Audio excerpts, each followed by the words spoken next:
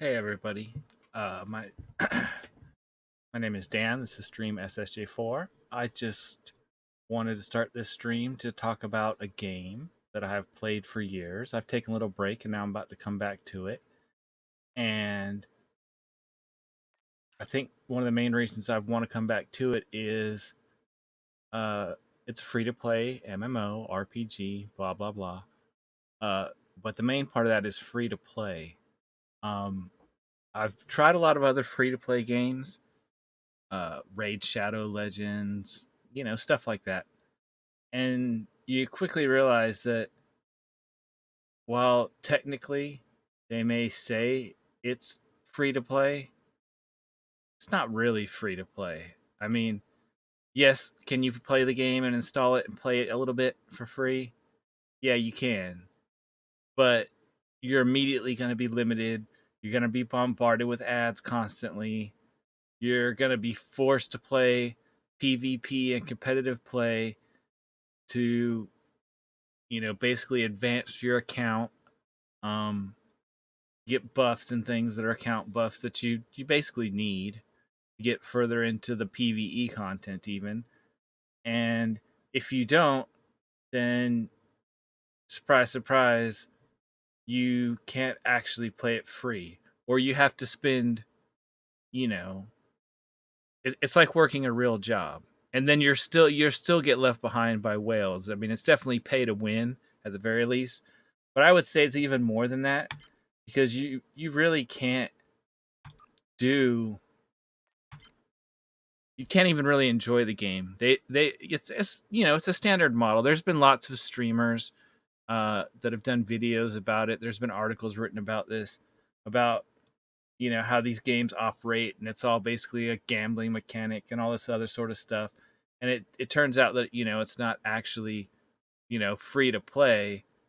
It's just all a trick to get you into spending a bunch of money. Even if you invest a bunch of time, it's all about catering exclusively to the whales, and to the point that they actively break the game and hobble the game so that unless you're paying, you can't even enjoy the game. So basically, it's like, we'll create a problem and then we'll sell you the solution to it. And it's like, what are you talking about? You know what I mean? It just doesn't make any sense.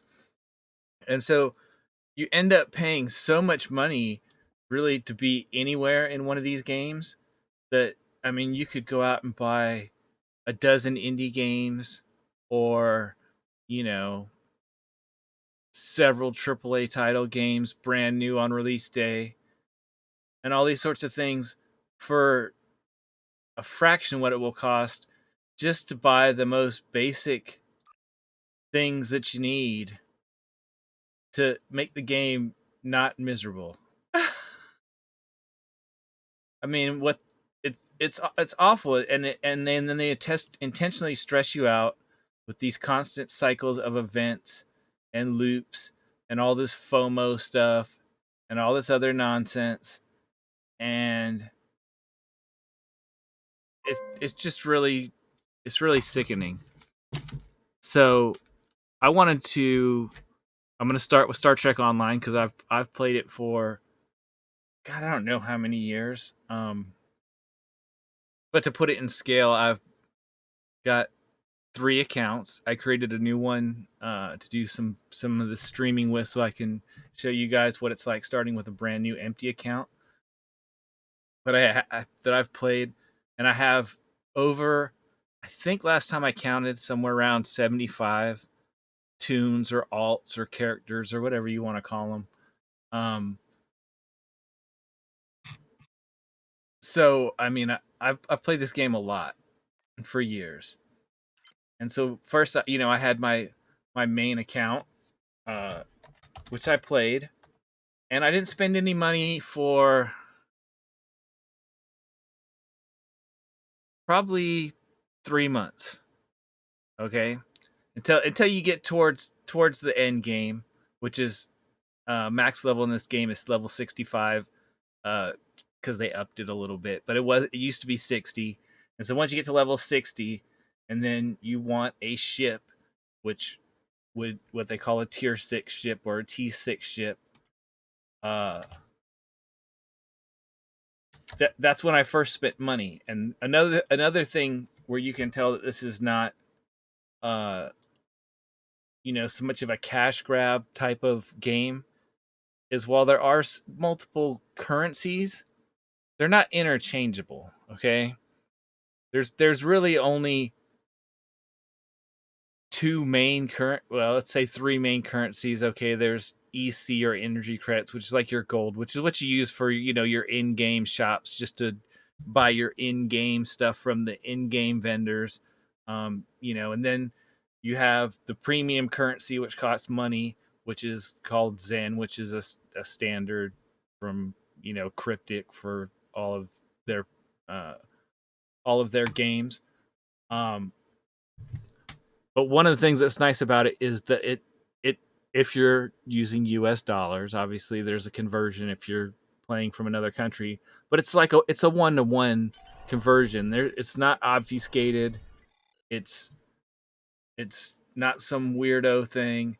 Uh so that, like I said, when I got to level 60, I bought my tier 6 ship, or maybe not right when I got there, but shortly after getting there. Um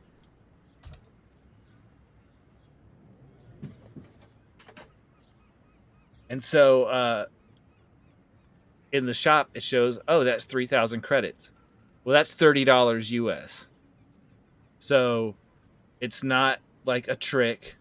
It's not confusing, and you can buy money or Zen. You can convert money into Zen in like $5, $10, $20, $30, $50 amounts. They're not these weird amounts that you see in all these scammy games where it's like, oh yeah, you can buy currency, but you get this really weird number, so you always have some left over, or you have to buy more than you need, or it's just slimy practices. Uh, Another thing is really, though I did buy a ship when I got to level 60, um, that was really just a choice that I made. Um, you can get tier 6 ships for free. Um, Lots of tier 6 ships for free, actually. Just it just takes a little longer. The games, they run 3 events at least every year where they give you a T6 ship. Now you don't get to pick that ship, but they're good ships, by and large. And in fact, a lot of times they have features or mechanics that aren't available in the cash shop. And once you get one of those ships, you can use it for all of your characters immediately, actually, because now the ship scales. So I'll show you some of that on this account, because this is my main account. You'll see that I'm going to be able to start with all sorts of gear, and that's not even counting, if I craft some gear from one of my other accounts and then put it in my account storage and then pull it out with this character. I mean, I'm not even transferring stuff from one character to another, but just stuff from promotions, from events I've completed. Those things are account unlocks. So every character on your account can claim them. There are a lot of things like that. I'm gonna make a few changes to a lot of this real quick, just because the defaults are really bad, and I'll walk you through this stuff in a future video. I'll do some videos of like how to set up the UI, how to you know just get it set up, because the defaults are messy. Uh, just real quick, I'm setting these things up. Add it.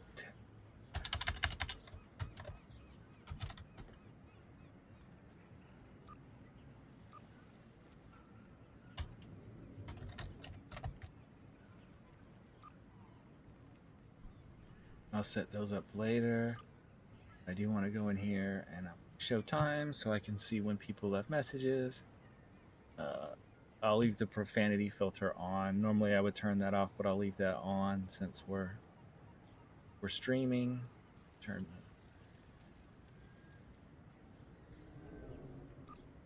scale down.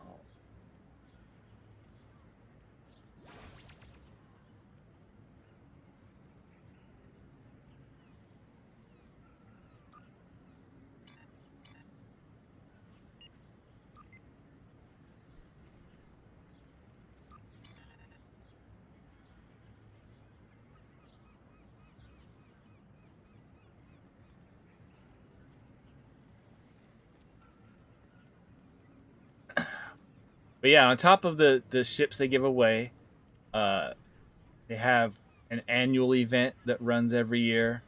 The uh, not the winter and summer events and those things, they don't count towards that. But they'll run multiple events throughout the year, and if you participate enough in those extra events, every day that you participate in one of those extra events, you earn credit towards completing the annual event. And at the end, you have your option. It's not open yet for me, so I can't show it to you because it's a new character. But you have the option then at that point that you can either get two coupons for any T6 ships that you want in the store. So you get two T6 ships that are account wide unlocks, or you can get one of the a coupon for one of the special lockbox ships, which are one of the main ways the game makes money is through these lockboxes. But unlike a lot of games where summoning or lockboxes or whatever are basically essential things to the part of the game, in this game, you do not need to open lockboxes. I have been playing for years, and the only lockboxes I have ever opened are when they give me free keys to open lockboxes, which they do once in a blue moon. They're like, "Oh, look, here's some free lockboxes," and so those I'll open. But in general, you never have to open up a lockbox. You never have to get into that random gambling mechanic nonsensical junk, because anything that anybody gets out of a lockbox is not locked to their character. You will be assigned to the Klingon front, but first, you could use some new equipment for your ship. Yeah. So you can buy all those things in the store.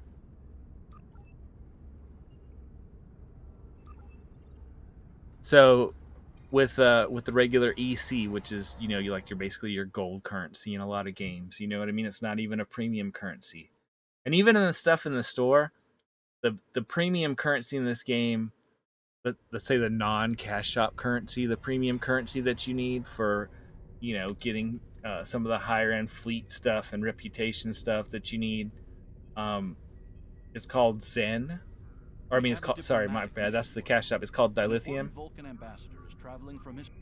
Um, and so that currency and Zen, the cash shop currency, they can be exchanged by players. They have what's called the dilithium exchange, and so it varies um, how much dilithium it takes to get one Zen. But if I was to switch over to like I said, I play three accounts, and the reason for that is I have my main account. Um, my son, he started playing the game, and he bought some cash shop ships, and I was like, oh, I'd like to try out the ships that you bought, And so when he stopped playing his account, I started playing his account, and then I started completing all the events and everything on his account and unlocking everything. And then it's at another point I was like, you know what? I'd like to try and make a total free to play account. I won't spend a single penny. It's going to be a totally free account. I'm not going to spend $1, okay? And I'm pretty sure that I never have spent $1 on that account. Now, does that mean I don't have anything on that account? No, I have stuff, but what I did was I just got dilithium and I converted it, and so I was able to buy some things from the cash shop. Like, case in point, this race that I'm playing right now, the cat race. Well, there's two. There's one on the Klingon side and one on the Federation side. Uh, the Federation ones are called the Cations, and the ones on the KDF side are the Ferrisons. That's a special race, which doesn't mean it's any more powerful than the others. It's just a special race, and the only way to get it is to purchase it. It's not very even expensive, but it's to purchase it from the cash shop, and then you can make as many of those characters as you want. And so I did, but I just used dilithium to do it, so I didn't have to actually spend any real money. Um, And there's other things that I purchased on that account that are legit um, cash shop item stuff, but I didn't spend a penny to do it. And like you'll see, look, ooh, I've got all these experience boosts. You, where did those come from? They just give them away in the events. Most of the events they have like a box that you can get every single day that will give you a new emote or like a little dance or a little move or something that your character can make. Um, or you can get an experience boost. Well, once you get all the emotes, if you're still getting those boxes, there's nothing else to do with them other than get experience boosts. You also see I have these Phoenix Prize Pack tokens. Those are something that you buy in the game. Uh, I recommend them. They're the best way to upgrade your gear. But I didn't pay anything for those. Um, you just you spend dilithium in them, but it's still the best deal for doing dilithium. Uh, because the regular upgrades take dilithium to use anyway. So if you spend dilithium on the Phoenix prize packs, then what's the big deal? You're paying the dilithium cost up front, you get a better upgrade, and you may get higher tier rewards out of the Phoenix prize pack boxes. So it's like win-win-win on those. And they used to do those as an event, and they still do the events where they'll give you one for free every day. But now they've made it where you can just buy them all year round, 24/7. You don't even have to wait for an event to come around to stock up on them. You'll also see, look, 100% discount coupon on tier 6. Tier 6 coupons, 100% off on tier 6 coupons. Where did those come from? They came from the annual event. I did the annual event and I was like, okay, I'll take the two T6 coupons, but I didn't have any. I mean, I had a bunch of ships and there wasn't one I wanted at the time. Another thing is also, while yes, okay, the tier 6 ships are in the store, right? So let's go to the store, right? So, look, all these tier 6 ships. Oh, look, we can buy all these. They're 3,000 Zen, which I said is $30. It's not some complicated, weird conversion. Almost all of these, I mean, there are a few exceptions, but almost every one of these you can get once you join a fleet. You can get with uh, fleet, these fleet options. Where are they at? Uh, Fleet ship modules. Okay, now here you see they're 500 Zen, right, to buy one of these. But you get one for free for every reputation you complete. And currently there's like 13 reputations in the game, I think. So you get 13 of them just for upgrading your reputations, which you're going to do anyway because they're a big power adder and they unlock all sorts of extra equipment and great things for your character to get. So each and every one of your characters is going to get like 13 of these. Now they're locked to the character. You can't transfer them around, but you can make more and more characters. And you really only need one T6 ship per character in reality. I mean, you can only fly one ship at a time, right? Um, and I took the approach of the whole time I've been playing this game is, uh, okay, look, I've made this character, I've made him for this ship, and they captain this ship. And they may have a few ships on their account, mostly probably just because I was, uh, you know, taking consoles off those ships or getting things from those ships that I needed. But um, then when I'm like, okay, now I want to make a different ship. I want to play a different kind of ship. Usually, I just make a whole other character for that. Each character you make, as you unlock more and more of this stuff, it just goes so much faster and faster and faster because, like I said, you get all these account unlocks. They're also, if I go down to this promotions tab, you see all these things that say they're available. Oh, well, I can just claim these things. These are all things that I've gotten that were all just giveaways at some point. They gave them away. You logged in or they sent you a free code in your email, and then they're yours forever. So yeah, look, oh wow, I can just name all of these things: tribbles and holographic bridge officers and vanity shields, and so I'm not going to have to even use any of the starting stuff that I started the game with, really. Now, I will show you. Uh, like I said, I'm going to create an actual brand new from scratch account, and show you like what it's like. Look, I'm going to start with nothing. See, like there's occasions I purchased them. Wow, I think it was around 500 Zen. But once again, things are on sale. Uh, Barrisons, did them to combat companions. That's what I want. Playing that.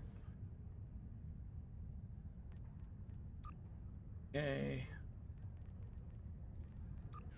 And I've got all these ships.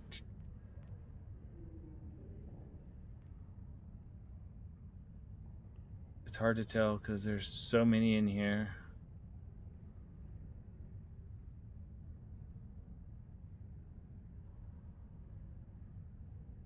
Or I had a filter for be able to filter this to the ones that you already bought.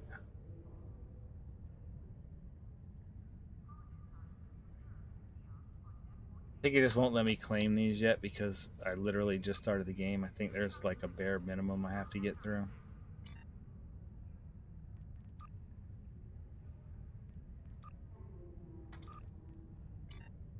We'll make it complete some stuff. These things to stop blinking at me. Okay.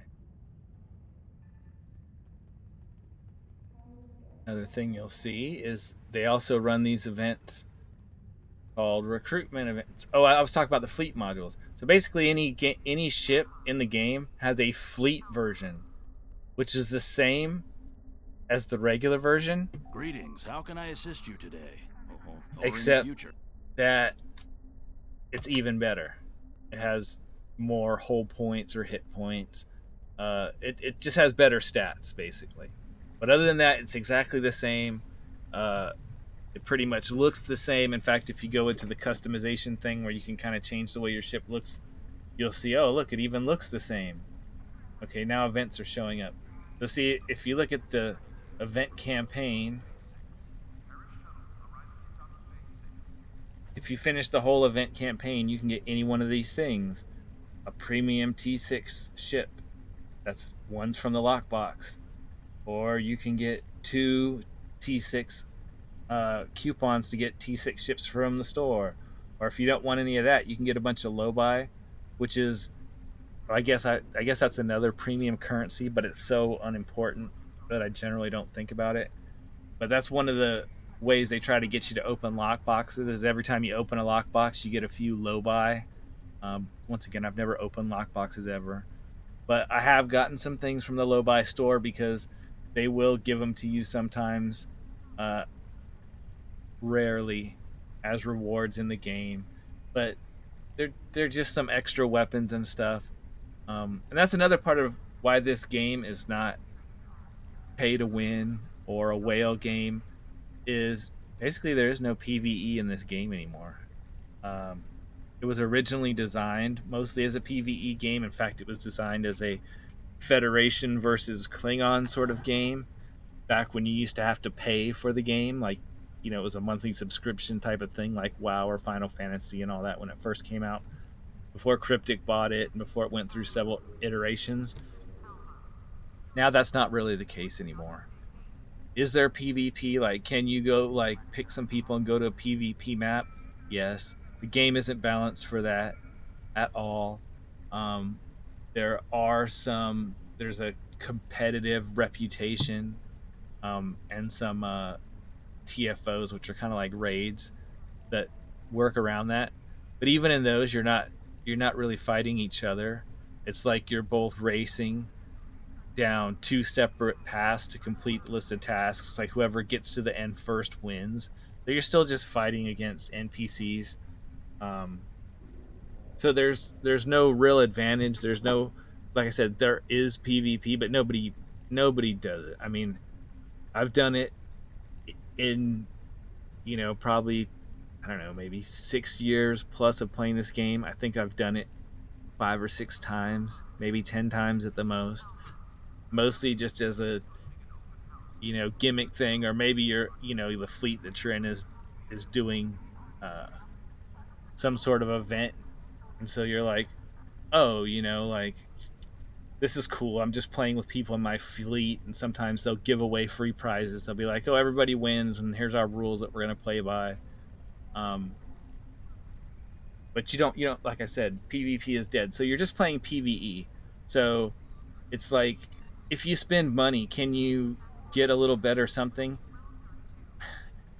Yeah, I guess a little bit.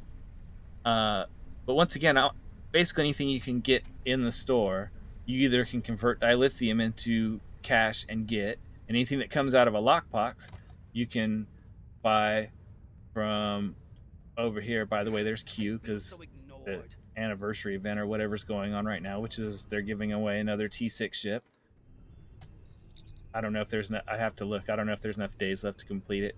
But anything like ships, kit modules, consoles, anything good that comes out, special weapons, anything good that comes out of lockboxes will be for sale in here for just the regular in-game currency. Like, will it be 1 million? Which may sound like a lot when you start the game. Sure, but it's not that much. There's plenty of ways you can like go get duty officers and sell. There's things you can get in game that are equally valuable and sell them and make money and then turn around and buy stuff. Um, like case in point, like there you go. There's a holographic Nog bridge officer that I just pulled out of my account uh, bank over there, storage bank, and I've got like tons of holographic. Those all came out of lock boxes. I've got tons of those holographic, bridge officers and all that sorts of things. And I didn't pay anything for them in real money. I didn't open any lock boxes. I just bought them in the exchange. They were perfectly reasonably priced. I'm just going to use up all these. I don't care. Like I said, I could probably talk to Q right now and I could go get some more. So that'll just help my character level up a little faster. And they're really not necessary. Basically, the way this game works is each one of these is a season, and each one is full of episodes. And basically, other than you'll see these first episodes, like Hail Deep Space Nine. Okay, this is not an episode. Yes, it says it's an episode. It's not. It's like you hail them, you go talk to them, and they basically just introduce themselves and say, "Hey, look, I'm going to give you more missions. These are the missions down here." Each one of these is an episode, just like an episode in the show or one of the shows, uh, which is nice. And every one of these, basically, you're going to go up a level and you're going to get some equipment. So, and you can, if you don't like doing these, I mean, some of them you might not like doing, okay? But if you don't like doing any of them at all, if you don't like any of these stories, then this is probably not the game for you. Because that's what this game is basically doing these missions, which are instanced, um, which is cool because they're nice bite-sized chunks. I mean, like I could sit. I mean, now does most of these you could probably do. Some of the newer ones are much longer, but a lot of these you could probably knock them out. I would say between 3 and 5 of them in an hour, pretty easily. Um, and really, if you're playing this game, it's probably because you like at least one of the Star Trek series, and there are story arcs that tend to revolve around all the different series, more or less. I mean, I don't think I've seen any that really relate to Picard or Prodigy yet, but who knows? I'm not to say that they won't ever do that. They've had ships and things that you can get, like, in-game items.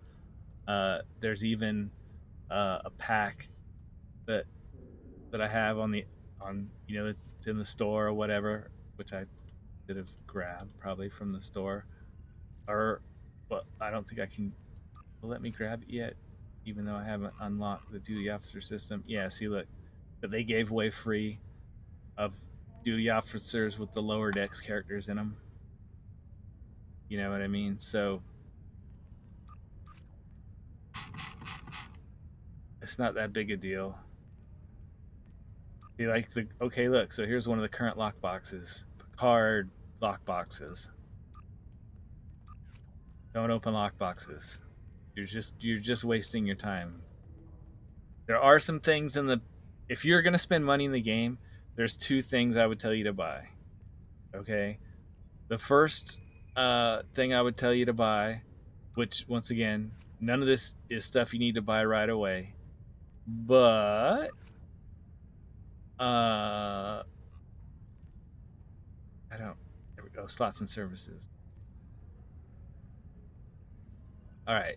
I think now I'll see when I create my new account, but I'm pretty sure now they give you some account shared bank slots. I think they give you some now for free, so you might not need to buy any. But if you're gonna play multiple characters, then you're gonna want some shared bank slots because that's things that are account locked. As in, you'll have things that are locked to your account. They're not locked to an individual character, but they are locked to your account. So the only way to transfer them is through that bank, basically. So that's something you may want to buy. Then, like I said, the other thing you might want to buy is a ship. But keep in mind, really, like I said, like perfect example, Gagarin Miracle Worker Cruiser. All right, I can spend $30 for this, or I can get the better version from the Fleet Shop for free, basically, once I max my reputation. Now, the difference between the ones you buy in the store and the Fleet one is the specs on the Fleet one are better. Okay, so why would you ever buy one from the store, you might ask? Well, besides the ship, there's two other things you get when you buy a ship. You get a console, which you look at your ship. You have a number of these slots right here for consoles. Close that stupid window. Where you put your consoles, okay? These usually do one of two things or both simultaneously. They boost a stat, you cause more damage, better shields, blah blah blah, whatever. Or and or they give you a special ability, like a special attack, something that you can't normally do, something your bridge officers don't do. So, like you'll see, end game type players say, "Oh yeah, you don't buy the ships." Sorry, I turn off some of this junk. I'm still seeing junk showing up in my chat that I don't want to see. Okay, you don't buy the ships for the ship, you buy it for the console. The other thing they have is a starship trait, which let me get a T6 ship. I'm just going to go into, oh, what's this? This is everything from all the events I've completed that I can just get. So you see all these ships. Yes, look, I haven't been playing the game since the very beginning, so I don't have all of them. But look, 1, 2, 3, 4, 5, 6, 7, 8, 9, 10, 11, 12, 13, 14, 15. I got like 15 free ships in here. And the last event, like, I missed by a day because I don't remember, I got sick or busy or something. I was out of town and I just didn't get around to it. So I have all these ships, just not counting any ones that I've bought or anything, that were just from events. So let's see, what am I going to start with for this? I think I'm going to start with the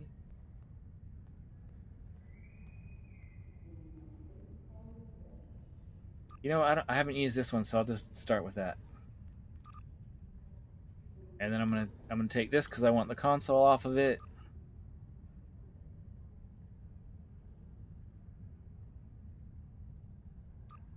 Or that's actually the weather control one was the one I wanted the console from.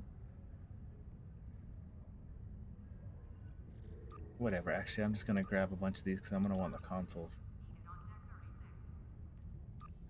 And then I'm gonna go over here. Oh look, here's some more consoles. Might as well claim these.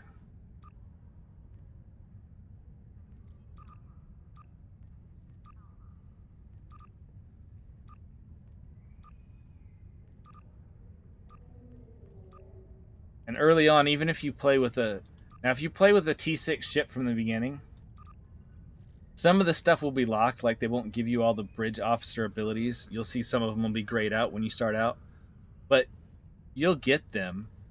It's gonna unlock them as you go up in ranks, which is every 10 levels you go up a rank.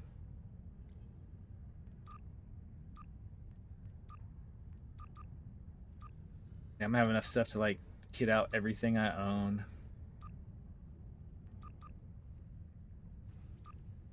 All with, you know, and good bridge officers. I love the holographic ones because they don't need spacesuits when you're or EV suits as they call them when you're, you know, in an environment that doesn't have oxygen or when you're in outer space.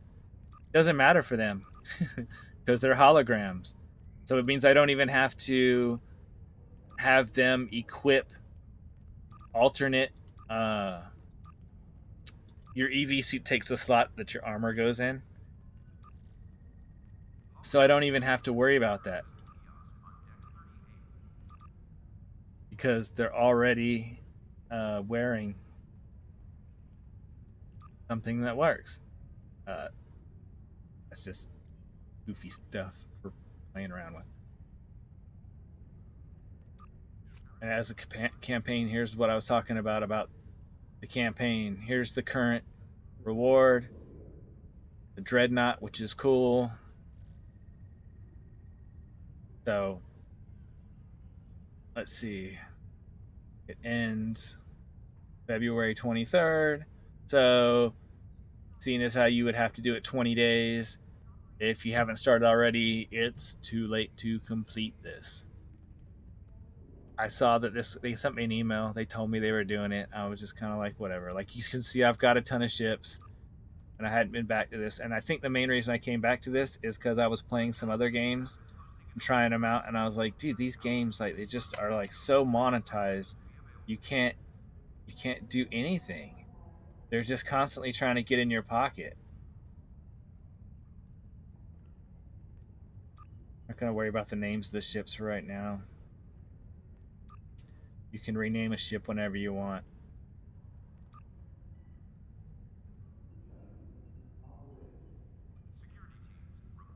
I'm at the max ships for this rank. So I am going to use this starship.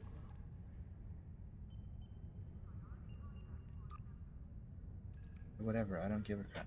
Okay, there we go. So I'm going to use this ship. I'm just going to get rid of this one.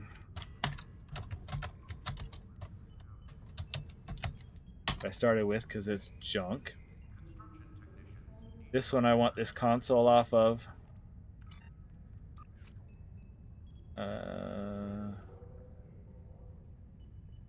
Guess I'll take that console. It's also universal. Some consoles can only be used with some ships, and those ships will be the ships that are in the same thing. Like all the Miracle Worker ships, there's like three different ones. There's like a science one, an engineering one, and a tactical one. Um, those consoles can only be used on the other engineering ships, or the fleet versions of them. It'll say on the console, but yeah, it'll tell you if you can only use that console on that ship. Another thing about this is recycling. These are the junk that came on ships, so you don't get anything for them. But you have the option. You can just recycle all the loot you get that you pick up off the ground in the game, or you can take it to. There's certain vendors that will pay you more for stuff, but I would say just don't worry about them. I mean, if you want to try and get that extra like 15-20% more, whatever it is, okay. If it's worth the trouble for you to physically like go to the, back to Earth space dock or wherever and sell them, that's your decision. But I feel like you just get so much EC, it's just not worth the hassle of doing that. Um, Honestly, it's easier just to recycle it. You'll get it, it's just not worth your time. Honestly, is how I look at it. In the same amount of time you're going to spend doing that, um, you could just go do something and make some additional money. And while you're at it, not only will you make some additional money, but you also get experience points, and uh, you'll get better equipment. That you're actually going to use, et cetera, et cetera. You know, so I wouldn't worry about that personally. Where's the? That's what I wanted. Red matter capacitor.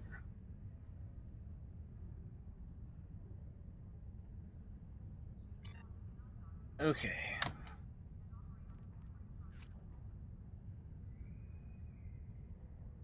So, red matter capacitor. Want that. And you see before, here, here's what I was talking about what you get in the ships. You also get one of these. As you fight stuff with your ship, you actually use, anything time you're using your ship in combat or whatever, your ship is getting experience too. These ship masteries, okay? The fleet ones only go to here. They don't go to here. This fifth one gives you your starship trait, which if you look over here, see you got starship traits. They don't unlock until level 50, I guess.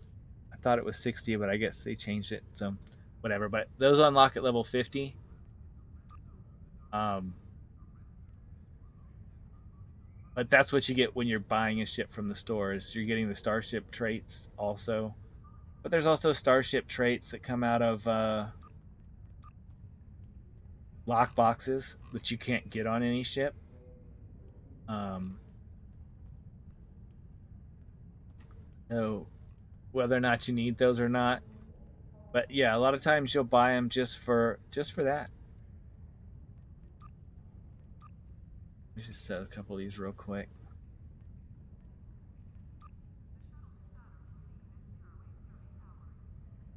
Early on, mostly want damage.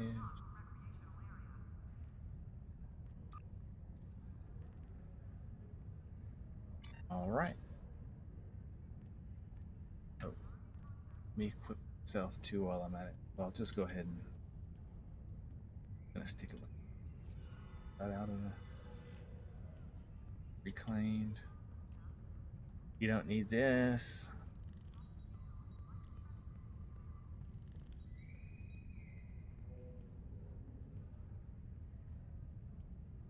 Another thing I would say is you also want to set this up. I would go ahead, set this to 3 bars as soon as you start playing, so you can go ahead and start organizing things in a way that makes sense with this. Um, because you're going to end up there anyway, and so you might as well just kind of start that way.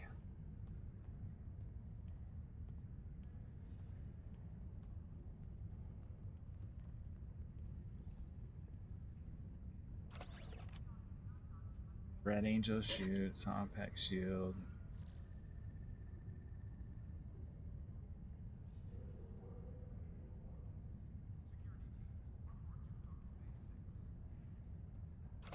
Machine gun. Rid of that. Yeah, I want it. And then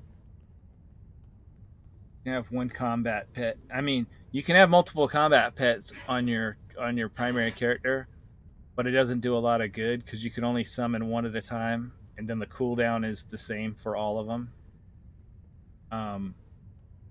But doesn't mean it's not good to have multiples, and the reason for that is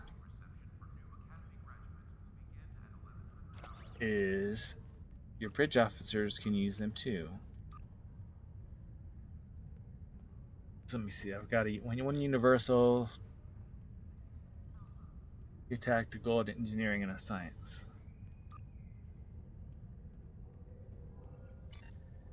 All right, so I'm going to get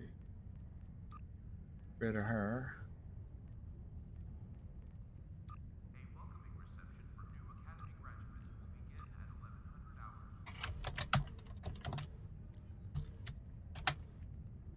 And you'll have more slots for these.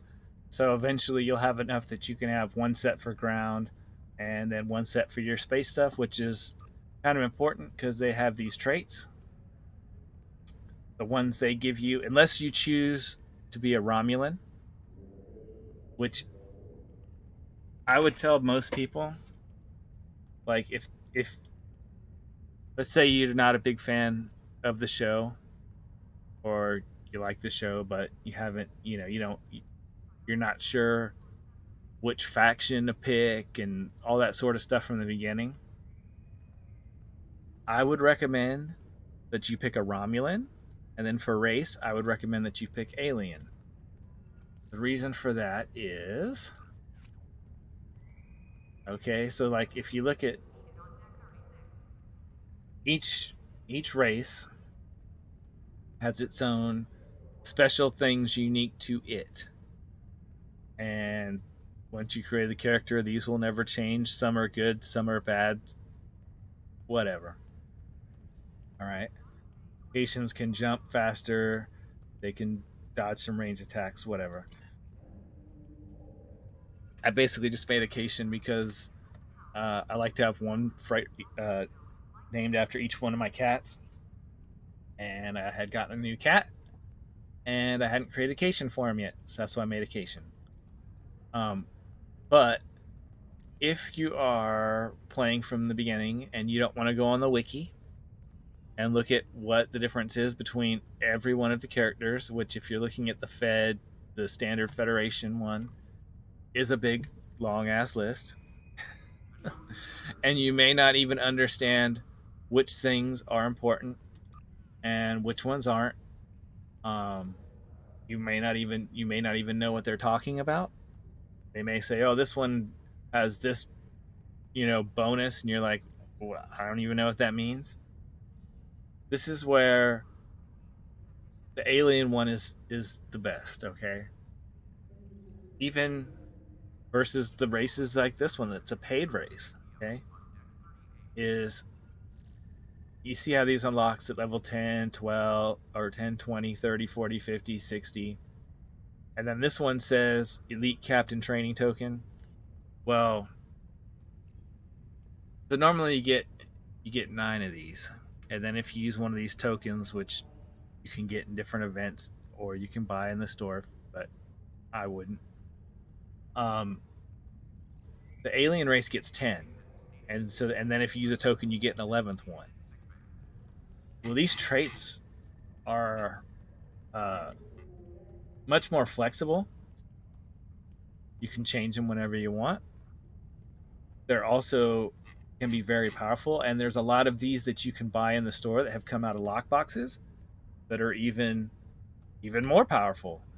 So having a whole extra slot is better than 99% of the presets. The other thing is while you can't make an alien look like anybody, like any of the races, uh, basically almost every race has a few things, whether that's um, clothing, when you're in the tailor, not armor that affects the game, but like your clothing for your look and stuff that are specific to them, uh, or they have, some, like you couldn't make an alien that looked like a Cation, okay? There you just wouldn't have the stuff, you know what I mean? Like the model wouldn't have this some of these hairs, the ears. You couldn't do that. But the alien is the most flexible one. In fact, you can make the alien look like, I mean, you could make an alien that looked human. You could make an alien that looked like a Vulcan or a Rigelian or a Saurian or a lot of these other races, or just anything that you want, basically. So that's nice, and you can change all that stuff at the tailor later. Any of that visual stuff you can change later. The only things that you're deciding really at the beginning are your name, which you can't change, the faction that you pick. Well, I say you can't change, but once again, I said you should pick a Romulan. Well, with Romulans and with the Dominion, which, which basically means you're a Jem'Hadar, um, once you get past the tutorial, you pick a side, either Federation or Klingon Defense Force. So that one you don't pick until the end of the tutorial. But then once you pick that, you're stuck that way. So you can't uh join a fleet like as a Federation player. I can't join a Klingon fleet. I can't um join a party of Klingon players and play through content, even though we have the same content. 99% of it, other than like the first tutorial stuff and maybe the first season. Um, Federation is where you want to be, I would say, as a new player, because there are way more players playing on the Federation side.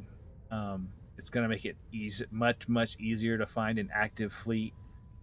You want a fleet that, even if they're not active, that they've at least unlocked everything, because most of the best gear in the game is involved in fleets. Like I was talking about uh, those fleet ship modules or whatever that you use, where your fleet has to have ranked up, built up its various things enough to get those. And there's a lot of consoles, especially the good tactical consoles you're going to want later that boost your crit and your crit severity.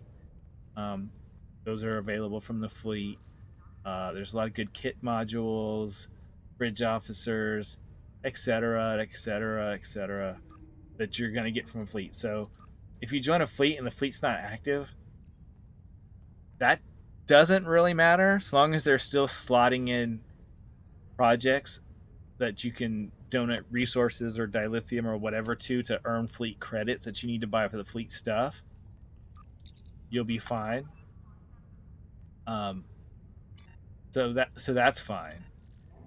Um, and that they've completed all the they have aesthetic things that they add, that those don't matter. But so long as they've already unlocked all the good stuff,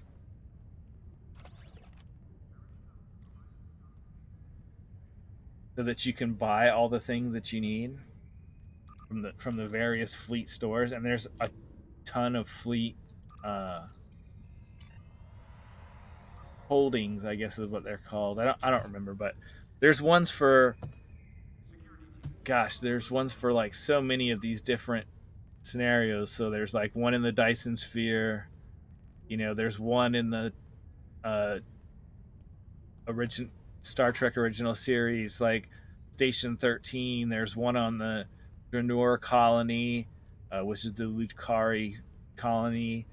Uh, there's one in the dilithium mine. There's a bunch of them, and each one sells different stuff. And of course, then there's their own space station of course.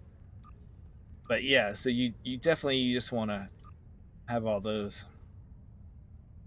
options. because you're gonna want them later. Now, it's not something you need to worry about right away. So, like, if you're in a fleet that's not active now, it doesn't matter. It's kind of nice if you are in one that's active now, um, because it can give you,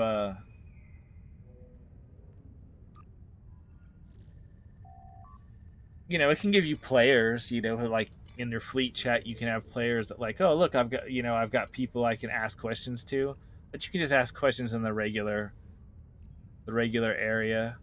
Uh, that's fine. People will answer you. People are really actually very helpful in this. That's part of why I wanted to do these videos, is because I've a lot of times when I join up with a player and I'm helping him, and even if we have voice chat, a lot of the time I'm like, I'm trying to teach them something, right?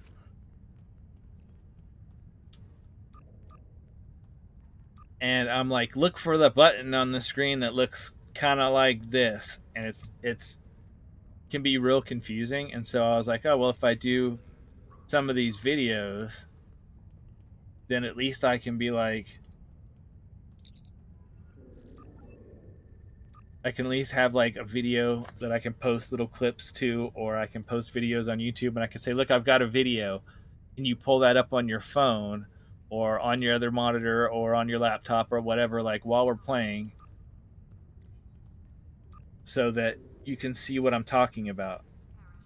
Because there's a lot of ways that you can like sort of min max this game, to give yourself a lot of advantage.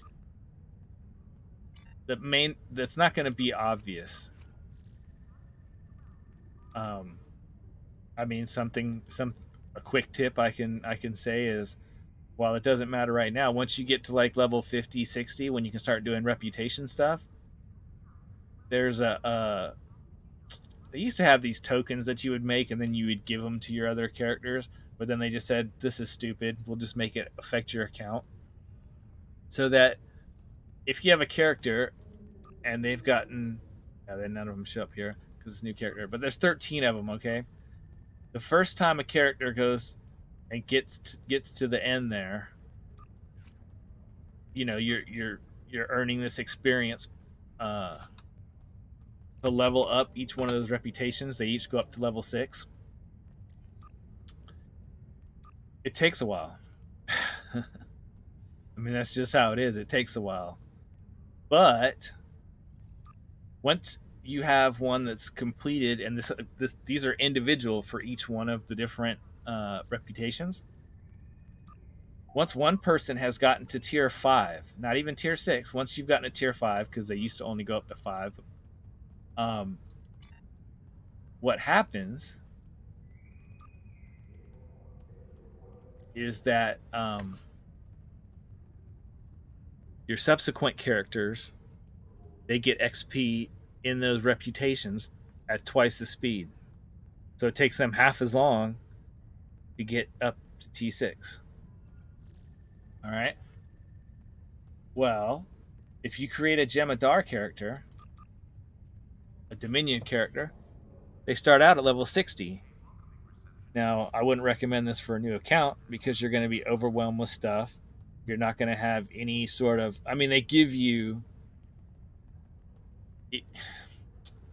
gear that's equivocal to like level 60, but it's kind of base, and the levels all scale based off of your level. So, or I should say, the content scales based off your level. So when you're doing those missions, if I do a mission right now and I'm, what level am I? Level 2. Okay, that it's gonna be super easy. Okay, super easy. If I do that same mission at level 60, it's gonna be a lot harder. And one of the things about how it scales, or 60, 65, doesn't really make a difference. But once you get to level 65, okay, you're level 65. But there's a big difference between, hey, this is my first character and I just got to level 60 or level 65, and I've been a level 65 character for 6 months, 12 months now. Okay, just like you see. Do I have any equipment that actually, right now, they're all showing unlimited, or they're not showing anything? Okay, you'll see your equipment. It'll say Mark 2, 3, 4, 5, 6, 7, 8. Okay, once you get to Mark 12, and you can only upgrade your equipment, or the equipment that they give you as a reward will match to your level usually. Um, each every 10 levels, you can go up a couple more marks in equipment, and each time you do that, it gets much more powerful. Well, level 60 is Mark 12, and that used to be the highest level, but of course, there's power creep. So now you can go to Mark 15. Well, when you start a Jem'Hadar character, you're going to start with all Mark 12 stuff, and you're not going to have the resources to go to upgrade all that stuff to Mark 15.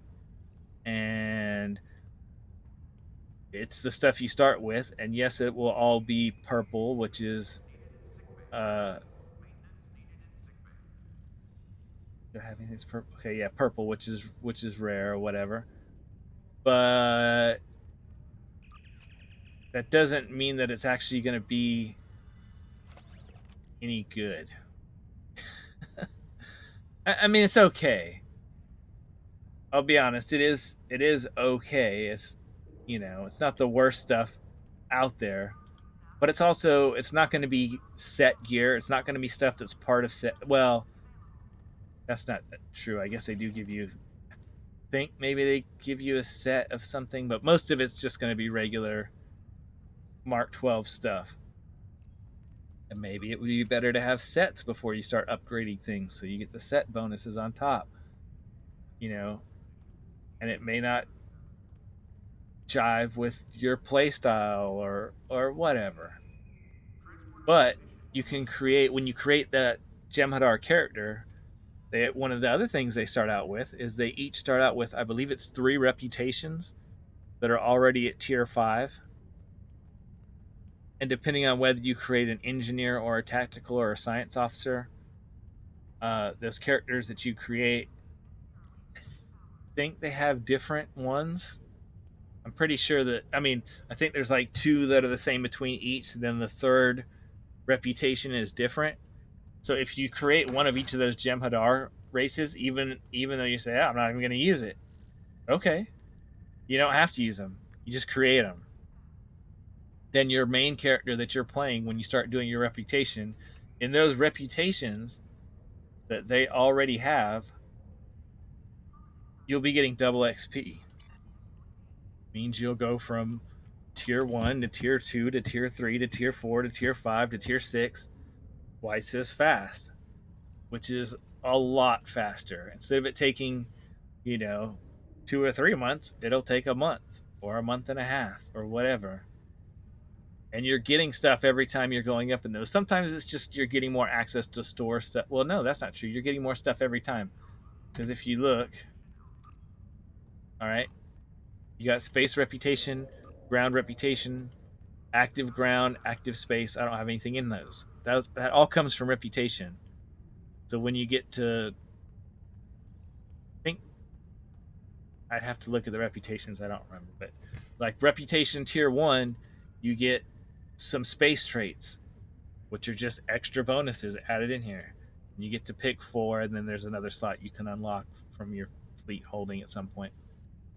Uh, and then tier 2 is ground, and then tier 3 is space, and then tier 4 is more ground stuff. And then tier 5 is either an active ground or an active space, which means it's an actual ability that you put in one of your bars down here. You know what I mean? So those reputation things are big. Plus, they allow you to purchase reputation gear, which is some of the better gear in the game, depending on which reputation it is. And like I said, when you get to tier 6, you also get a fleet module and other stuff. It's just like win win win win win all the way around.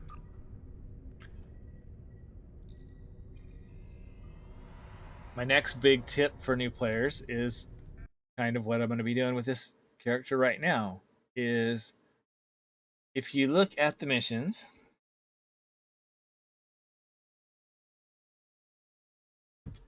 as I get off the space station into my ship, as you look at the missions, you'll see that yeah, every time you complete a mission, you get uh, you get experience points. You should go up at least a level each time you complete a mission. Um, and while there certainly is a lot of benefit in, I would say, going through the story start to finish, which also goes back to why I would tell a new player to pick Romulan as the starting one, because if you're going to play from the beginning, the Romulan story is the most cohesive, which even though basically all the factions are doing, once you get past the first part, all the seasons are the same. The Romulan one has a few things that are in a different order, and some of the stuff that's exclusive just to the Romulans uh, doesn't apply. You just won't see that content if you play another character. And so, while it's not that the plot doesn't make sense without the Romulan content, the plot is definitely more cohesive if you play as a Romulan. So there's three big wins if you play as a Romulan. One, the plot makes more sense.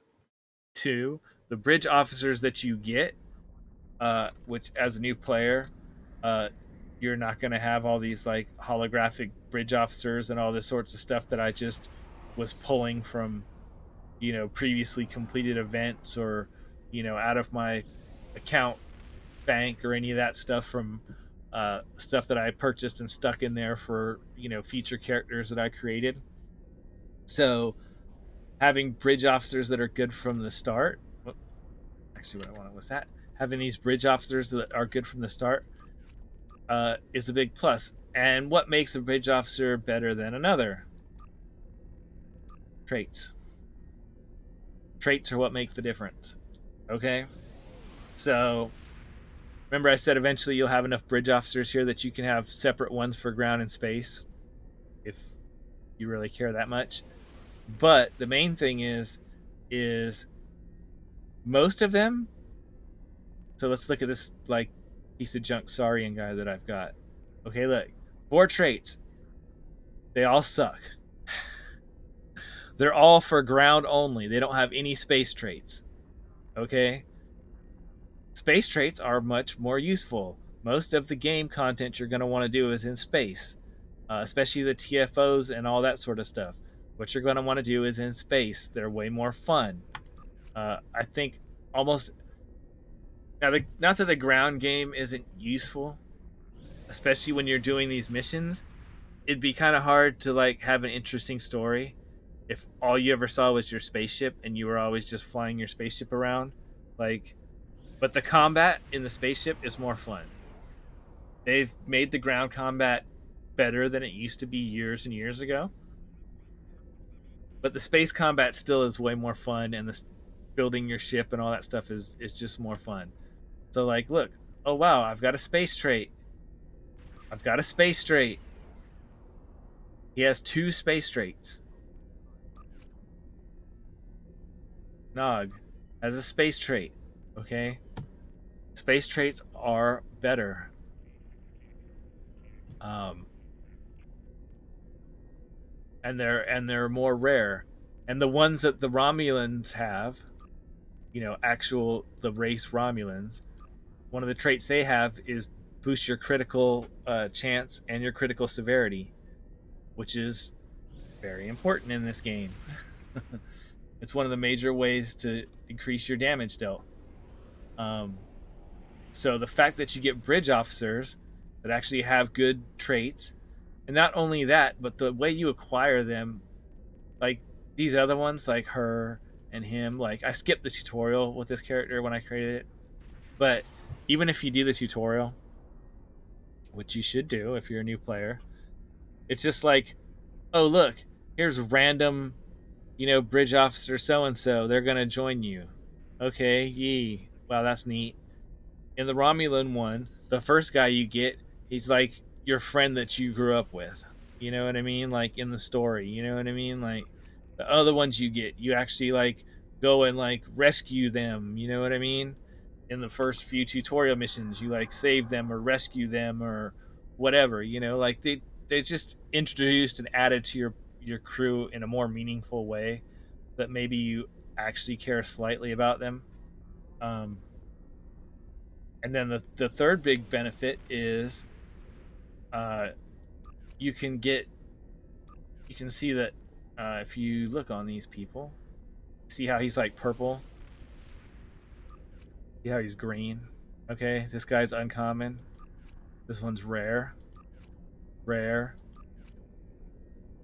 She's rare too, I guess. The difference is these traits. Okay, like see how she has superior peak health instead of regular peak health. Now it's just some bonus hit points, and she's got superior soldier and superior. The reason she has the superior versions is because she's rare. The reason he has these superiors is because he's rare. What does he have? Look, none of them say superior because he's common. As a Romulan, you can get superior Romulans just in the exchange, or you can just get them through duty officer missions or whatever. And they have the superior version of that crit boosting skill that I talked about. If you want to use cloaking stuff, they also have stuff that boosts your cloaking. All right. Do a little bit more housekeeping here. First thing we got to do is the way the HUD starts out. Uh, no, I'm not doing Omega particles right now. I'm not trying to collect those. It's not worth the trouble. Get away from me. Okay. The way the HUD is set up from the beginning is really dumb. Okay. This window right here, where it shows your people, your bridge officer that are assigned, and then their abilities next to them, this is dumb. This is pointless. This is just a mess. So first thing I'm going to do is I'm going to hide that. And I'm just going to, doesn't really matter. I'm just going to throw it wherever. It doesn't matter because it's hidden. Okay. That's dumb. I don't need that. What I need is this. All those abilities that they have can be right here where they're all easily mapped to my numeric keys, shift of the numeric keys, control of the numeric keys, etc., so on and so forth. And you might go like, God, why did I make 5 taskbars? Like, that's crazy. Now, if you don't like them all like this, having 5 like this, um, that's a personal preference. You can actually, in that HUD thing, you can tell it to make another one of these, and it starts out rotated vertical. But if you click on the thing, you can click the rotate, and you can rotate it horizontal or whatever, and you can put it next to this, so you have 2 separate boxes, so it's not quite as tall. But I found that you pretty much, by the time you get to the end game, you're gonna need 5 of these bars, and so I don't see any advantage in like adding them as I go along. I like to organize all of my things here like the same.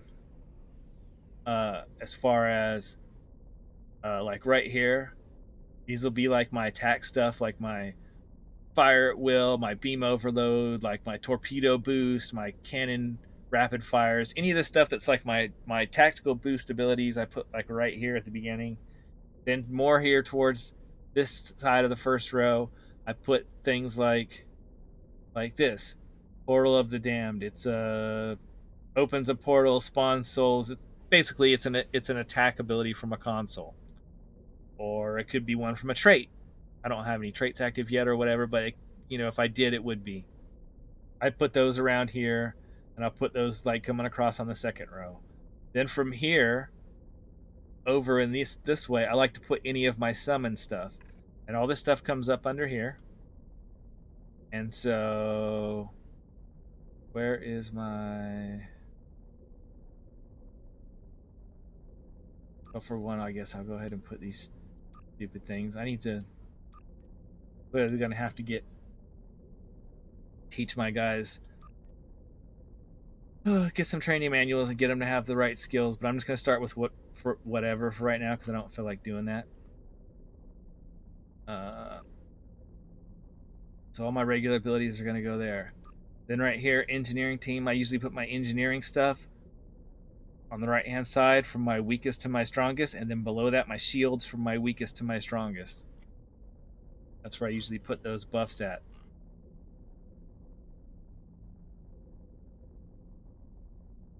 And why don't I have a. Where's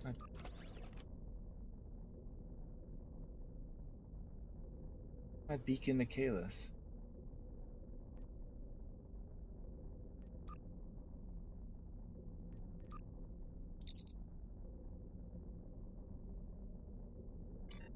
I didn't want the store. I want to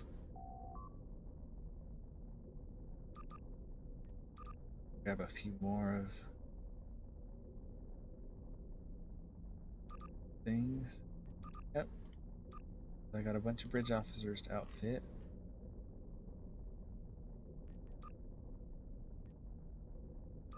Beacon of Kalis.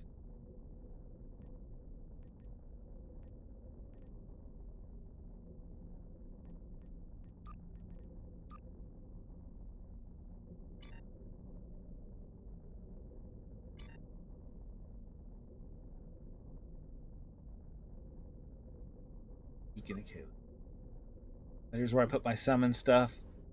That's what that thing, basically summons more ships in here to fight for me. Oh, I still need to put consoles in. Oh, cool. So I'll put this one in.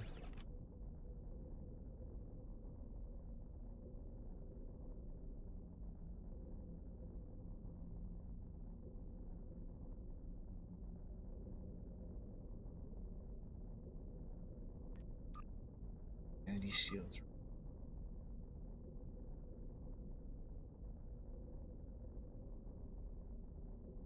Gotta put the prism in.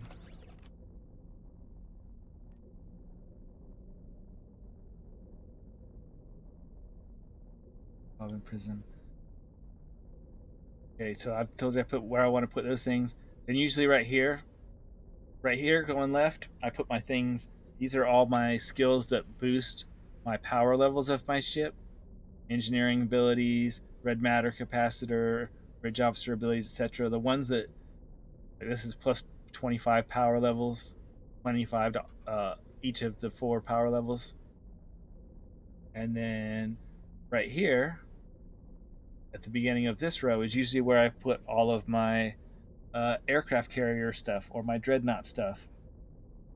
That's where I put this Pavin thing because basically it's easy to hit the shift key and then 1 and then 2 and then 3 or whatever. Like I would put like summon from my first hangar, and if I had a second hangar, if I was playing an aircraft or a carrier or whatever, I would put my second one here. Because as those get destroyed, you're going to want to be summoning more, and it's easy to do with the shift key without having to look down. Reiterative structural capacitor, yes, I will put that in. That is a heal.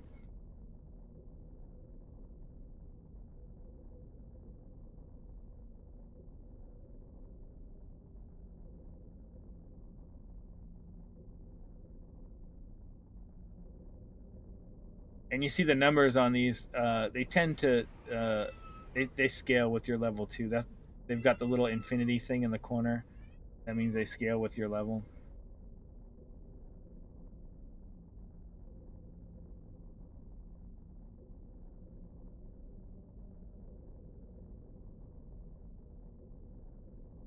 Uh,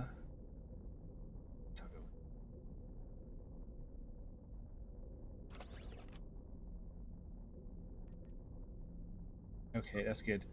Another thing, just to mention is, you see the Beacon of Kalis. All of there's the ship summoning things. Uh, the other ones I'll get here in a little while. You get them as mission rewards. Even though it's a ship item, I could put it over here in the item slot. For whatever reason, you don't have to. You see, it shows up in this wonderful list of, the things that are available to me. I'm putting that up there because that's basically a summon too. Um, I don't have to put it up here. It shows up in my list even when it's in my inventory. So I can have all of those. And I think the way those work, if I remember correctly, is so if I use like the Beacon of Kalis, then they all go on cooldown. All the summons, if I had the summon Delta ones and the one from the Orion planet, I can't remember the name of it off the top of my head now. I'm going drawing a blank. But if I had the one for that summons like the pirates or whatever, the other ones they'd all go on cooldown, but I think it takes twice as long for the one you just used to cool down as the other ones before they come back. So there is advantage to having multiple ones, and they're a little bit different. They're not a lot different. They're basically like, oh, summon more people to help me. I need some more help. Okay, cool. But yeah, it doesn't hurt to be able to summon more. The next thing we need to do is we also need to. I'm going to move this over. This one's got a really wide ship weapons thing because it's got so many weapons in the front and it lays them out that way. But I like to put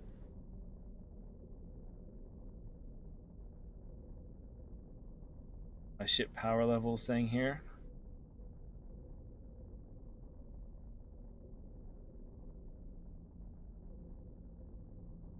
I like to just put my throttle on the left. I just really need to see it because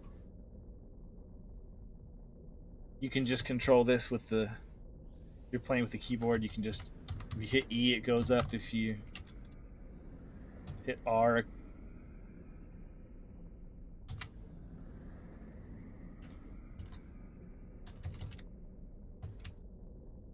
so E and Q, up and down.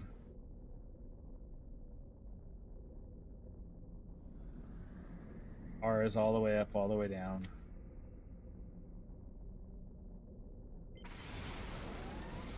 It's obviously full impulse. When you do that, it basically diverts all your power to your engines, which is the next thing I want to talk about. That's going to make a big difference in how you play the game. Especially helps early on. So it's something you want to mess with all the time.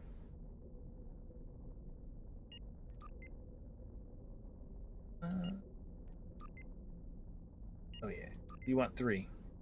All right. So ship power levels. Okay, by default they're all just set at the middle. This probably sucks for whatever ship you're flying, especially early on when your weapons don't do jack for damage. The difference between your power level being at, in fact, it's not even all the way up. It's at 36 of 50, and every time you fire a weapon, it's going to drop and have to refill some. You want this higher. If I go from 50 to 100, it's going to double my damage output just doing that. My weapons have twice as much power. They're going to do twice the amount of damage. Um, Early on, I'm not going to really need shields because the enemies are going to suck. Also, early on, my engine sucks, so I'm going to need more speed because, as you can see, when I mouse over these weapons, see how it's showing this blue firing arc? Well, it's only going to shoot at the enemy if they're inside of that arc in front of the ship. So I have to turn and point that area of the ship at them to fire at them with that firing arc. That one's 360. So being able to turn is going to be important. Also, as you see, you've got shields on the 4 different sides of your ship. As you start to take damage in one, unless you have something automatically filling it over, like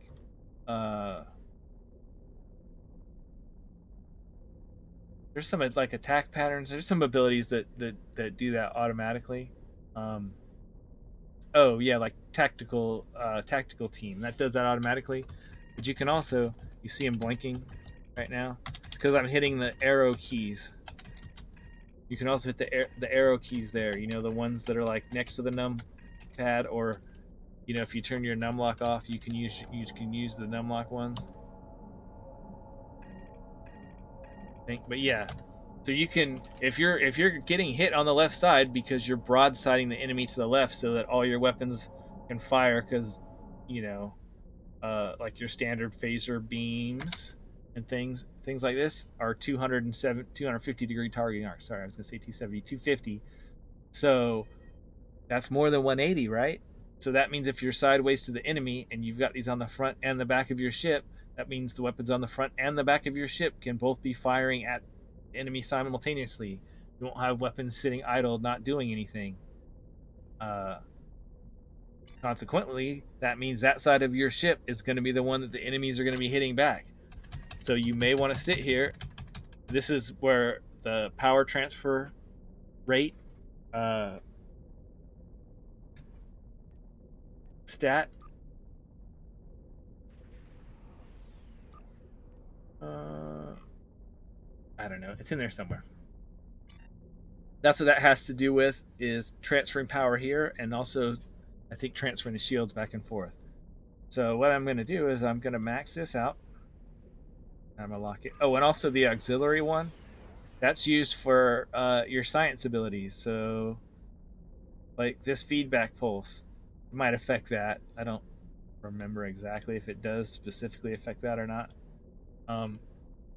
Tractor beam, kinetic damage, it's maybe going to affect that, but you know what?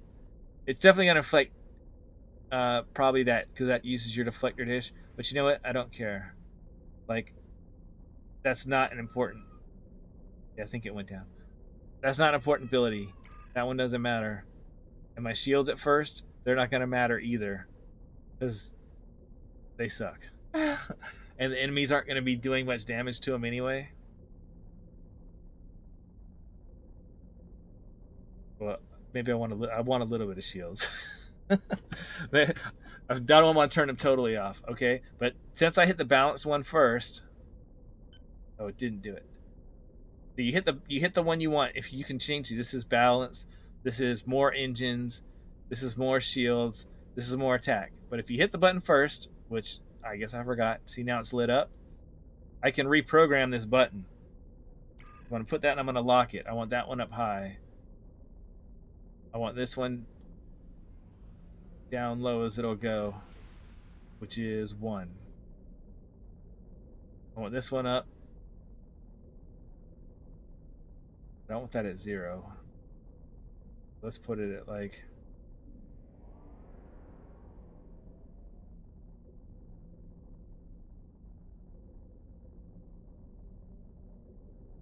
there we go. Being stupid. Guess because I was in reverse. Okay. So now I can save that. Now if I want, I can switch it back to this view. It takes a little less space. But see, now you can see I'm at 100 because of consoles I have and things equipped right now that are boosting it. I'm actually at 111, and normally, unless you have some special thing, you can go up to 125% power in any one of these things. And so, like, if I hit this, it'll add 25 to each one of those. So then I'll be doing even more damage. And if you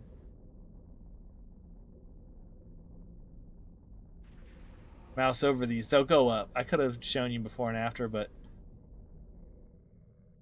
so the next big thing that's a big major tip is, which I was talking about before, is yeah, it's good to do these missions in order, okay?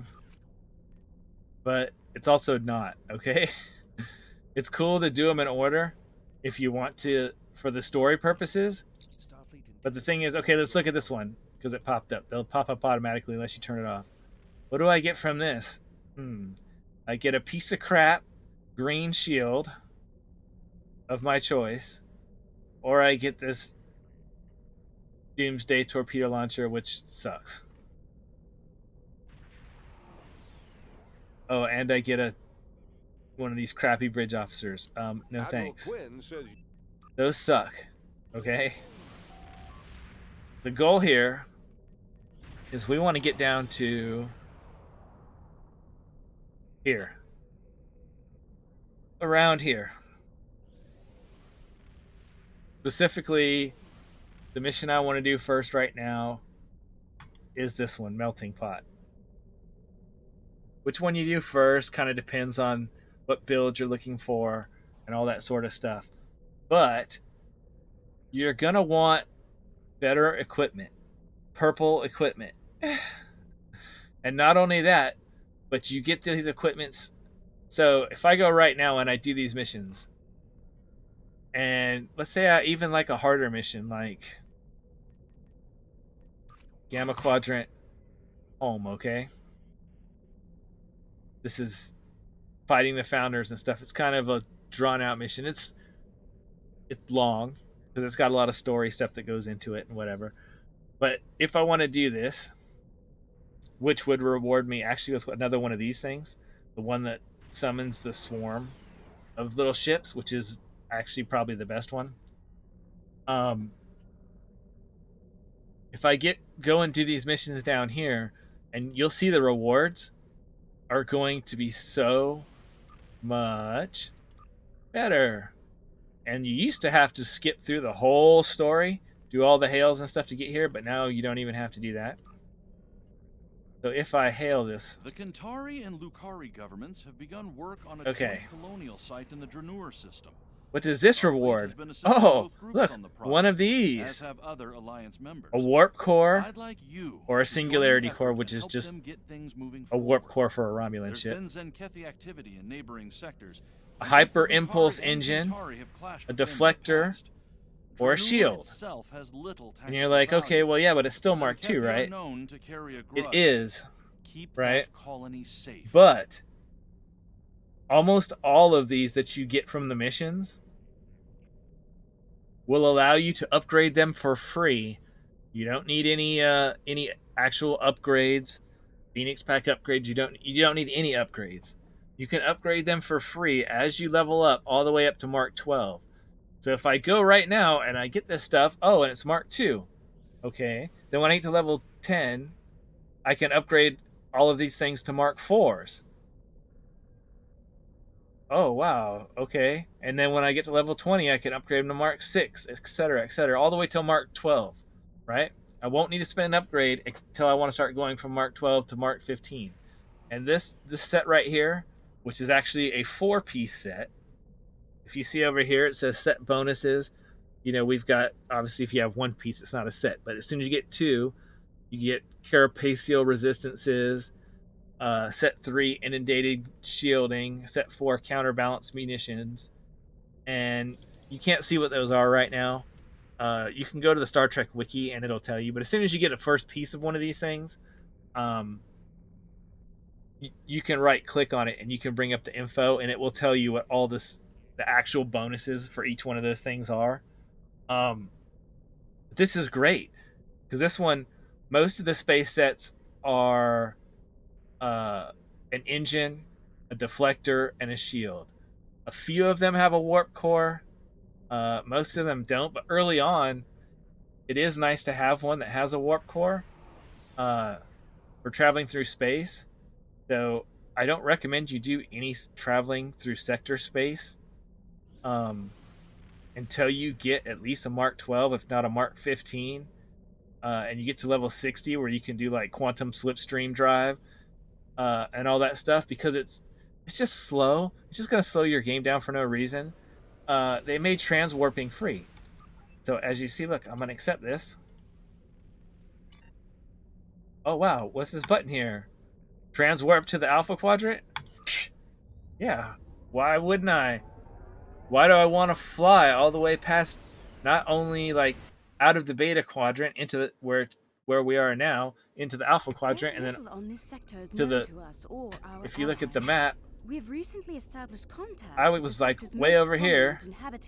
The First Federation. Instead, now I'm up here. They are somewhat enigmatic, but Now, the only downside especially to electronics. getting a set early on is it'll slow down your leveling playing the same mission over and over. You get more XP the first time you play a mission than the subsequent times. Turned to one of the Federation's So greatest foes in an attempt to hold sway you over have to balance Cardassian that a property. little bit. But it's not that big a deal, considering what a huge equipment advantage you're getting. It'll more than make up for that.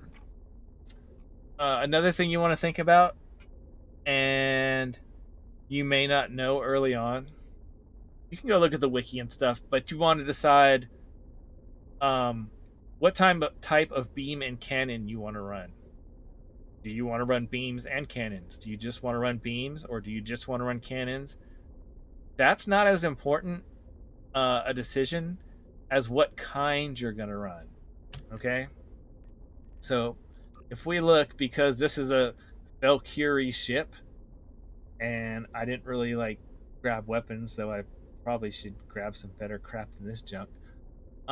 It came with a dual beam bank on it, which is anti-proton. Okay?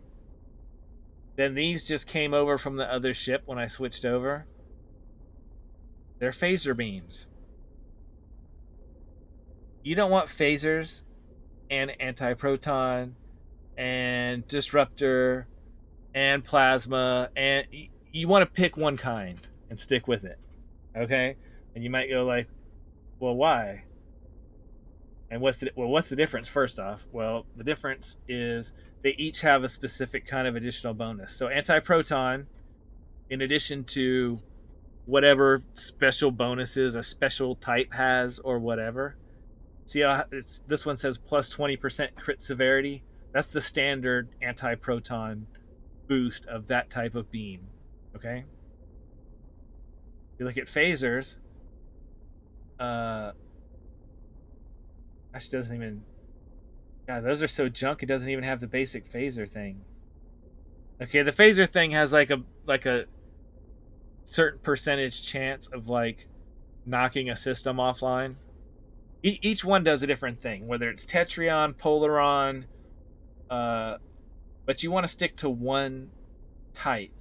And the reason for that is simple, and that's because as you start adding consoles, you will start to see that.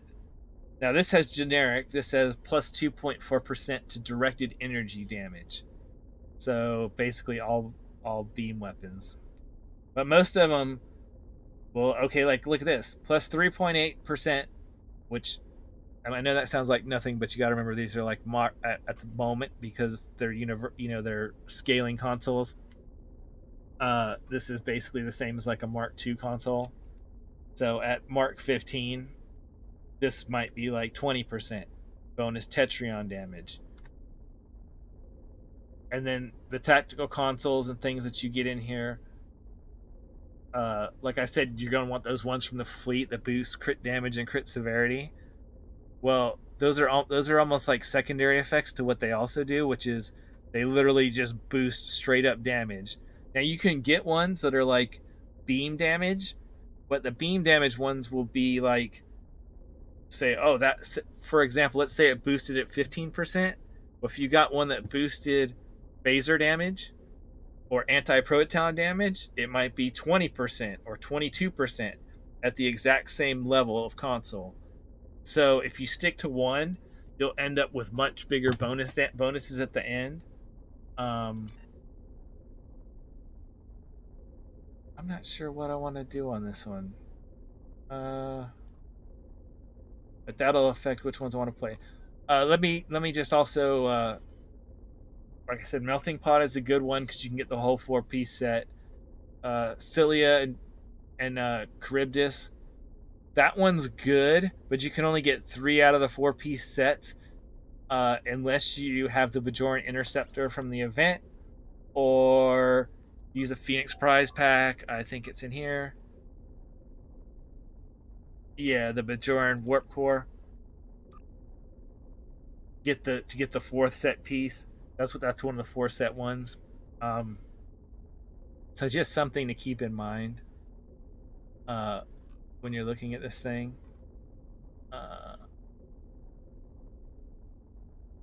I swear I had like the prolonged engagement phaser beams and stuff unlocked on my account, and I don't understand why they're not showing up in my event reclaim thing.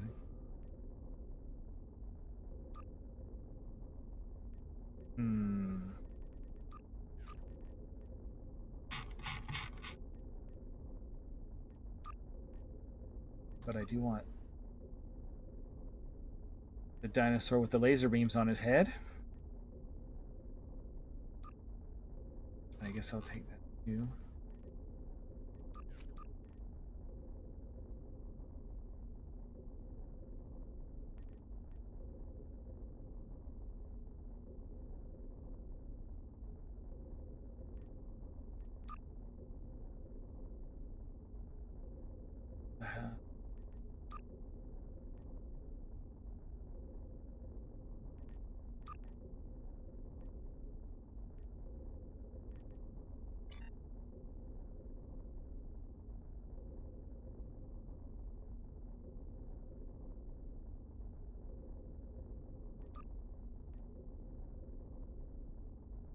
Another one mission that I would say you definitely want to do is this one. The data from the future you've provided has made it clear. Yeah, We need to this form one. a stronger alliance Okay. with the major galactic factions. The To land that battle end, is we're kind of sending hard. delegates to the It first doesn't Alliance take a Summit. terribly long time, This could be the beginning of a new age. but you definitely And want your this presence shield. there could ensure the summit's success. Meet our delegation at the embassy on New Romulus. Can't remember if this upgrades automatically. I think it does, but this shield is super badass to put on like your main character, at least. I don't know if I would necessarily worry about getting the whole set. It's, it's okay. But the shield specifically is great because instead of dying, uh, when you would die, it makes you immune to all damage for 10 seconds and creates a distortion of you that the enemy has to kill instead. And meanwhile, you're healing back up. So that's always a really good grab. Right on early.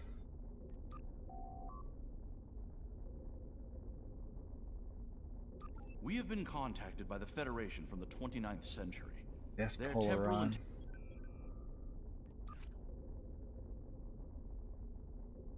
Might do. We recently received a distress signal from the USS Forrestal, a ship we thought was lost in the Nexus back in 2332.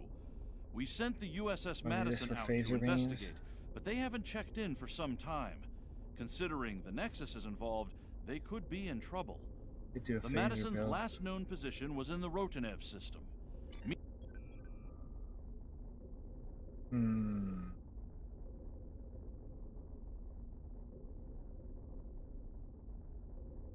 Yeah, We we'll take recently that. received- I'll go ahead and accept it.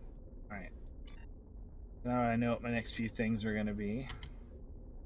I'm going to go ahead and just my guys some equipment.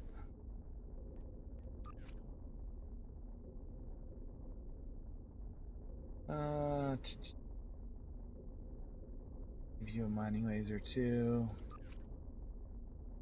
Do this stupid sniper rifle thing.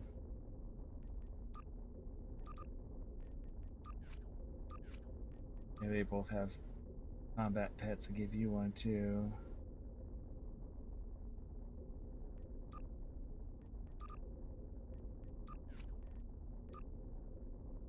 Yeah, I guess I'll put that on. Platinum shield. Cool.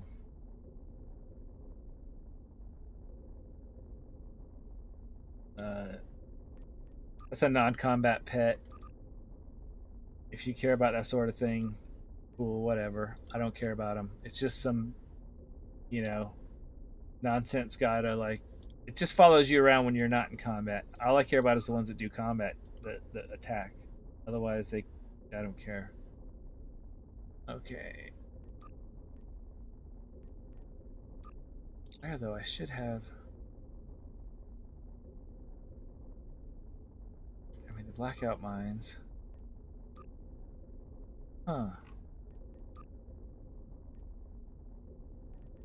But they took them off my account. I know I had that prolonged engagement stuff because I know I would always have it, and I know I wasn't spending.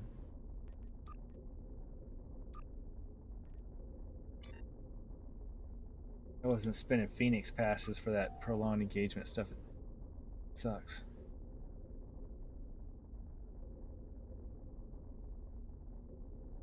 Huh.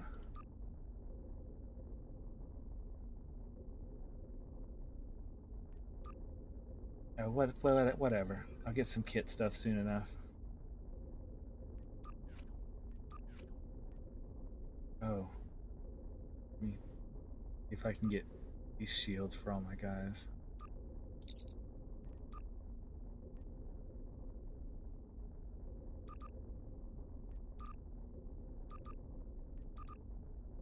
These rewards you can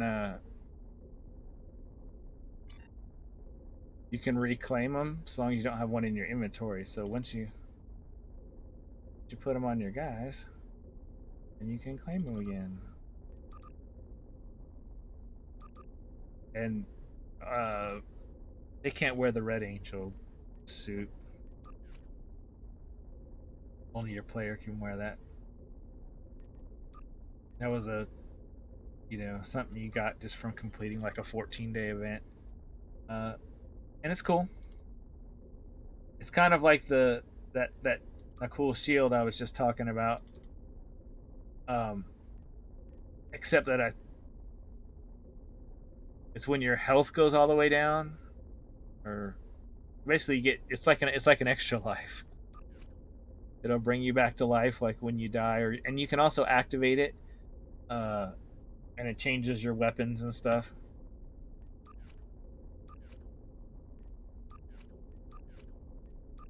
Oh, so they still need the shield.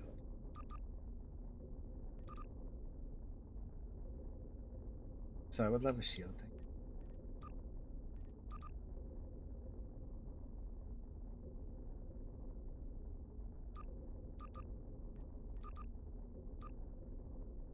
Where's the?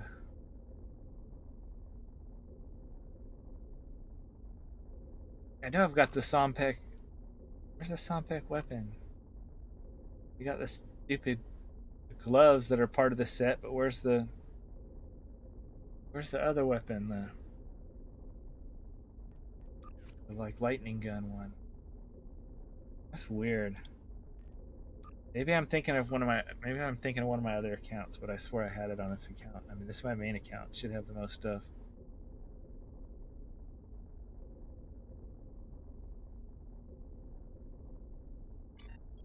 Okay, so now they each have a combat pet. They all have a shield. They all have a. Oh wait, this guy still doesn't have a weapon. I mean, yeah, that's weapon. He's garbage, but he'll be less garbage if he has a weapon that's not garbage.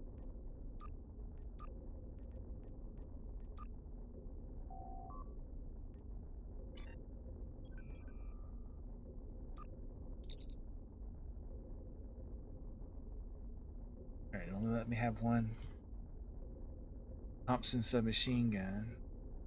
Let me have as many Martian lasers as I want. Okay.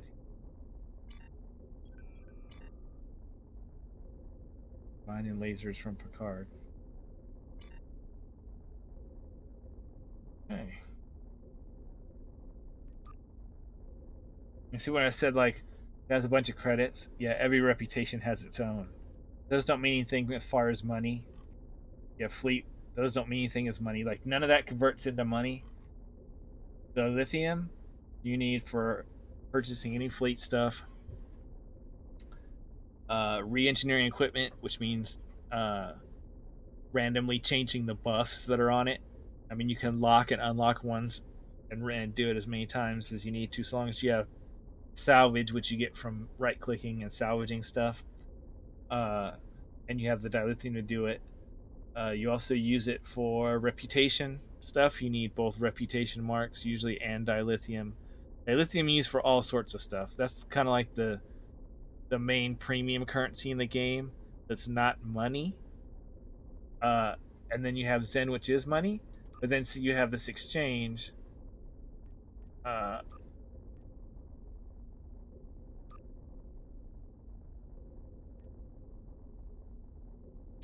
where you can I guess the economy's kind of foobarred right now, but usually they try to do things to get it back in the squared away. um, so you can convert at a market price dilithium into Zen and back and forth. And like I said, even if that's not working, you can still get, like I said, you can get fleet ships, which are just the better versions of the one in the store. You can get those for free. And then you get the event ships, like I said, there's an event going on right now, the anniversary event, which I didn't bother with, but uh I would say this is probably a cool ship. It's the Dreadnought, so that means it's got 4 weapons in the front, 3 weapons in the back, and a hangar bay. You have a hangar bay of ships you can deploy. It's pretty cool. It's like looks like it's a science Dreadnought, 5 science console slots, 3 engineering, 3 tactical. Looks cool, but they give away 1 at the anniversary. They do 1 at the summer event, which takes place on Ryza, and then they do 1 at the winter Christmas event, which takes place in like a winter wonderland that Q creates that you warp to. And they're pretty easy. The winter one I think is the easiest. You can, and the summer one, they've changed them. There used to be a specific thing you did. The summer one, you did the thing where you wear one of those floaters that they've talked about, basically like a jetpack, and you go around and you fly through these little 3 of these little tracks of rings. Uh, then you fly back and you just do that for like once a day for like 30 days. And they give you some leeway. I think they give you an extra 10 or 15 days so that you don't have to like do it every single, you don't have to log in every single day. And same thing with the winter one. You can do any one of the winter things, but I still just, the fastest one is just to do, they've got this little ice path thing where you race you know it's random what you race, but it'll be like a spider thing, or it'll be like a God, now I'm going blank on the guys, but the ones that wear the refrigerated suits. You race against one of those guys, and so you just run around the track real quick, and then you run back up there, and you say, "Okay, I finished it." And like I said, those ships are pretty cool. That's where all of these reclaim rewards event ships that I've got have come from, which are cool.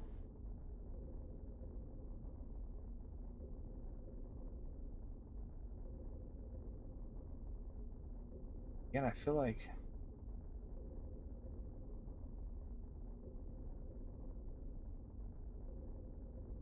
I'm missing one.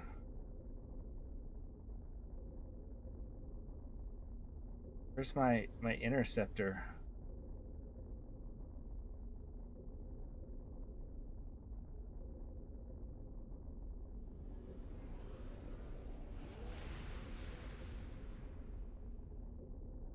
Where's my Bajoran interceptor? I totally had that on here. I don't remember having the Eisenberg Star Cruiser.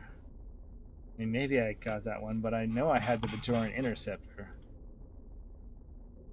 I might have to submit a support ticket or something. God, you don't play your account for a while and stuff just disappears out of your account.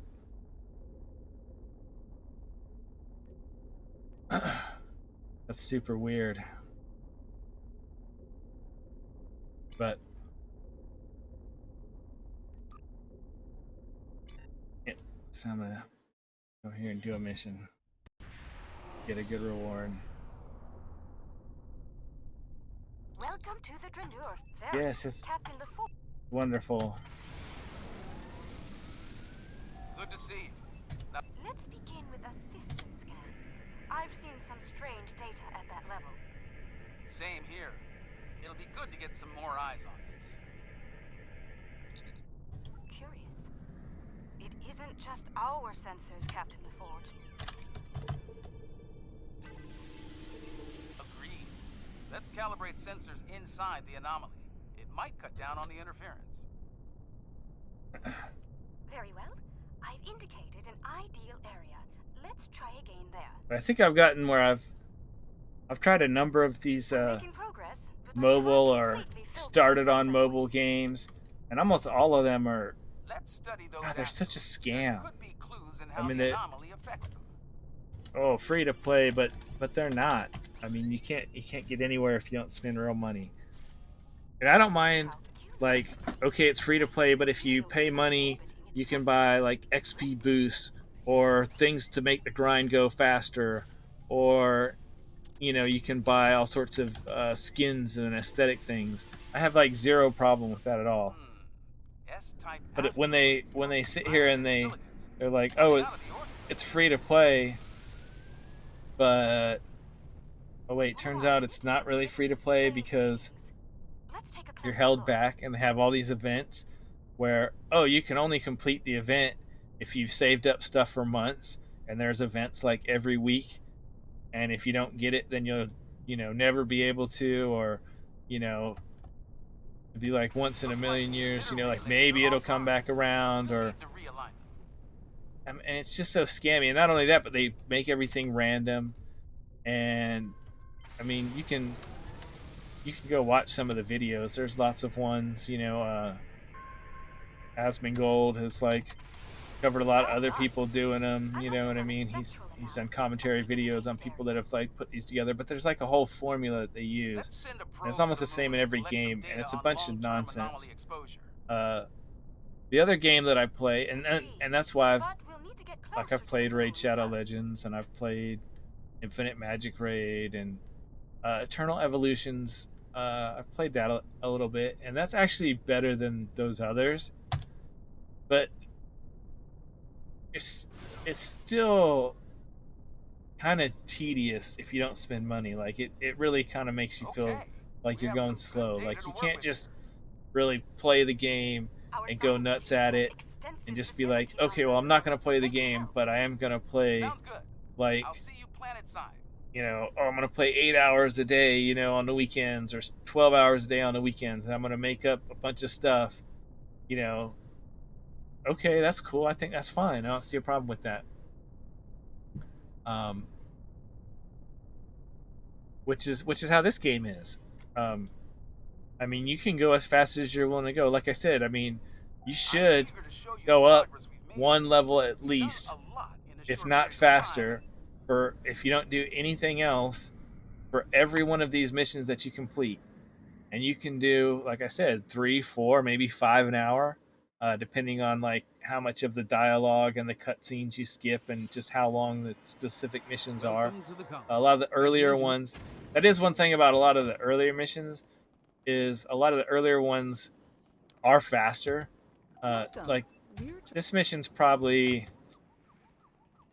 30% longer In paradise, don't you think? than a lot We of only needed the a other minimum missions. level of terraforming here. But the reward, The fusion of the Lucari item and rewards Kentari are so much technology better has been very that it's effective. worth it. Even I'll sit here Our and like, integrated tech I don't give a output crap if it continues takes to me an improve. hour and a half to go through this 4 display will times, confirm that. As because you can see, our then I'm gonna energy have uses an array of natural everything power I need for my ship, This other is the than my first of many consoles and my hydropower weapons, sites on Dren. to go from here to the Good to endgame. sources.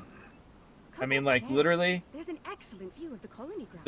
the shield and the engine and warp core and the deflector dish you get here, depending on your build, might be better than anything that you get Let's head up to the science uh, center. They're working on some exciting later on, projects. depending on what your build As you is. can see, I mean, I'm not going to we've say, made oh, it's yes, the considerable best one progress. in the game. Depends on what your build is. Indeed. Depends on what kind I'm of ship quite you're proud playing, of what our kind of weapons you're achievements. using. Depends on a lot of things. But There's is it more to end be game done, viable? but the Sure. foundation Oh we've yeah, laid 100%. is solid. You could use that. Fair warning, Another thing I want to our researchers cover real can quick be a bit eccentric. is, where is enable auto loot? I would turn this on, because otherwise, whenever you click on loot, it brings up this stupid little window You know, like in a lot of games, like when you search a corpse, it's like, oh look, here's the stuff. Do you want to pick it up? In this game, just pick up everything. We should be able to And get then results at the from end one of a our mission, lab consoles here. when your inventory's full, just open that thing up, and you don't have to go to a store or anything. Just hit, you know, recycle, recycle, recycle, recycle, and just recycle all of that stuff. You get the EC initially, so you'll have the EC. Oh, I forgot to check the console outside. The room outside here.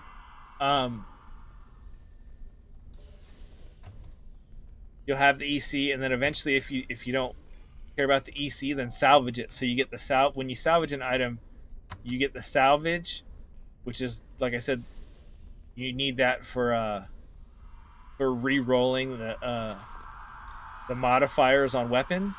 But you also get all these R&D items that you like. We've been expecting It gets to the point like Thank you, my dear. Oh, to get them Funny. like I don't even pick up. I don't even do like when you see like a trace of something like in a mission.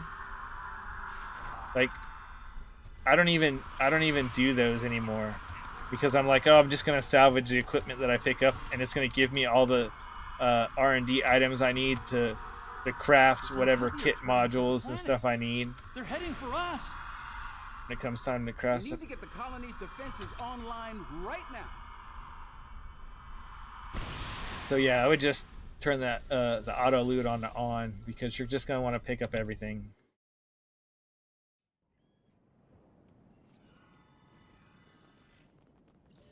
And basically, like I said, you're just gonna want to basically like recycle everything. And the stuff you're not gonna want to recycle is just stuff like when you start getting things when you're like, oh, I'm not sure which ones I'm gonna use and which ones I'm gonna keep and all that sort of stuff. I think I can tap into their comms from here. Hold on.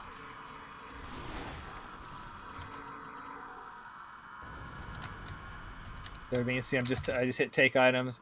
I don't even know what they are. Don't care.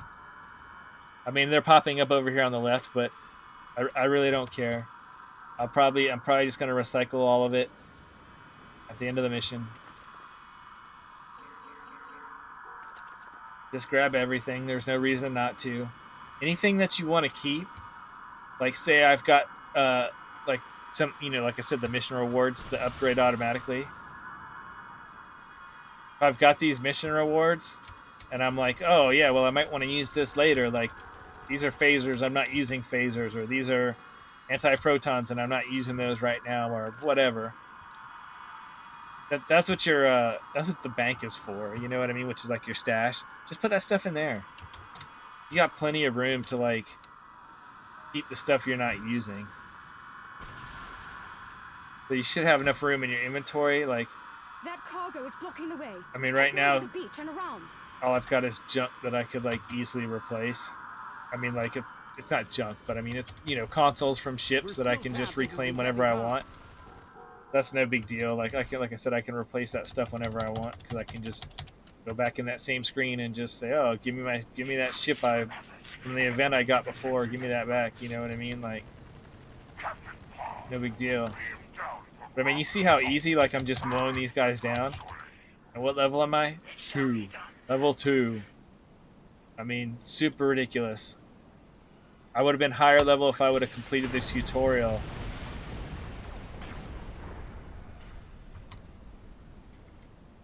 But like I said, everything scales based off of your level. So a lot of times, even getting doing some of these harder missions first, you're making your overall progress through the game faster. I mean, you may not want to spoil the whole story. You may want to, like I said, just pick and choose. Most of the stuff's episodic, so would this make a little more sense if it was in context? Sure. And if you're curious about what we're looking at, this is a planet that the Lucari and the Draenor,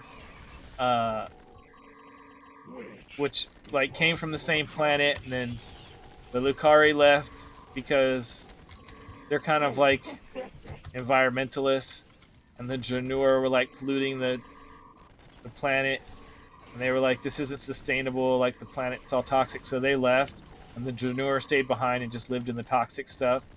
This is like a colony that they're building together. But actually, this map is. Remember, I said you have fleet holdings that you upgrade. This is the colony that you're. This is the same map that's used for your fleet colony base, and so if you join a fleet, doesn't matter whether it's Federation or KDF. When you join a fleet,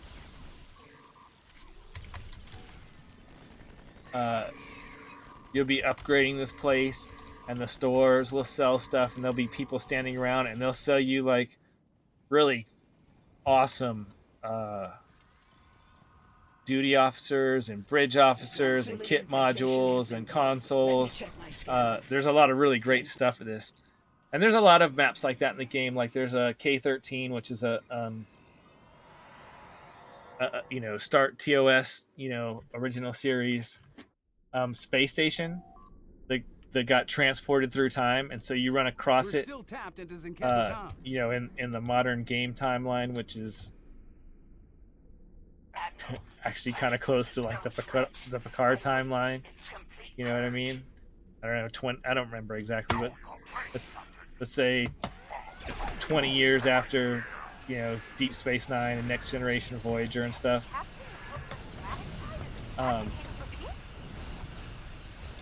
But yeah, I got transported here. I think there's like some survivors in like cold storage stasis or whatever when you find it or whatever. But yeah, you find it, and like I said, then that ends up becoming a fleet base type deal that you are like full of stuff to buy, which is also good stuff. There's some android bridge officers you can get, stuff from the original series and stuff like that.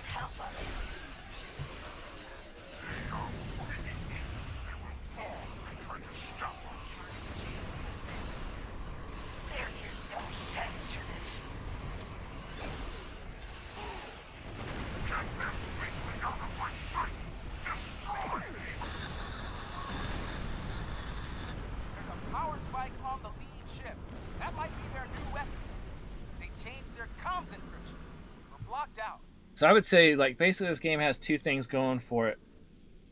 As a modern 2023 game, I mean, this game isn't. I mean, they've updated it.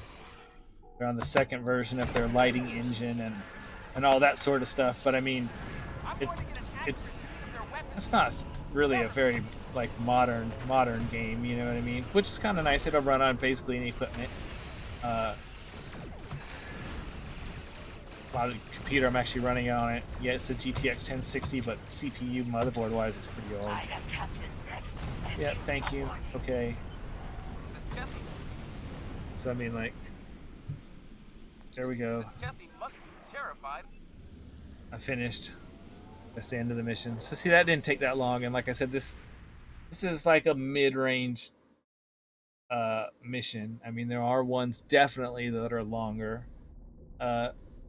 Ones longer than this are kind of the rarity. New information on the crystals the Zenkethi have been attempting to eradicate is disturbing to say the least. Okay, so it's like, what do I want to start with? Starfleet will be monitoring the worlds we know of that contain. Well, I don't care about my deflector dish. We'll be doing all right off because I'm not. And if necessary, protect them. I'm not using a lot of science abilities in this ship. We don't know if this species is truly hostile. Because it's not a science ship, for one. I've spoken with officials in both the Lukari and Kentari governments. So then it's engines or shields. Well, I got the shields turned all the way down and I'm still surviving, so I'm going to go with engines. Congratulations, Lieutenant. So I went from level 2 to level 4 and I'm almost level 5. Believes a Zenkethi attack on an Alliance world could.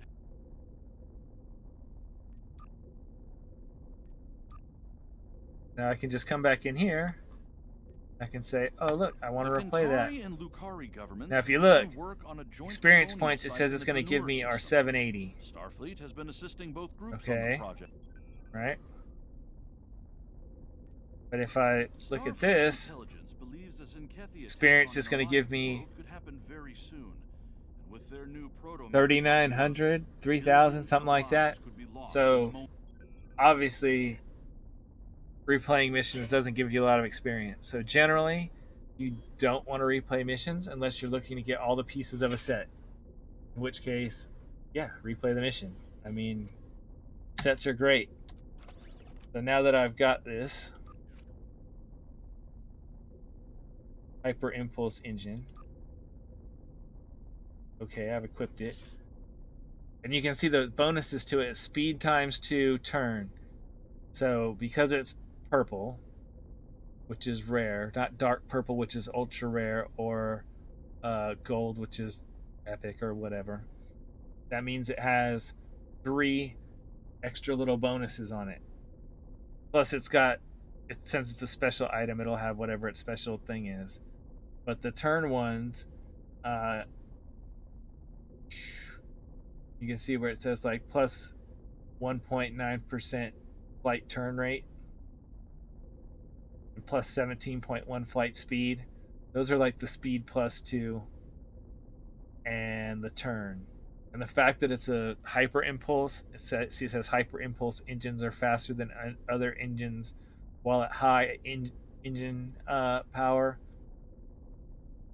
Okay, there's like 3 or 4 different kinds of like deflector dishes, shields, and uh, base types.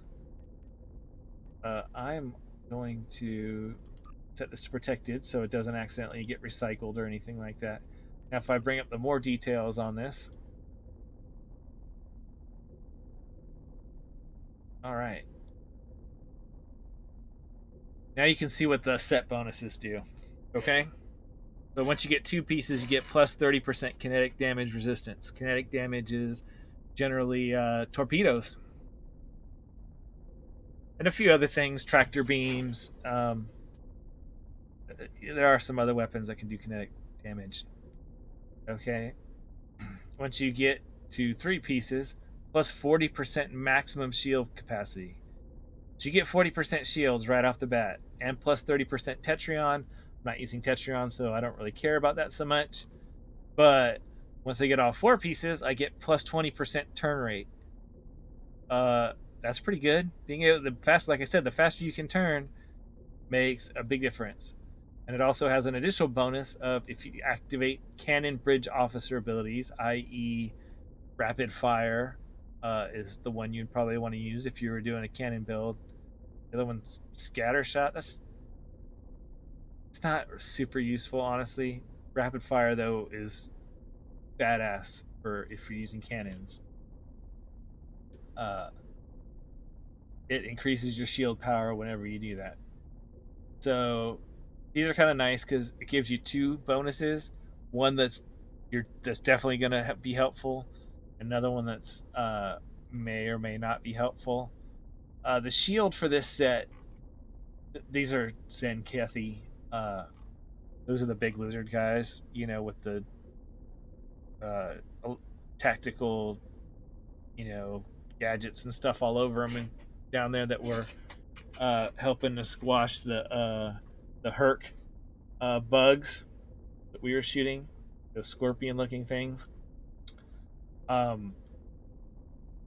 Because of their combat doctrine or whatever, the shield that goes with this set is, if I remember correctly, instead of being the same amount all the way around on all 4 sides, it's thicker in the front and the sides. It's thickest in the front, and then normal on the sides, and then a little weaker in the back, which is fine. Usually that actually works out to your advantage anyway. But just FYI. Oh, so once again, if I just go to recycle, I can just click on this stuff. Then your other option is you can hit the salvage button. You can just say salvage all unprotected items. That's where that protected stuff comes in. But there's not anything here. Oh, gosh, it won't even let me salvage that because it's such a low level. Initially, you're gonna want to recycle stuff. these batteries, they're temporary items that go in your devices that boost your energy for those. Uh, you know, generally I don't like to use batteries, especially like normal batteries. There are some special batteries that you can craft and stuff that are a little better. But mostly I like to put in something like this. Yeah, it's got a cooldown, but I just stick it in there once. I don't have doesn't it's not consumable. I can just use it as many times as I want. Uh whenever I want to use it. Or I put turrets in here that you just drop and they shoot stuff. So as we were talking about, so who is this game good for? Well, if you want to play a game that is actually free to play, that is it has a lot of content in it. The player base is nice. I would say when you're around Earth Space Dock and stuff, sometimes people get political in the chat and they just want to talk about politics and stuff. But whatever, you can just ignore them or you can just leave if you're not in one of those areas like Earth Space Dock or during the summer.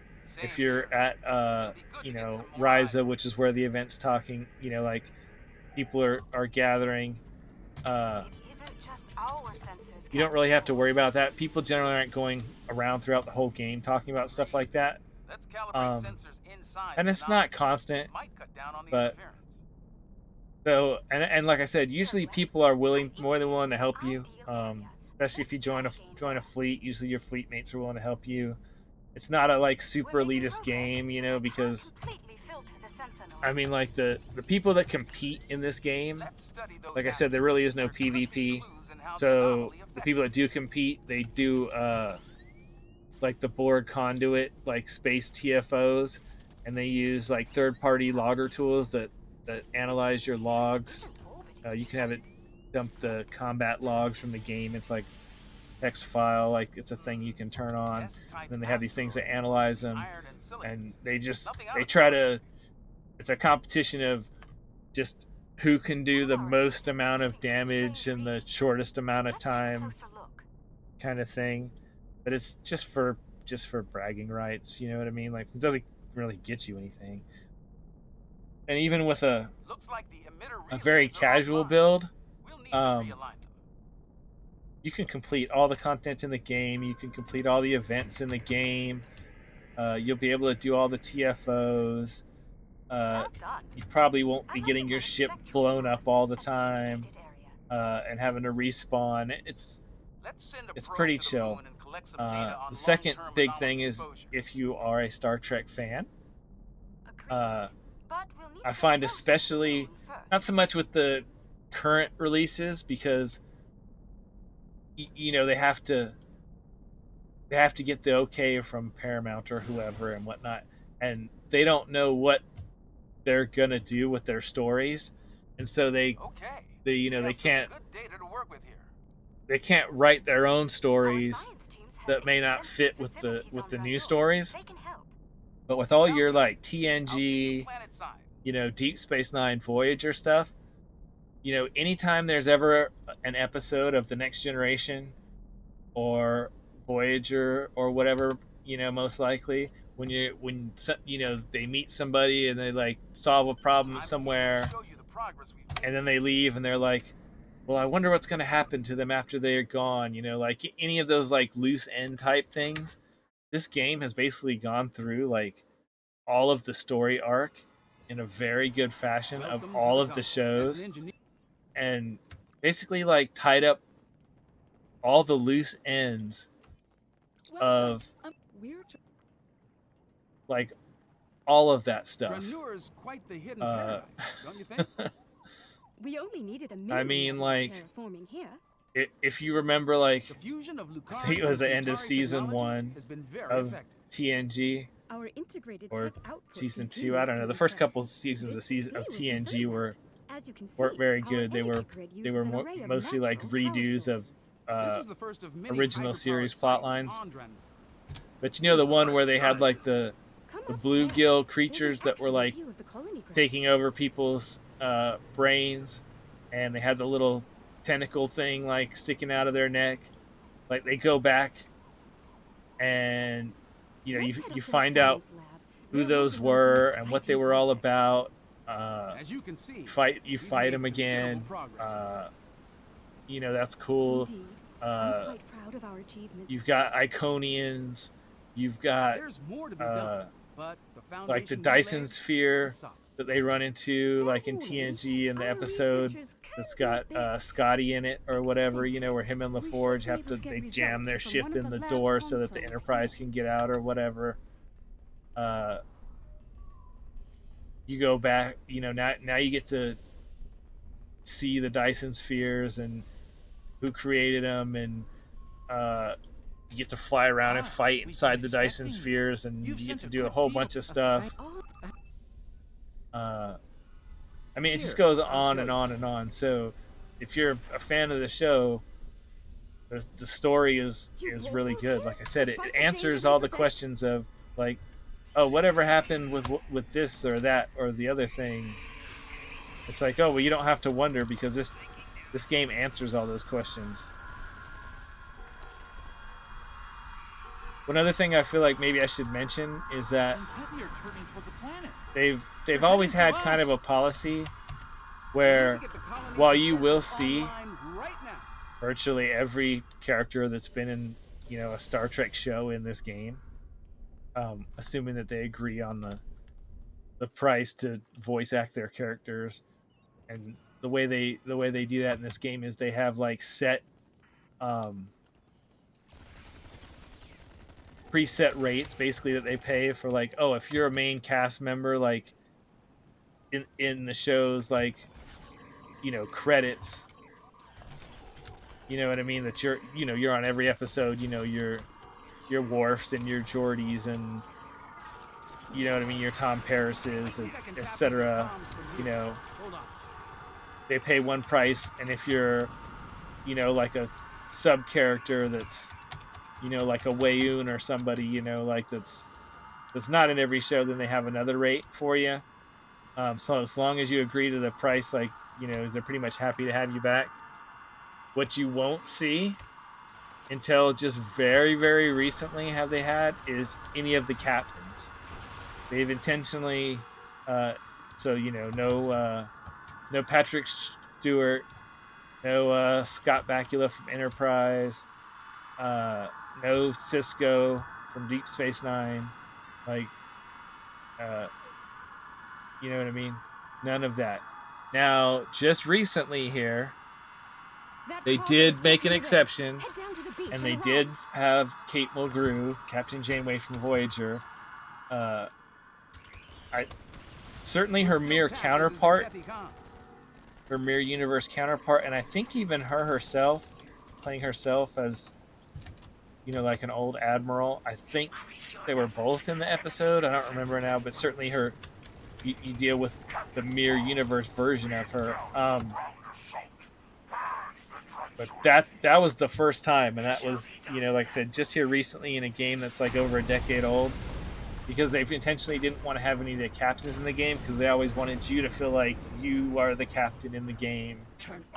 You know what I mean? So just I wouldn't recommend FYI, if you're Are looking you here for to them, bomb us or to eradicate know, this swarm? you're not really gonna see them. I mean, there was one little thing in the new, you know, Dominion Gamma Quadrant thing where like the wormhole opens up and you kind of hear Cisco's voice, you know, like just say something to Kira or something, like Kyle Paka or whatever, like from the wormhole, like barely, like, I mean, not really. It wasn't like a conversation or anything, you know what I mean? But and I don't even know if they got Avery Brooks to do that, or if, you know, like I said, it's kind of echoey and whatever. They could have just got anybody. Like I said, it's only literally like a couple of words, so it's not that big a deal. But as far as like in the game, Kate Mulgrew so far has been the only Star Trek show captain that's been in the game.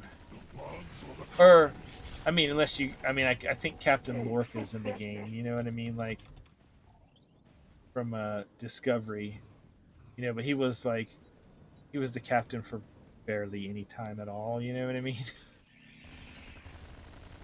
And even in the show where he is the captain, you know, in season 1 of Discovery, uh, he's not the main character in that show. You know, Burnham is the main character, and she's not in the game. So,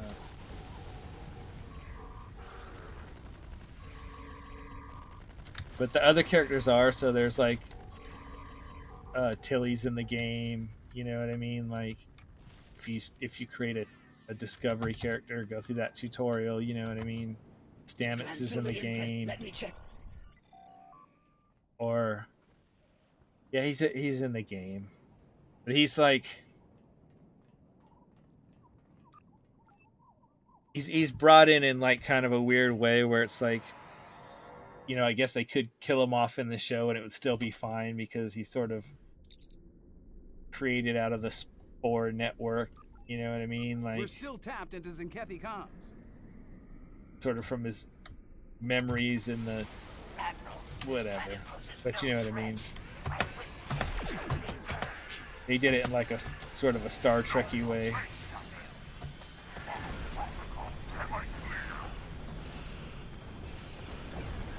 Captain Hook's planet side is advocating for peace? We've got to take those ships down and protect the colony.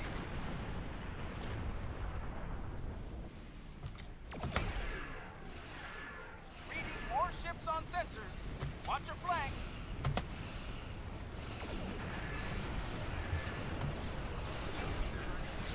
These others aided us against the Transulan. They can help us.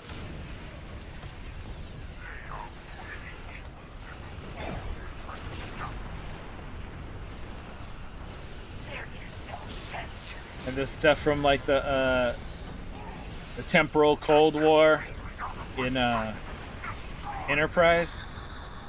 You know, like the guy you don't ever see that's like That might be their new weapon. he's like a black guy in like a sort of a grainy image from the future kind of thing or whatever. You find out who that is, and you wrap up the whole temporal Cold War stuff with like jumping through time all over the place, working with the temporal agents and stuff that you see in like Star Trek Voyager. It's kind of cool. It all ties all that stuff around. I don't really want to spoil like the whole story for you, but I mean it covers all that. It covers like Zinkethi must be you'll see terrified is of these if you Transulan. play like, especially if you play as the Romulans, but even if you don't, And Zinkethi don't scare easily. it covers, you know, Some the of these Zinkethi Romulan are willing to Empire, Things could have been a lot worse you- if Captain you know, basically like colonizing, you know, additional planets after you know, Romulus is destroyed when the star goes supernova. You know, like from the Zinkethi Star Trek reboot movie.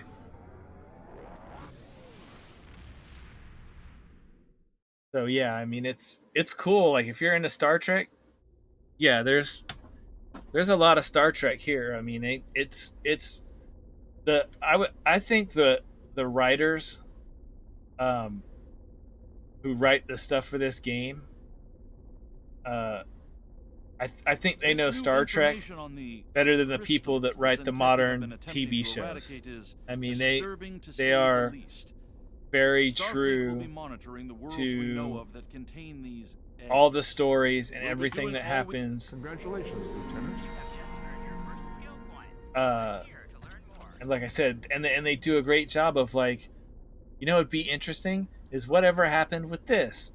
I'd say the only Star Trek thing I can think of that they haven't gone back and explored what happened to it is like the time that the Enterprise created like that like its own entity.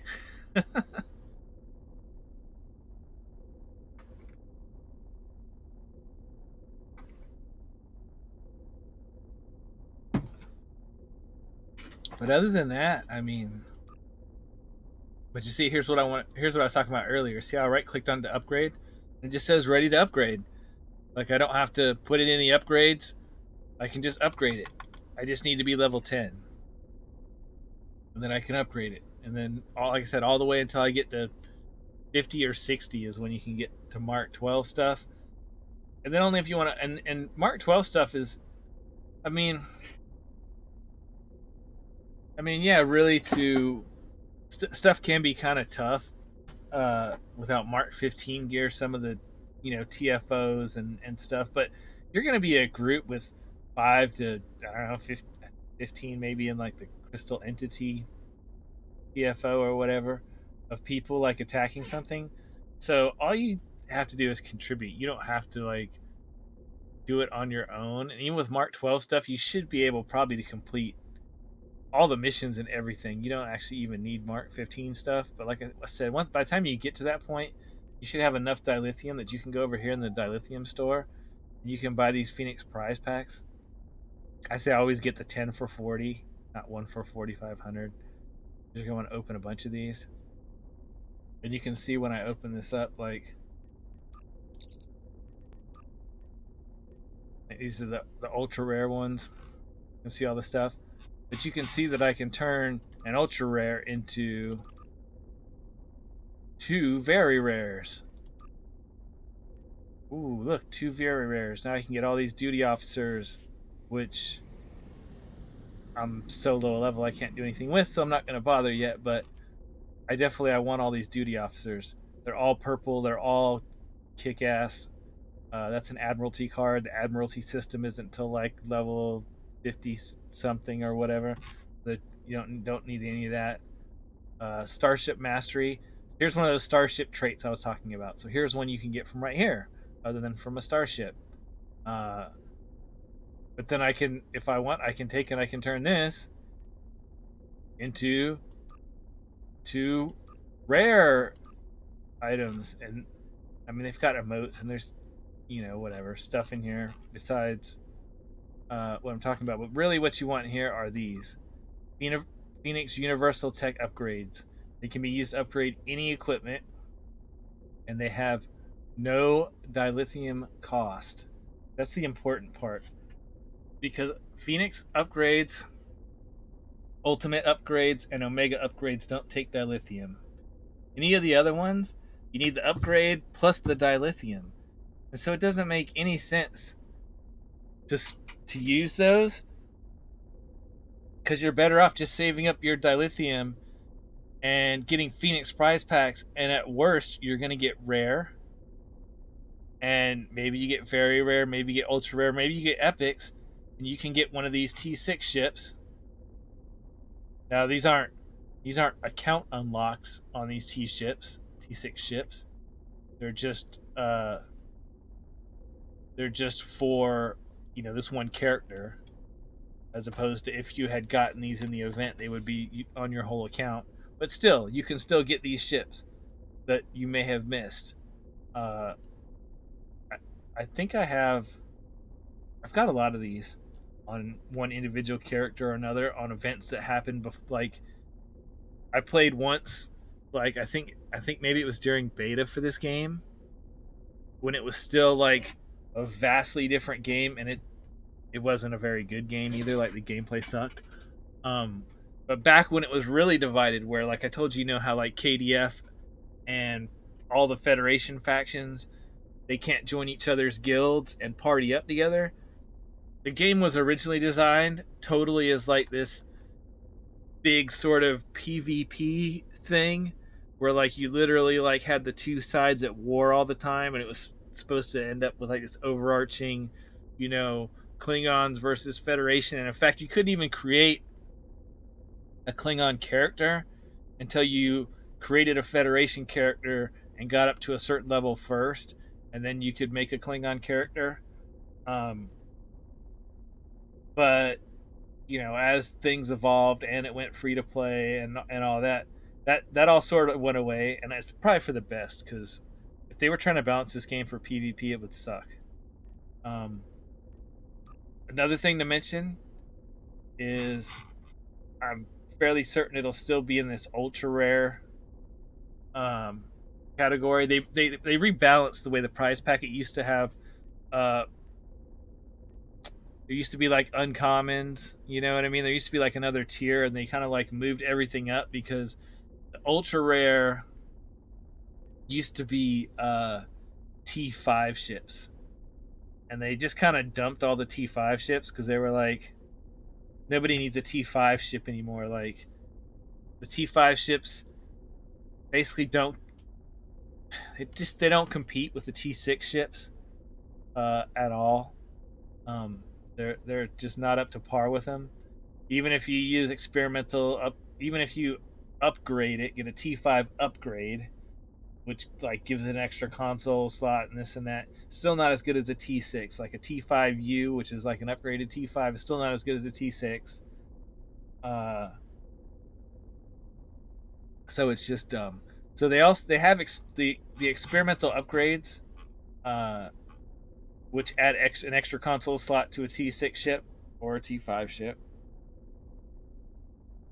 I think it's just an extra console slot. Maybe it's an extra console slot and a cup and something else, but they add extra console slot to it. Uh, they used to be in the ultra rare. I don't know if they moved them up to the epic or if they're still in the ultra rare, but those only show up when those in the shop when they're doing the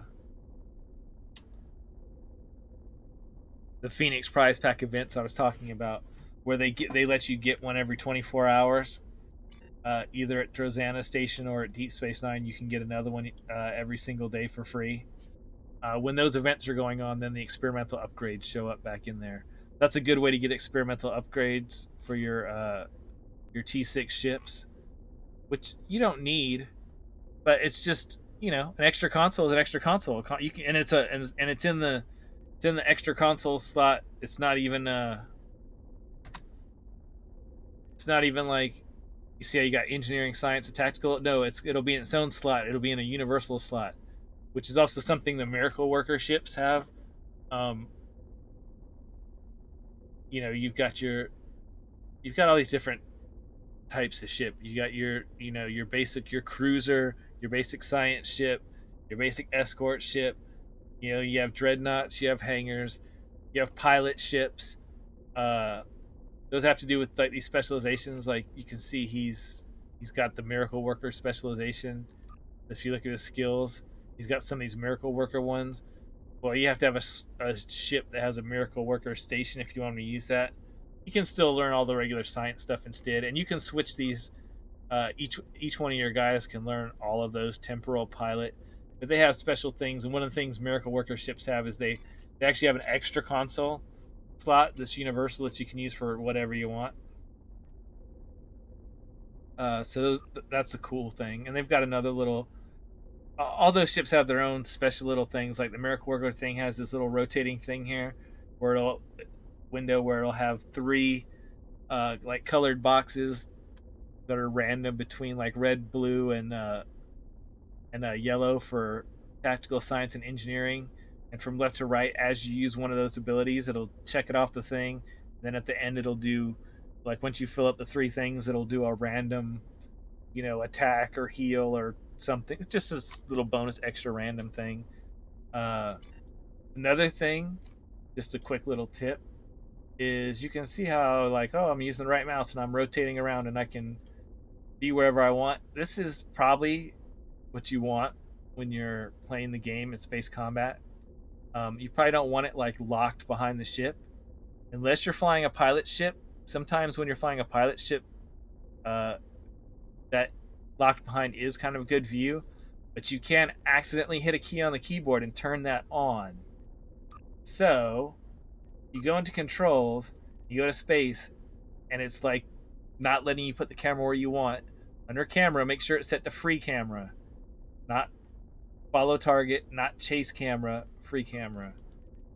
Like I said, there are sometimes you might want to put it on chase camera if you have a pilot ship, because they have a thing where if you like double tap forward or back or left or right, the ship will zoom forward or zoom backwards or roll left or right, which is kind of cool because, like, say you're strafing towards the target, and like, it's a pilot ship, so it's kind of an escort type ship, so you generally have almost all your weapons on the front. So if you're strafing at them with a bunch of cannons and you're like lighting into them, you can double tap, the S key or whatever on the keyboard, and you can jump your ship back, a few kilometers. They'll suddenly like throw you back in reverse and give you a chance to do basically like a second attack run without having to rotate your ship around. So that's something cool that pilot ships do. So as you start thinking about, that's all tier 6 stuff though. So when you get there, it's something to think about. You can see it. All these things are explained on the wikis. They're all explained like they're even in the store. Like if you try to read about the ships, but it can be kind of hard to read in the little blurb on the screen of text where it shows for the ship. The Kentari and Luke. Oh, I gotta do the stupid skill points. So every time you get a skill point, we're going up levels, and you have to spend so many points at each tier before you move on to the next tier. Where you put these is important. You do get a lot of retrain. You can retrain skills once for free, I think. Just for everybody. And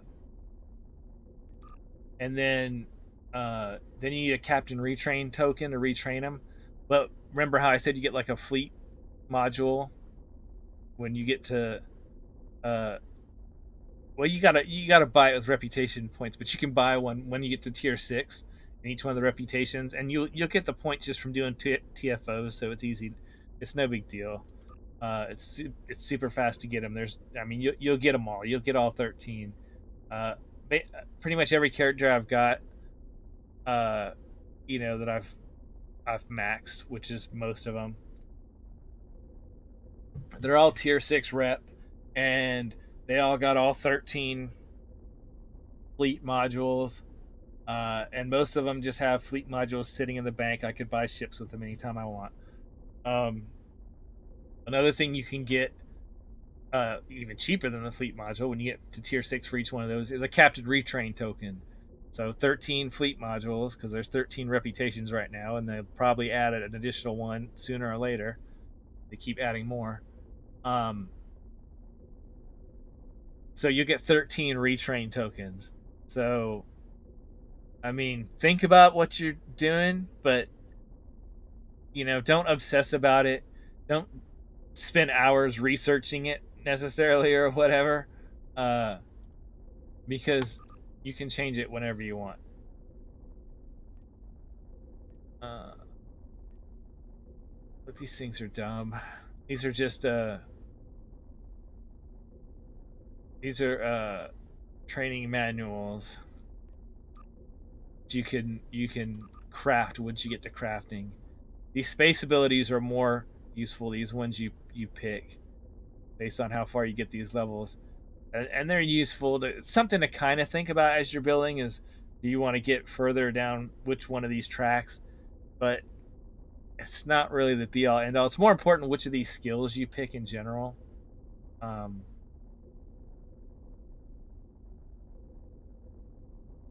And that really goes to what kind of ship you're building. Like having like these drain and like these control things, if you're not doing a science ship, is not super useful. Now, having these 2 impulse ones, the third one, and these also are diminishing returns. You'll see. So like, look, plus 25% damage. Okay, well then the next one, I only get up to 42.5. Well, double would be 50, right? So that's not as much. And then from this one goes from 42.5 to, if I put a third point in there, goes from 42.5 to 50. So 7.5% more to get that third point in there. Well, that's like a waste of a point for like 7%, right?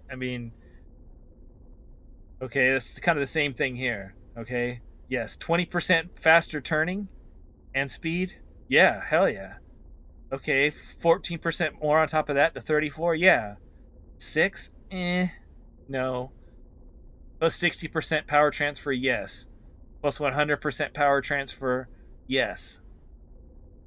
This is the one that just, when you do that full impulse thing where it transfers all your power to impulse, this just makes it go back to normal quicker when you turn that off. Maybe you want it, maybe you don't.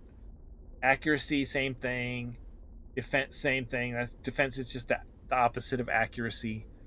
It just makes it harder for them to hit you. Third point in those, no point.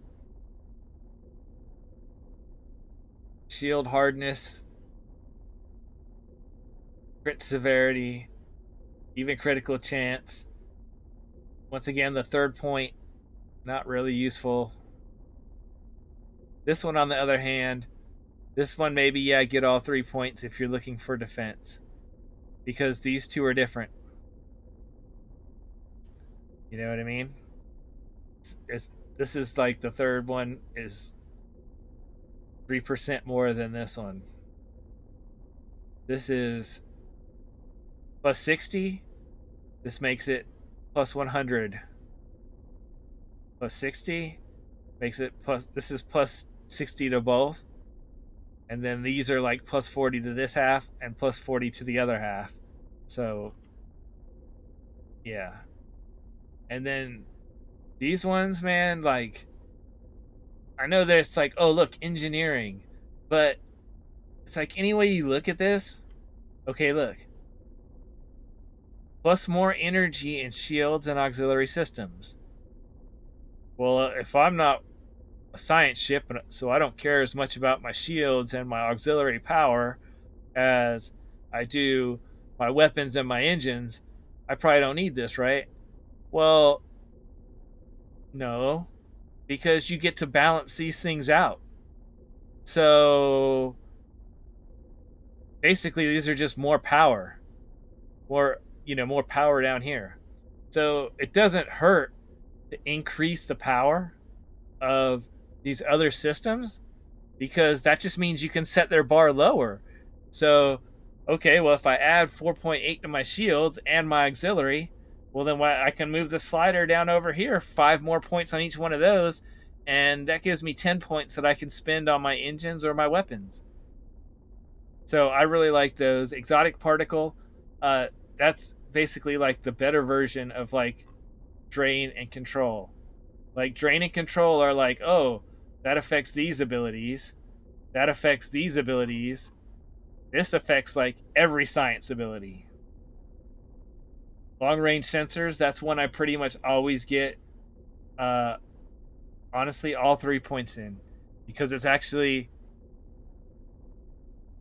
it this is minus 40% of the distance penalty. That is, the farther away you are, when you get within 10 kilometers of something, you start shooting it. It's within range to fire at. Okay, but when they're at 10 kilometers, there's a 40% reduction to the damage that they take. Well, I'm sorry, there's like a 50, I think. This takes it, yeah, it's 50. This takes it to 40. This takes it to 30. This takes it to 20. This one is good to get all 3 of. Hole penetration, shield penetration, these are both good. Getting the third one, maybe not. This is plus 50, this is plus 35, this is plus 15 more. If you had to pick between these two, I'd say hole penetration is more important than shield penetration. Because getting a little bit of damage to the hole while the shields are still up is, yeah, okay, that's kind of useful. That you're damaging their ship before the shield goes down. But this one makes them take more damage. When the shield's down, this just increases the total damage they're taking, which is basically, until you get their shield down on the side that you're shooting them at, almost all your damage is going to be negated anyway, unless you're building a build specifically to penetrate through shields. And then you get these other ones: tactical readiness, science readiness, engineering readiness. These just reduce the cooldowns on those 3 different categories of abilities. I don't think these are as important But if you're focusing on one of those builds, then maybe go for that. Once again, over here, warp core efficiencies and potentials increases your power for the whole ship. I feel like these are great on any build. Shield mastery. Yeah, this you have to decide on this one. This can be useful. This coordinated protocols. This is basically if you have a dreadnought or a carrier, then you want this stuff. Otherwise, it doesn't matter for you. But if you're playing something that has hangar pets, then yeah, this makes a big ass difference. You'll see it also helps teammates and summoned allies, but that's only 5%. If you're a hanger, then I mean, yeah, if you're a hanger, if you have hangers, if you're a carrier, or you're a dreadnought where you have one hanger, or something like that, then yeah, it's good to make your hanger pets stronger, more accurate, better shields, all that stuff. Those are all good things to have. Uh, and the bonus for your teammates, that's cool too. But I mean, I wouldn't worry about give them going to be a big difference to give them 5% more for when you're playing co-op, which I don't really mean necessarily applied like if you're running missions together, which is fun to do. I run missions with people, especially with like noobs all the time. If I see a noob and they want some help, I'll be like, sure, look. Or they're just curious, they don't know how to do something or whatever.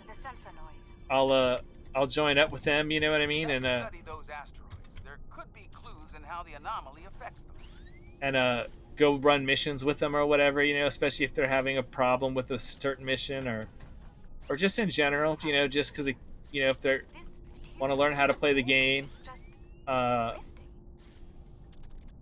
help them optimize. It's fun to hang out and help them run missions. It's more fun a lot of times to work with somebody new and run missions with them than it is to play by yourself. But most of the time, when you're in a team, it's because you're doing TFOs, which are task force operations, which are kind of like raids. That's like these right here. You just queue up for them, and you can even like queue up for a random one, which is great because they have this random one now. Because it used to be like, oh well, if you weren't doing the one from the event or one of the super popular ones, you could sit there and just wait forever if you wanted to do a TFO that other people weren't doing. Because nobody would join, or if you need 5 people and 5 people wouldn't join. So now they have this random thing, which is great because you can just say, "Oh, give me a random one," right? As a player, and it'll put 4 people wanting a random one into one that's got one person that wants to play a certain TFO. Based off of when they queued up for that, it kind of puts them in a list, and then as random people join, it throws them into the TFO with this player, and you get the rewards for that TFO, and then you also get which are, if you're playing on the normal difficulty, which are reputation marks usually for completing the TFO, or fleet marks if you'd rather have those. Sometimes there's a choice of a couple of different reputation marks. You get those and the dilithium and stuff, and then you get a second bonus on top of that. Of you also get like another pack that gives you like marks for whatever you want. So if you do a random one, you get the rewards for whatever TFO you got randomly put in, and then you also get your choice of reward. So you get double rewards. You don't know what the first one's going to be because you don't know what queue you're going to end up in when you do a random one. You're going to be in whichever one somebody's waiting on. But especially early on, when you need marks for every single one of the reputations to do the daily can't remember what they're called, but the daily contributions to them or whatever, which earns you experience points to Welcome to level the up those colony. reputations. Kumarke was just You're gonna telling me need a bit all of about them, some so it doesn't recent hurt it energy with tech oh improvements. if it's, you know, one Let's you've take a already look got around. some for. It doesn't matter. You're gonna need it sooner or later.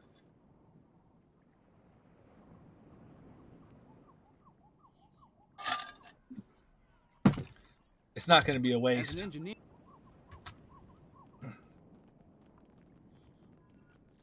And odds are you're still going to get We're thrown into a queue that's not probably Dranure's quite the hidden super powerhouse, don't you unpopular, think? because even We only nobody's need a really probably minimum wanting level to play of forming those. here. The fusion So of even if you Brutari pick and random, you're Brutari probably still going technology to end has up been getting very in effective. a fairly Our integrated tech popular output common continues one. to impress. You know, Just whether a it's like few one of the prefer Borg that. ones As you or, can see, our you energy know, grid uses an array of one of the natural power Dominion sources. ones or This whatever. is the first of many hydropower sites on Dranure. Beautiful, isn't it? Come upstairs. There's an excellent view of the colony grounds.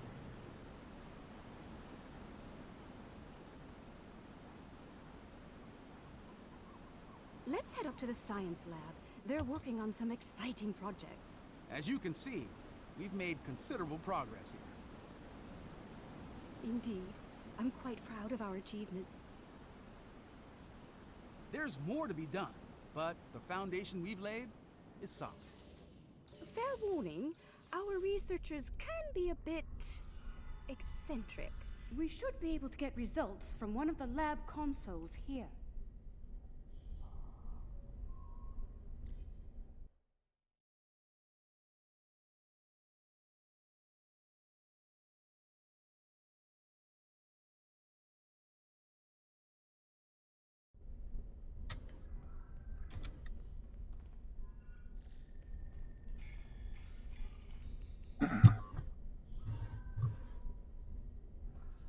Inverness, if you're actually watching this at the moment, if you have any actual questions or whatever, feel free to type them in there or whatever, and I'll pretty sure I can answer if you have any specific questions. I don't mind just sitting here and talking about the game in general, but like I said, if there is something specific you want to know or you have a question, feel free to ask.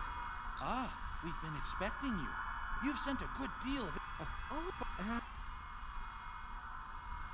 Here, I'll show you. I mean, you said you've already started playing, so I assume you have a character already, and you probably don't want to start over or whatever. But one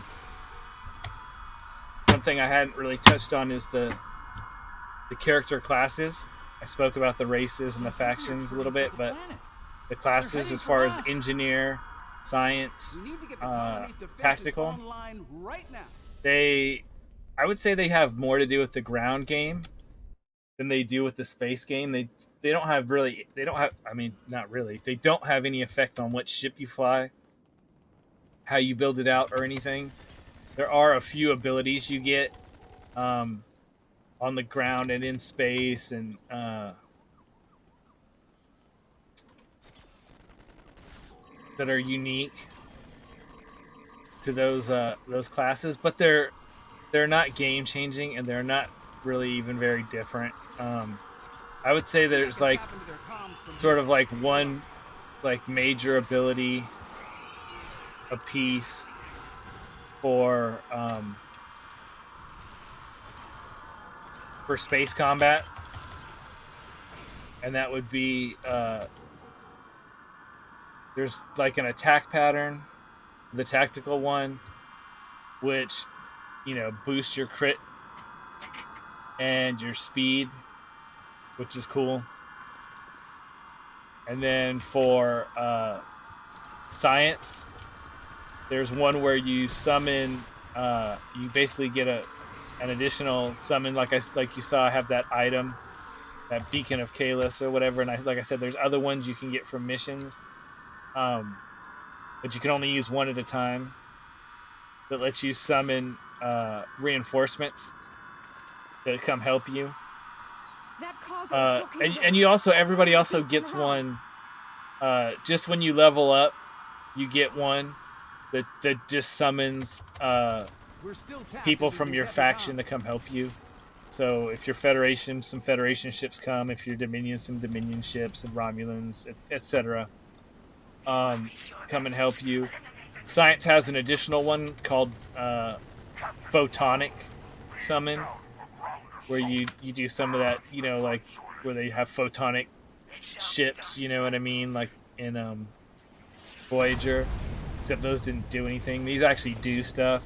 You can summon some photonic ships, so it gives you like one additional summon, and it's on a separate cooldown from the actual, summoning item ones that you use in space.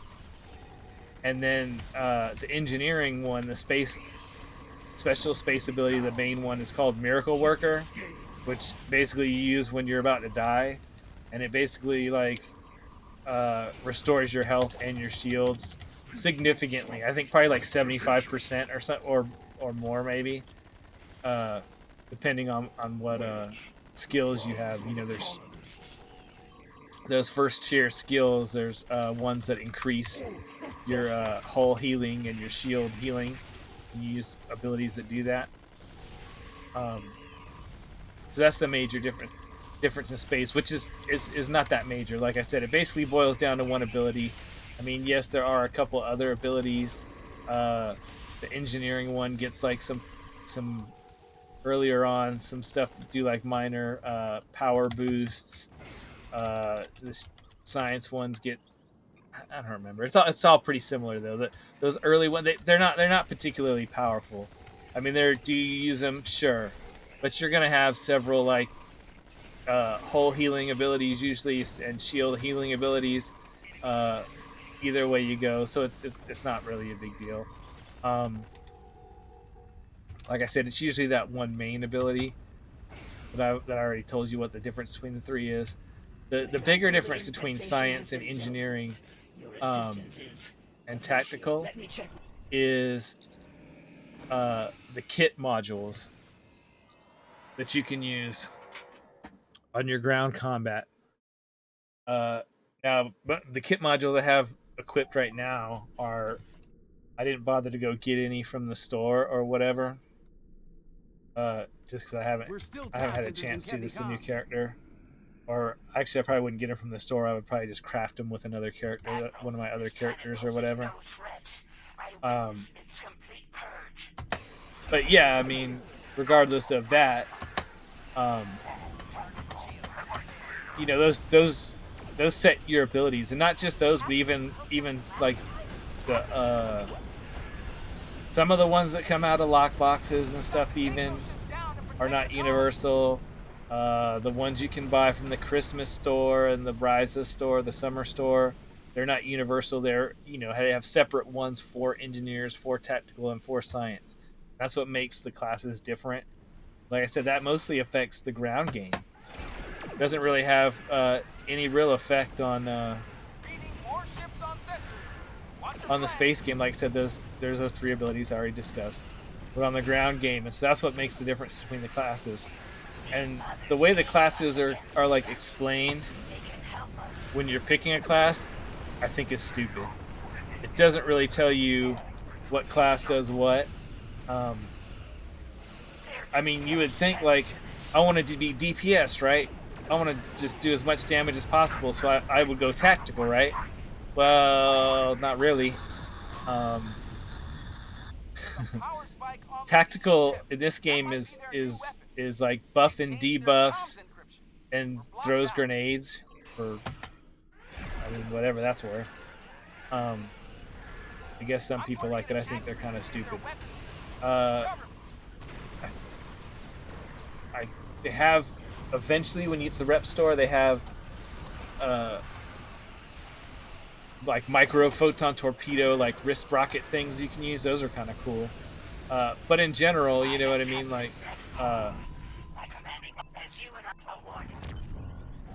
tactical is about buffs. And okay, yeah, so if you buff yourself, buff your crit damage, and your crit chance, then I guess you can be like, yeah, I'm doing more damage because I buffed my crit chance.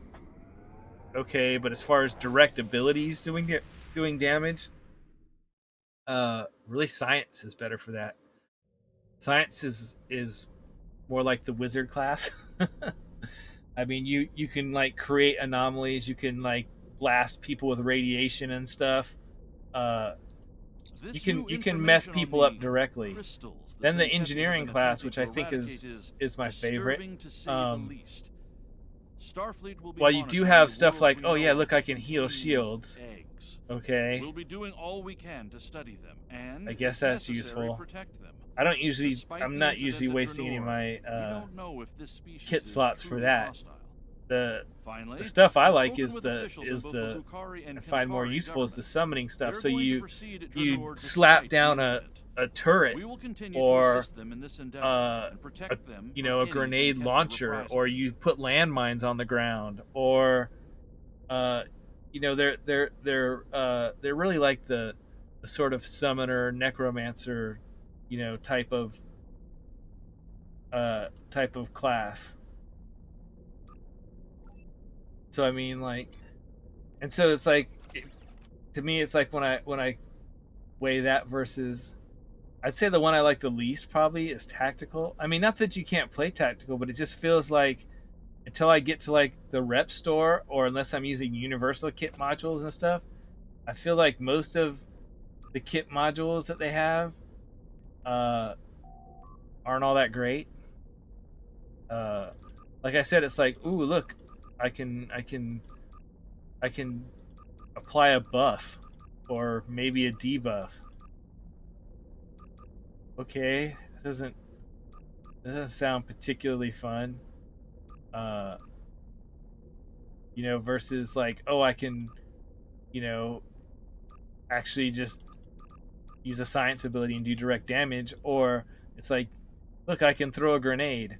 Okay, you can throw a grenade, but at the same time it takes you to throw a grenade, I can drop down a turret that's firing a grenade every couple of seconds as an engineer. So what's more useful? And it's like, okay, you can buff yourself, but unless you have like a high damage weapon and you've like already set it up for crit and you're boosting your already impressive crit rate, uh is that better than being able to like slap down a couple of turrets that are basically extra units firing, you know what I mean? Or I can slap down a shield generator or a health generator and everybody standing in it's like automatically healing themselves, you know, while you're shooting at stuff. I mean, I don't know. I just feel like the engineer is so much more versatile. Uh, like I said, once you start getting into stuff like from the Winter Store and the Reputation stores and stuff, then all of these things get more flexible. And once again, even like, you know, if you're gonna play for a long time and you're gonna get stuff from events, so like if you look like, okay, I've got this where I'm plopping down these prisms and they connect to each other, and every time I plop down another one, it makes the ones that are already down there last that much longer before they expire, and they do more damage the more that are linked, and they're all shooting. Okay, I've got this other drone. He like causes weapon malfunctions, uses armor, uh, does attacks. Uh, he heals my bridge officers. The kit drone from Discovery, you know, like those three little drones that the lady made or whatever, you know, from season 2 of Discovery or whatever that they find on the crash ship or whatever. I can't remember her name now, but the engineer lady.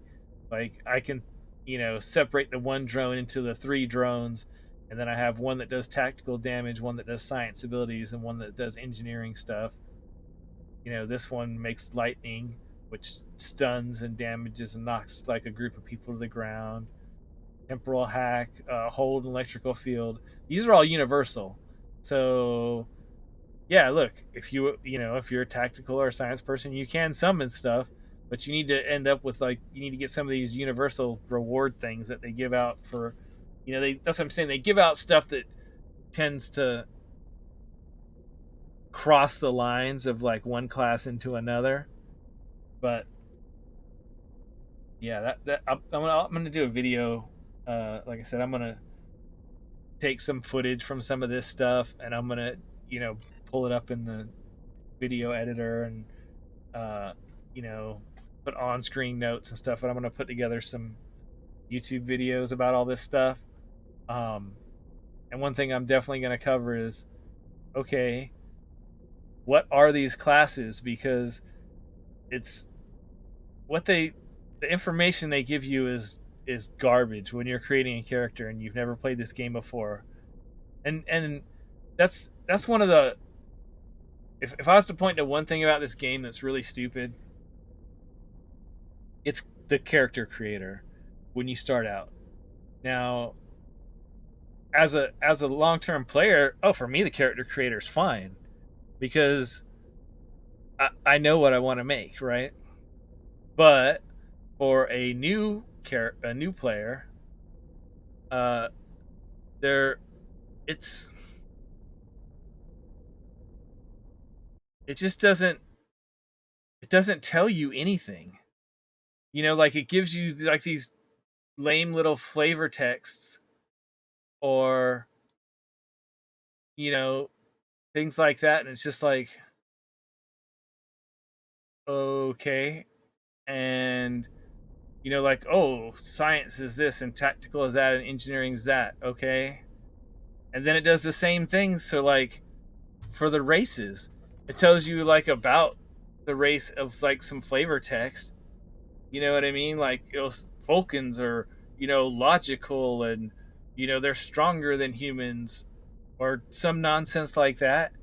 But it doesn't tell you. It doesn't even give you what the stat boosts are for the different races. It doesn't tell you like the actual like game mechanics that are different from one race to another. I mean, not that there's the mechanics are all different, but it's basically just boosts. You know what I mean? Like, what are their boosts? It doesn't tell you that. So like, I look at this. Okay, I'm a Cation.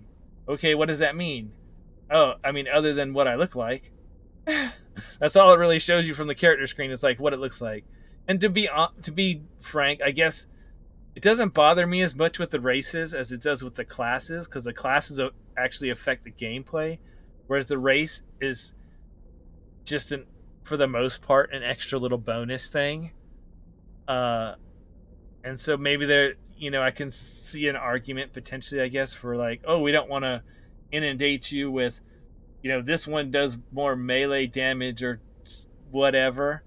If you don't even know what these things are, it might not mean anything to you in the first place.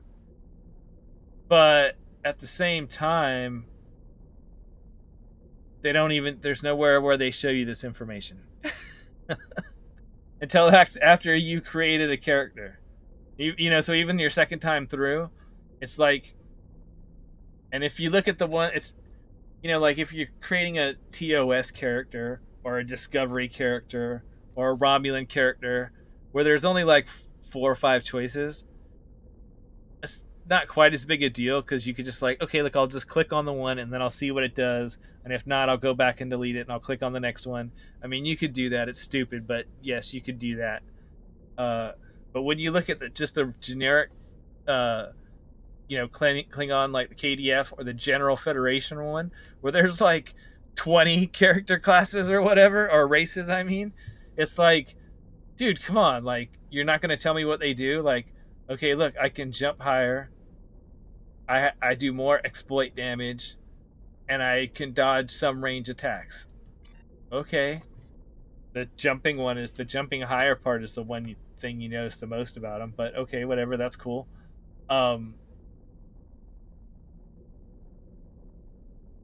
Honestly, if I didn't care about just having the cat character, because I was making another character, you know what I mean, that looks like my cat. All I did was just set the color. I didn't go in and spend the time to actually, tweak the design of the whole character. I'll do that later from the tailor. I would have just went with alien, because having an extra slot here that I can pick whatever I want after I start the game is better. That's why I would tell a new character like, oh, play an alien. There's alien as an option in every one. Yeah, in every one. Alien is an option for every one of the different factions. I would say just pick alien. That way you don't have to worry about, do you know what it means right now? No, I don't. Do I know what I want right now? No, I don't. But what you get is actually 99% of the time, I think the best option. Not only because it's flexible, but because these traits over here, other than like maybe one or two that are kind of stupid, like almost all of these, and you'll get more of them as you go. There are more to be had. But that's another thing that the classes also dictate is what traits you have to choose from. Some some races and classes have extra traits in here that others don't have. So that might be something useful to know. And I think Alien has the most, if I remember correctly, because they're saying like, oh look, Alien. That means like, look, you just get to make your own, Star Trek Alien. It doesn't fit one of these other molds, so we're gonna give you like all the stuff in here. Like, look, like I don't have cold blooded. I can't make my character cold blooded, and it doesn't mean cold blooded doesn't mean like, oh, I'm ruthless. Cold blooded literally means like cold blooded, like reptilian, which actually has a literal like bonus effect. You know what I mean? So, whereas if when you make your own, they're like, hey, we don't know. We don't know what kind of character you're trying to make. We don't know if you're trying to copy something that's in the Star Trek universe that we didn't represent here, or and some of the things people have done. I mean, I think there's in fact I know there's like a guide for like how do I make X race, race X, whatever that is, that I've seen in Star Trek. You know what I mean? Like, how do I make that race in the game if it's for the ones that aren't already in there? Is there a way? Yes, there's probably. Someone's probably already done it. They tell you, like, what stuff to pick in the tailor and all that sort of stuff, but they're based, you have to do Alien, you know what I mean, and pick them. And some of the things that used to like, oh, like the only way to make that was an alien, and now they've added like the actual race in. Okay, and you just like, I mean, like unless you're like, ERPing or whatever, like unless you're like actually gonna role play like that character, which there are people that Star Trek ERP. You'll see them doing it. You'll see their stuff in chat where they're like, having these conversations and they're like describing what they're doing. You know what I mean? They're ERPing it like it's Dungeons and Dragons and stuff. They're like, oh, I did this, and they're using all the, all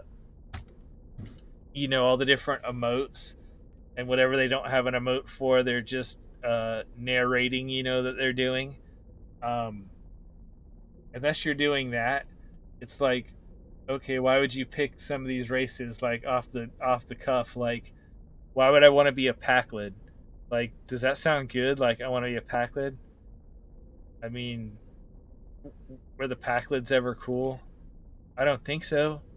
But you know what? You might want to be a Packlid because you know what Packlids get? A critical hit boost. You know what I mean?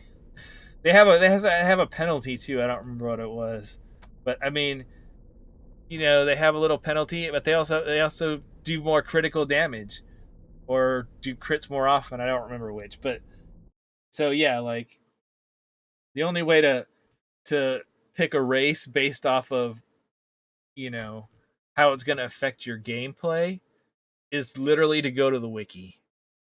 And it's kind of the same thing with the bridge officers too.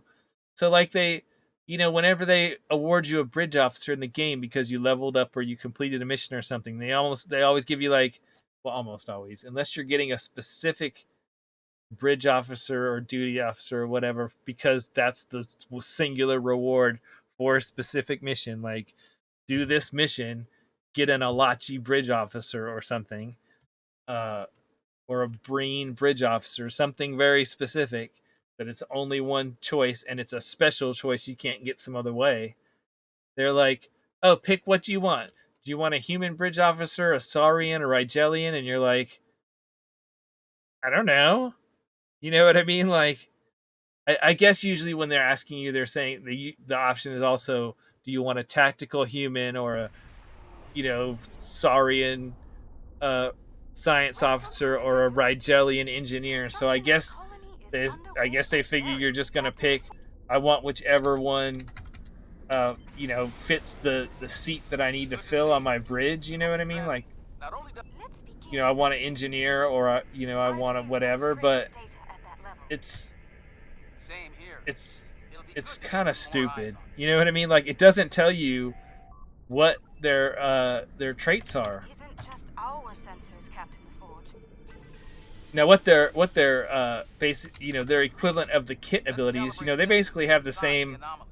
It sort of might cut kit down on the abilities you have, like interference. building. Like, if you pick an engineer, they can Very build well. turrets I've indicated an and ideal do that area. stuff. And if you Let's pick a try science again officer, there. they can make gravity anomalies and stuff. You just get the We're training making manuals progress, and you train but them, and you can't just set completely filter the sensor their noise. skills to that. Uh, Let's study which you those should asteroids. 100% There do could once you be get clues in bridge how the officers you're anomaly actually affects going to them. use.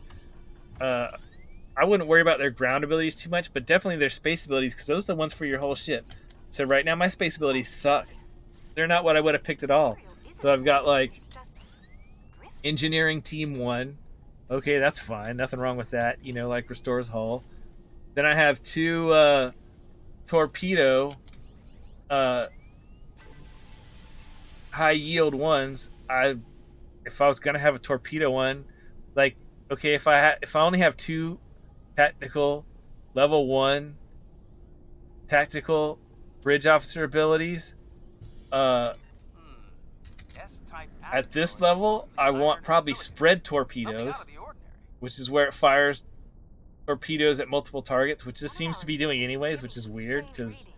usually it Let's doesn't. take a Usually, closer high look. yield torpedo makes one higher damage torpedo, but I don't know why it's doing that, Looks like the and I emitter don't care relays are offline. because We'll need to I'm gonna realign. change these things anyway. But normally I would go with spread torpedoes if I wanted the torpedo one, and then I would probably go with beam overload because I'd probably be going beams instead of cannons, Well uh, done. and so that I'd like increases to the run damage of the spectral next shot analysis fired at the indicated area. uh, from your next beam weapon, Let's send or a probe fire to at the will, moon and which collect start some with data fires on your beam long-term weapons anomaly like at all exposure. the enemies all around, or tactical Agreed. team 1, But we'll need to get closer to which the moon first. one of the best things about tactical team 1, I like to always have, uh, especially like as you get the higher level bridge officer abilities, and if you have Okay, 2 we tactical have some officers, good I like data to to have work with here. 2 tactical team 1s, Our science teams and I have put them over extensive here like in my facilities shield on section. Valor. They can help. And the reason I put them in my Sounds good. shield section is I'll because see when you planet activate side. them, they will automatically move your shields around so that your shields don't get all depleted on one side. So it's kind of like, remember how I said you can hit the arrow keys to, you know, reposition your, you know, as your shields get wore down in the side or the front or the back or whatever, you can transfer your Idea to shield show power off. from your other shields to the side that's depleted where you need them. If you have the tactical team, it does that automatically. In addition to other things, like I think it improves your accuracy. Uh, it may fight off boarding parties. I don't. It does several things, but the one that's most important to me is you know, the auto balancing the shields. So I just don't have to think. So I can like concentrate on spamming my other abilities or whatever. You know what I mean? Because I mean, right now this is easy, and this mission, like you see like that one little space battle, it's exactly the same. What I'm fighting in this space battle is exactly the same as if I was doing it at level 60. The only difference is the difficulty of fighting them, but I'm fighting the same number of enemies, right? But there's certainly, especially in the TFOs and stuff, there's times when you are going to be like Welcome to the club. overwhelmed by the As the amount engineer, of enemies flying around you, especially some of the like Herc swarms and stuff, where just like swarms of little, Welcome. things are going to be New flying and tower like building. chewing your shields up and like all around you and stuff. And I don't want to have to be like, paradise, don't you think? trying to hit We keys only to needed a minimum level of move my terraforming shields here. around. And I'm definitely not The going to put fusion any of of Yukari and that Kintari technology move has been shields very around effective. stuff on my Our in my integrated tech taskbar. output continues to impress. That's This display dumb. will confirm I don't. There's no space As you fat. can I'm see, telling you, our like, energy grid uses an array of y- natural I know power my sources. 5 bars This is look the empty first of right many now, hydropower but by the sites time on like, if I was to switch characters right now to one of my built Almost characters, There's an and you excellent saw view of the like, colony grounds. okay, look, once you have all your consoles filled up with console stuff, and you have all your space abilities that you get from your class once you get to that level, and Let's you head up to have the all science your lab. They're abilities from working your on some exciting reputation, projects. and you have all your As you summon can see, items, we've made considerable etc., progress. etc. It's like I have all those things filled up. Remember how I said I like to I'm fill quite like proud of our achievements. this type of thing from the left side of this There's row, more to be this type done, of thing from but the the right foundation side of we this laid row, is like solid. all the way up. I'll have all of that, and maybe I'll have, if I'm lucky, Fair warning, just for our researchers clarity, can be a bit I will have eccentric. like a gap in between. should You be know what I able to mean? get So like say on that results from top one row, of how the I said lab I like to put my consoles whole today. healing stuff, from the right to the left, with like the weakest stuff on the right side and stronger as it goes to the left. And then on the left hand side of that same top row, I like to put the things that boost my power levels on my ship. And on that, I usually go from the largest, you know what I mean? Like the red matter capacitor usually is what I like on the first one. And then, like here as I go up levels, I'll start to get some engineering ones that boost power levels. And I'll start slapping those around in there. And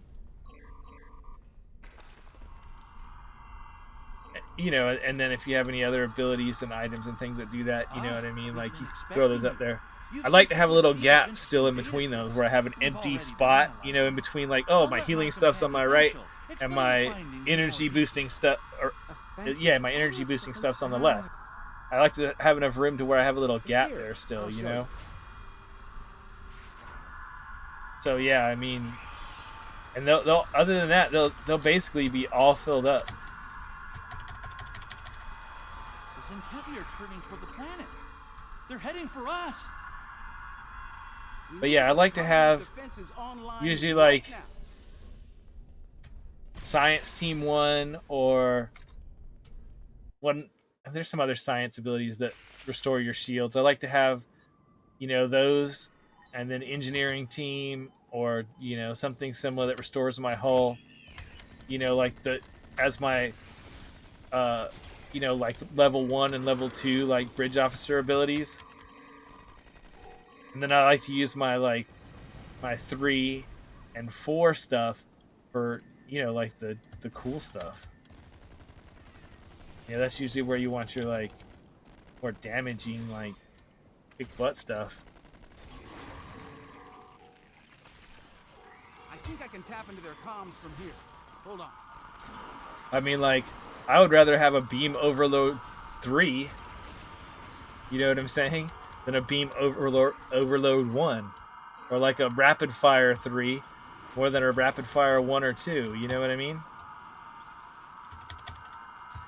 And so then I can have TAC Team 1.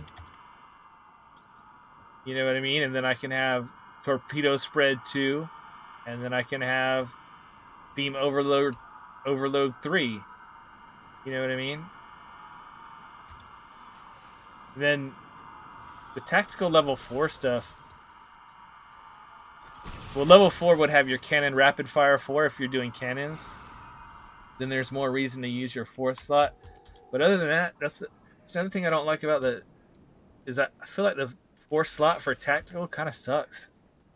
In a bridge officer seat. I mean, it has like attack pattern Omega 2, which is like just the better version of attack pattern Omega you could have at the 3rd tier. Is it better? Yeah, but it's just a better version of an attack pattern, like it's just a better version of a buff. Because once again, it falls into, like I said, where like you think, oh, tactical means like straight DPS stuff. Not usually. In this game it tends to mean more like buffs. It's just a buff. So you get to your tier 4 stuff and like, yeah, it ends up being something that's more of a buff. Because your beam and your torpedo stuff goes from 1 to 3 and starts at the first spot. I wouldn't Now your recommend cannon stuff starts, if I remember, starts in the second slot. So cannon rapid fire 1 is a level 2. So you know, by the time you get to 3, that's a level 4. So if you're doing cannons, then it's useful for a cannon build, which I guess makes sense because if you're gonna have a 4th slot, you know what bridge officer abilities you have, like the seats on your ship for your bridge officers. You can look at them and you can see like this one, it has a commander level, which is a four, you know, level 1 through 4 ability tactical slot, because it's an interceptor. It's a tactical ship, right? So it turns fast and it moves fast. So it makes more sense for cannons that don't have as wide a field of fire. You know, if you're going to use cannons, then you kind of need to be able to turn fast, because you're going to have a narrower field of fire out the front with cannons than you're going to have with beams.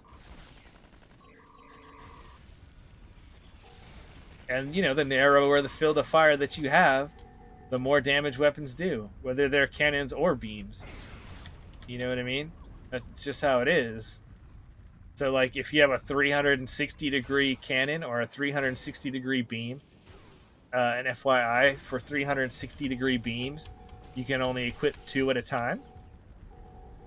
360 degree beams, you can equip one that's like a mission reward or a reputation, you know what I mean? Something like that. And then the only other 360 degree beam that you can equip is one that has to be crafted. You can craft a 360 degree beam, and when you craft it, you can pick whichever type you want: phaser, anti-proton, whatever, polaron, disruptor, plasma, etc. And if there's like special type of proton, like there's special versions of every one of these things.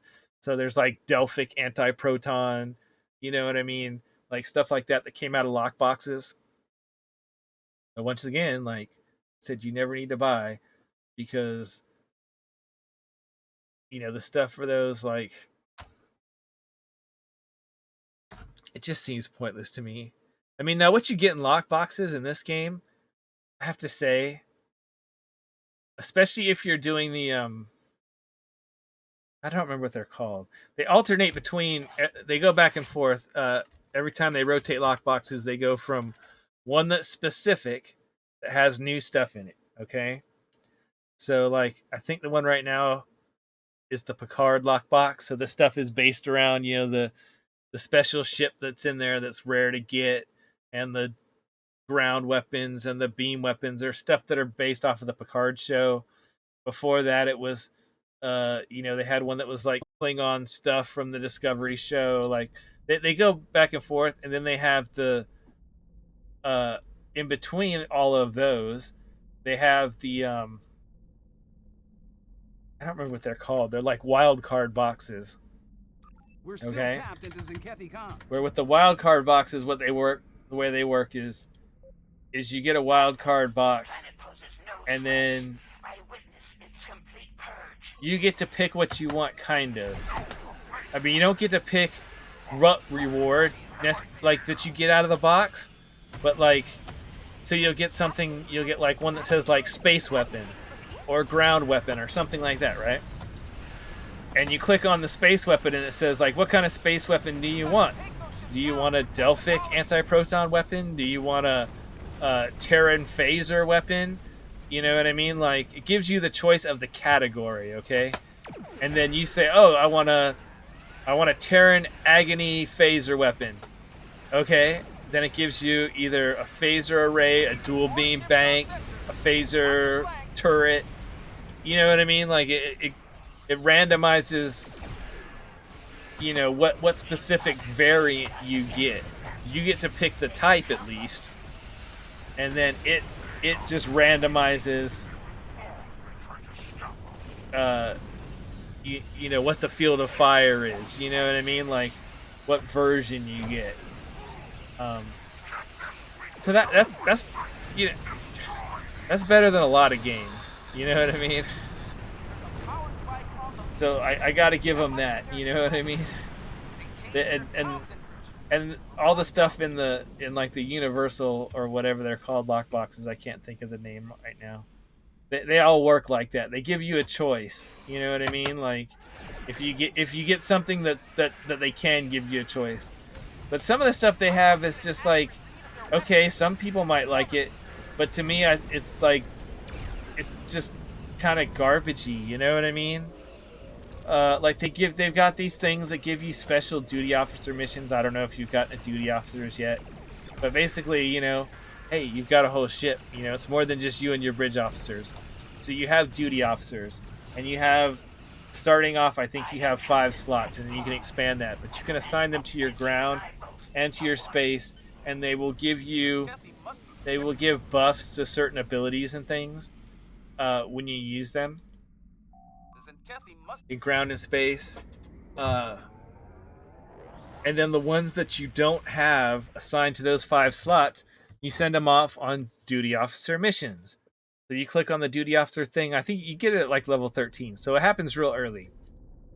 So it's like this thing right here with like the 11, level 11 even. Sorry, it's get it really soon. So you click on this little thing with the 3 heads for the duty officer missions, and there's all these missions with like rewards, and the rewards are whatever. Mostly what you get is experience points. You know what I mean? That's you know what I mean, and you also get experience in the category that you sent them off into, because there's multiple categories. There's like uh, military, espionage, development, science, exploration. I don't know. There's diplomacy, and you level those things up, and you get additional rewards from leveling those things up too. So, you know that that's all great.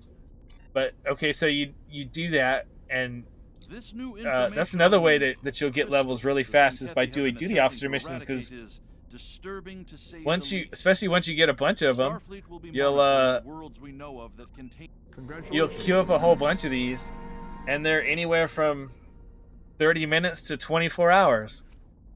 So you queue up a whole bunch of them. Some of them some of them happen like while you're playing the game, and then you like, okay, they came back and you get the reward, or they failed and you don't get a reward, whatever. Uh, Depending on the quality of your duty officers and how hard what the odds were of the mission you sent them on. Um, but yeah, so then they come back, and then you get the XP, and you just send them back out again. Well, the great thing is you know they keep doing that after you stop playing the game. And same thing with the Admiralty missions. Admiralty missions are just like duty officer missions, except it's with ships instead of with duty officers. So you don't have as many going because obviously, you know, have. Oh, and I guess I should explain how you get the ship cards for the Admiralty system. Basically, you know, every 10 levels as you're playing this game, they give you a ship. You know, you just go to the ship vendor and you get to claim a new ship. Pretty simple, right? Uh, and then every ship you buy or every ship you get from an event or whatever, every time you get a ship, if you buy a ship with dilithium or whatever, every ship that you get a card that goes with it called the Admiralty card. It doesn't matter if you keep the ship, you get the Admiralty card. They're all in the Admiralty system, and it's like the duty officer system, except you pick 3 ships to go complete an Admiralty mission. Uh, and once again, you know that they'll have a certain number of like engineering. That this is Admiralty, duty officer is different, but they'll have the thing with the duty officer thing is it's got an autofill button where it automatically fills it up with uh with the best choices from the pool of characters that you have. So you don't even have to think about it. You pick the missions, and then you just say fill, go, fill, go, fill, go. The Admiralty one, you actually have to pick the ships because it's a little more complicated than just filling it in. I guess they don't have a good algorithm and just fill it in. I don't know why. Who cares? But and you're only picking 3 every time. It's not random. Like the duty officers, maybe you're sending 1 duty officer, maybe you're sending 5 or 10. It's totally different depending on what mission you're sending them on. Admiralty is like you're always sending 3 ships. I think, yeah, 3 ships. Um, and the Admiralty ones, they will have like, okay, it requires this much science, this much engineering, and this much tactical. And every ship you have has a certain number of science, uh, tactical, and engineering points. You know what I mean? And then they'll have an ability that, like, oh, it boosts for every extra other ship you put in, adds 10 more engineering points, or whatever. They're all, every ship's different. Um, if you get over the number that it says is the requirement, then you're going to complete it 100%. If you don't, then it's just going to tell you what the percent is, and you either try it or you don't. But the Admiralty rewards are better than the duty officers. But you can't do as many. Well, for a lot of reasons. For one, uh, the duty officer missions, it lets you do a lot more, and you can buy some extra slots. I can't remember what it is. I think it might even be like 20 or something. Okay, the Admiralty one lets you do like, it goes up. It starts out and you only have like 2 or 3 slots unlocked, and then when you get at least, there's 4 different categories for Admiralty. There's like Federation, Romulan, Klingon, and Ferengi or something. It's like when you get 2 of those to level 3, then you get another slot. When you get 2 to level 5, you get another slot. When you get one of them to level 10, which is like the max, then you get another slot. And then you also get rewards. There's like these missions that come up along the way, like number 1, number 2, all the way up to 10. And when you finish that, you get like a bonus thing, which is different for each one. Some of them it's like, oh, you get 10,000 dilithium, or you get a $10,000 dilithium voucher towards fleet stuff, or you get whatever. You know what I mean? So they give you a lot of rewards, and a lot of the missions are like mine a dilithium asteroid or refined dilithium and stuff that just will straight up give you dilithium, which is great because that's the most important resource in the game, really.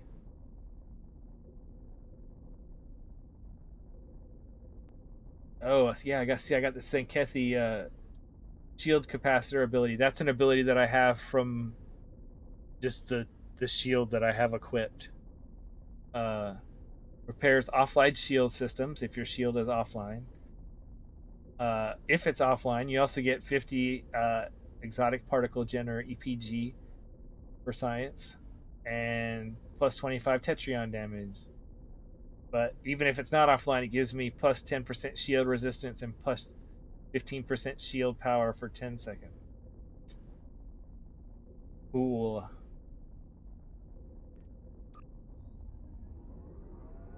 Remember, always use the transwarp. There's no reason not to use the transwarp. There's no reason to fly anywhere unless the game is not letting you get there any other way. I mean, well, there are reasons to fly somewhere. Like once you get Admiralty open, you can go, and there's a system where the USS Sally Ride is at the system. If you go talk to him, you get an epic Admiralty card for the USS Sally Ride, which is a ship from the YouTube fan show that was running before all the new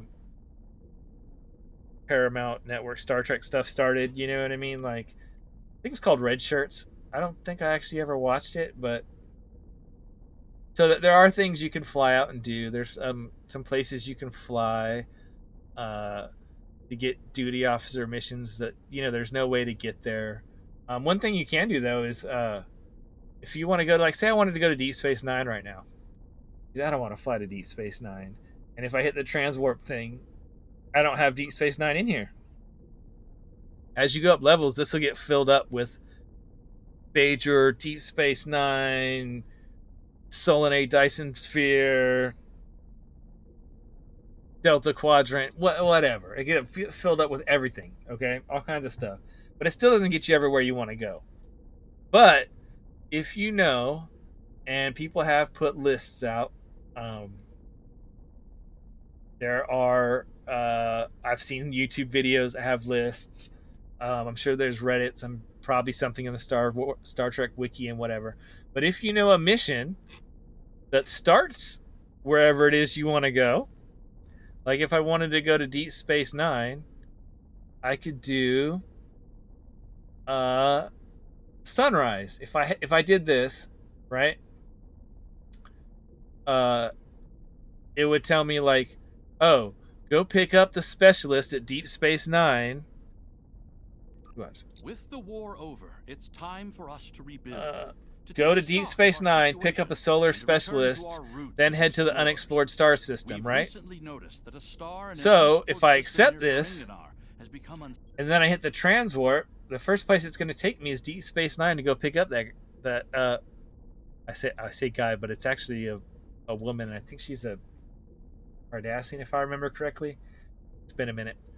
But then I can just transwarp right there. You know what I mean? Like say the Phoenix Prize Pack event thing was happening, and I wanted to go there to pick up my ticket, or say I just wanted to go there because I wanted to see Deep Space Nine, or I wanted to, access all the game stuff, that's like the same stuff that's at Earth Space Dock. You know what I mean? Mail, the exchange, the bank, the vendors, the ship, the ship salesperson or whatever, and customizer thing, you know what I mean? Like all that stuff's at multiple places, you know what I mean? Like, and Deep Space Nine is one of those, you know what I mean? They're all at basically all of the home bases for every different faction, and Deep Space Nine is the home faction for the Dominion. In the game, obviously, like their real home should be in the Gamma Quadrant, and the Gamma Quadrant is in the game, but their base for the purpose of the game is Deep Space Nine. You know what I mean? That's where they're being run out of. But you usually Deep Space Nine is like a universal one, obviously, because everybody can go to Deep Space Nine. But you can't go to like other people's like bases. Like if I go to Kronos, where the KDF base is, I can't even like beam down to the planet because I'm a Federation. You know what I mean? And the Federation people, like, I don't know if you can even enter the Sol system. I mean, if you're KDF, I don't even know if you can even enter the Sol, the Sol system. Let alone, you certainly can't go to ESD or anything. But yeah, I think I'm gonna go ahead and call this for today. But I'm gonna be doing some more of this. Like I said, I've got a new account I created. Under my my streamer login. Totally blank. So starting literally from scratch, no previous events, no previous store stuff, no nothing. And I'm gonna run through the game as a like 100% blank slate player. I'm not gonna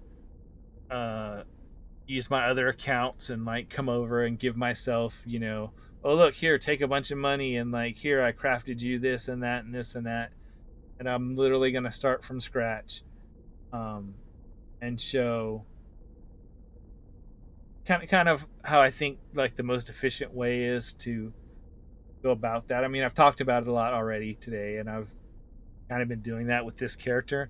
But clearly, I still used like, oh look, hey look, I've got Julian Bashir and Nog, and I've got a Catherine Janeway hologram too, but I didn't slot her in here just because I don't really need another one. Oh, actually, I guess I could have put her in here, but whatever. Like, I don't even have enough slots. I've got friggin' my ship because I'm using a tier 6 ship. And this is stupid too. I didn't set this right either. I should have. The hell, man. I could have made this even easier. The away team is set to the stupid like generic security guys instead of my actual characters. Okay, hey, that was dumb. The ones that had all the pets, I could have been just railroading through that even easier. But I need a whole nother slot even just so I can fill. I've got an empty slot. We got 5 slots to put people up in my ship, bridge officer slots, to have bridge officers, and until I go up to level 10, I'm sure that's when I'll get the next slot, but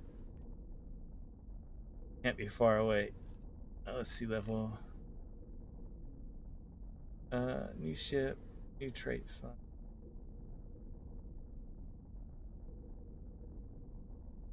Maybe it might even be 11 because that's when they give me another bridge officer. And I'm sure they wouldn't give me another bridge officer, since I already started out with like.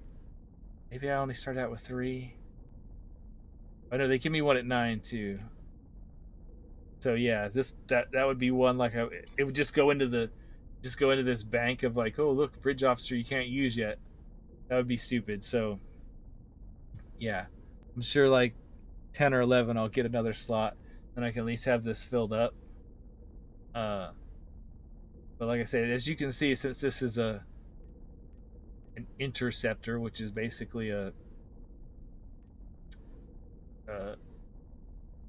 like a it's like a specialized version of an escort ship.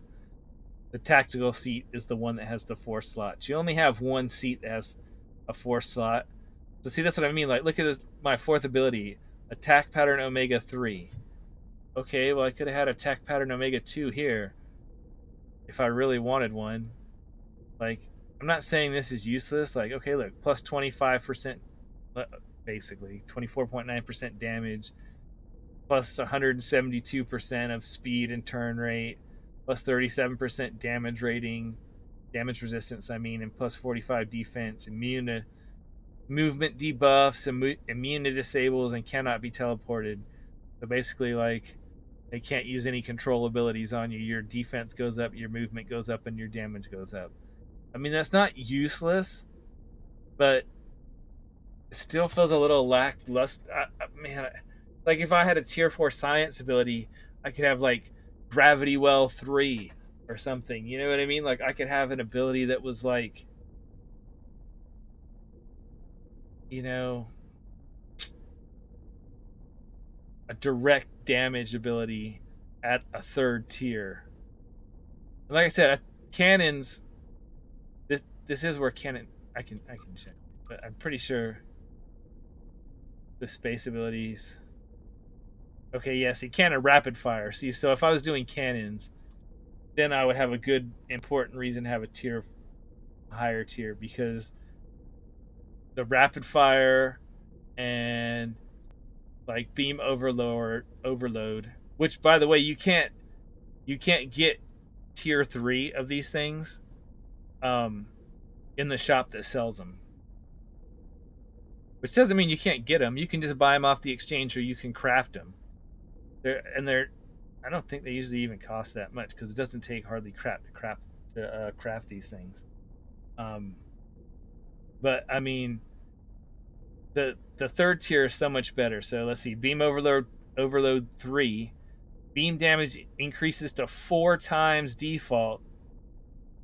Decrease the fire rate to half of normal, so it's firing twice the speed, and -5 weapon power while that's happening. Okay.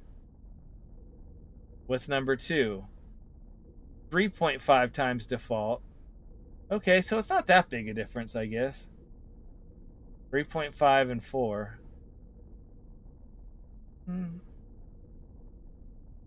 Okay.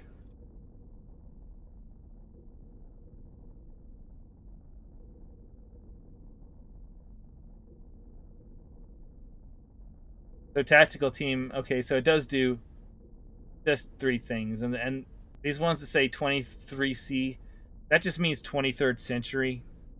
That means Star Trek original series. The only difference between those and the regular ones is the visual effect or the sound effect that happens is the old school one versus the next generation era one. But see what I'm saying? Like tactical team, like I really like these tactical team ones, right? So for 10 seconds, plus 18 energy weapon, plus 18 projectile weapon. So increases your damage a little bit. I guess that's 18%. I mean, depending on how much you've already boosted it, I guess. You know what I mean? Like if you're already have plus 90 energy weapon training, adding another 18 to that is 18% off the base, not 18% of what your current total is, obviously. Um, so it might not be a huge jump depending on, you know, what ability things you already have based off of equipment and all that sort of stuff and skills. But my main thing I like this for is that down at the bottom distributes shields automatically for 10 seconds. That means you don't have to worry about doing the shield distribution thing. And that is huge because 90% of the time, unless they hit you with something that literally just knocks your shields out entirely, some sort of special attack or something, uh, you're usually only going to be getting hit from like one or two sides at a time. You know what I mean? Like if you're getting hit at an angle or whatever, they're usually not surrounding you. Okay, they're usually like on the side of you, like because you're turning in a circle around them, blasting them with your beams out the side, or they're at the front if you're coming head on at them with cannons, or they're behind you chasing after you. Like they're usually only on one side of you at any time. So that usually means your other sides of your ship have tons of shield. So if you can just move that around to the side that it needs to go to, that's really better even than healing your shields. Because you heal the shield, okay, so you heal it back up. Well, and then they're tearing it right back down. Whereas this is like, okay, well, we're constantly moving it over there. So they literally have to like wipe out all of your shields before they can like, really start damaging your hull, which is where you. Now, I mean, if you're dealing against something like the Borg, they just drain your shields right off. So in that case, shields don't really matter at all. At that point, you know, more about hull and stuff. But you see, like on the science side, it's like, oh look, level 3, I can have like Gravity Well 3 or Tychon's Rift 3. I mean, like, man, like 2 or 3. 168 kinetic damage. And once again, that's like at my current level and current power level for auxiliary, which is nothing, and my crap equipment, which is, I mean, like I just got a better deflector and all that stuff, but it's still all Mark II. I mean, it's Mark II versus Mark 50. That's like nothing. 168, 210. That's a lot more. Also, area of effect is 3.6 kilometers, 4.1 kilometers. I mean, I know that doesn't sound like a lot more, but I mean, that's a good bit more, and it's gonna pull them in together. So it's like your odds of hitting more people is a lot better.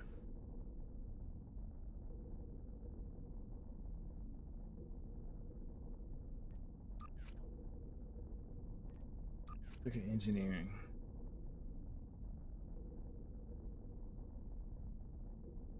Yeah, I mean,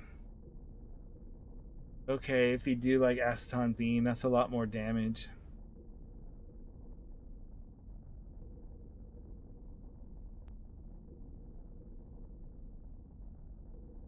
think the science really wins on this. But see, then you get into all these special things, like command specialties, miracle worker specialties, and this latest event ship has something that we've basically only been seeing uh, in some of the lockbox ships, which it has two special seats. Most ships, if they have a special seat, which I mean, pretty much most of them do. Most of the tier 6 ships do have some sort of special seat. Have one. Okay? This one has a tactical / intelligence seat. Okay? Which means whoever you put in the seat, if you don't like the tactical abilities, you can use a training manual to give them an intelligence specialty, and then you can train them with intelligence manuals and use intelligence stuff instead. And then this one is a it's command, right? No, that's temporal abilities, time travel abilities. Yeah, so that's cool. So this ship actually has two, and one of them's on the universal seat. That's cool. And the universal seat is on a 3. A lot of times they'll have a universal seat on like a 1. So you can put anybody in there, but you only get a first level ability. This time you get all the way up to 3, and they can be engineering, tactical, or space, or temporal. Okay. Not too bad. So what are the difference between science ships and engineering ships and tactical ships? I mean, other than like kind of the obvious thing that the tactical ships are faster, the science ships have more shields, the engineering ships are more tanky. There's other things like, okay, experimental weapons. It has one slot for an experimental weapon. So you got 1, 2, 3, 4, 5, 6, 7. So you got eight weapons. Okay, one of them is an experimental weapon. Almost all of these are 360-degree targeting arc. You know what I mean? So you don't even have to be pointing to fire at them, and they're usually pretty unique. Like this one does fire damage. That's kind of a rare thing in this game. In fact, I've one of the things like I said, I've got so many characters I got bored. And so I've got a character that's like fire focused. So like all my ground, all my space stuff, I try to have set up as much stuff as I possibly can that does fire damage, which is kind of unique, but doesn't necessarily mean it's going to bypass all of the defenses that people have, because some of the things include fire. You know what I mean? Like some of the abilities and stuff will be like, oh, this is like phasers, disruptors, such and such, and fire. So I've got one character that's set up that all does fire stuff. So basically, they've got most of the Valkyrie stuff on their ships. You know what I mean? I don't remember which Valkyrie ship I used. I think I used the carrier, maybe. I don't remember now. But I've got a bunch of the Valkyrie stuff on there, which also and a bunch of the Valkyrie consoles, which boost fire damage. And then I did one. I did 3 characters. I did one that's fire. I did one that's ice. There's a lot of ice stuff in the game because of the Breen and because of the Christmas event stuff. And there's a lot of the fire stuff is from the Rise of event and the Valkyrie. And then I did one that's like straight electrical damage. Try to do as much stuff as this electrical damage, which there's stuff that does electrical damage. There's kit modules. There's weapons that do electrical damage from the Sompek arena, where the lightning strikes around and stuff in the arena thing where you're fighting in the ground. and there's science abilities that do electrical damage and stuff. So, but yeah, that's what I mean. Like, there's a lot of stuff, and there's so it's not just phaser and disruptor and stuff. And if you look in the stats, there's resistance for all these things: heteron, radiation, proton, polaron, plasma, physical, phaser, kinetic, electrical, disruptor, anti-proton. But you know what you don't see on this resist list? It's fire and cold. You do see electrical, but you don't see fire and cold. And there, like I said, there are fire and cold. Uh, Eventually, when you get to level 60, there'll be this little window that comes over here that's called the Endeavor window. And basically, what the Endeavor window is there'll be like three like daily challenges in there, types of things. Okay, and you can you get these tokens uh for free for doing endeavors and stuff, but you get these tokens so you can re-roll one if you don't like it. I can't remember if I think maybe you can only re-roll it once, but whatever. They'll be like, do 3 Borg TFOs, or go kill 20 Orions, you know what I mean, or Kabalis, or whatever, you know what I mean. They're just daily goals, but as you do them, uh, you you get first you get little reward boxes. There's like an easy, a medium, and like a harder one, and each one gives you, like obviously the harder ones give you a better box. Um, but each one also has an experience point value for the Endeavor experience. Okay, and as you uh, get more Endeavor experience, whenever you get enough that you can do like an Endeavor upgrade thing, you click that little thing and it gives you a choice of 3 things that you can upgrade. Okay, and each one has like 15 levels, 20 levels. I think they might have increased the number of levels, but there's stuff like resistances, beam damage, cannon damage, uh, turn rate is one of my favorites. Whenever I see turn rate, I always invest in that one. Sprint speed, whenever I see that one, I always invest in that one, because the speed you're able to move on the ground. Oh, that's something else that I should have mentioned.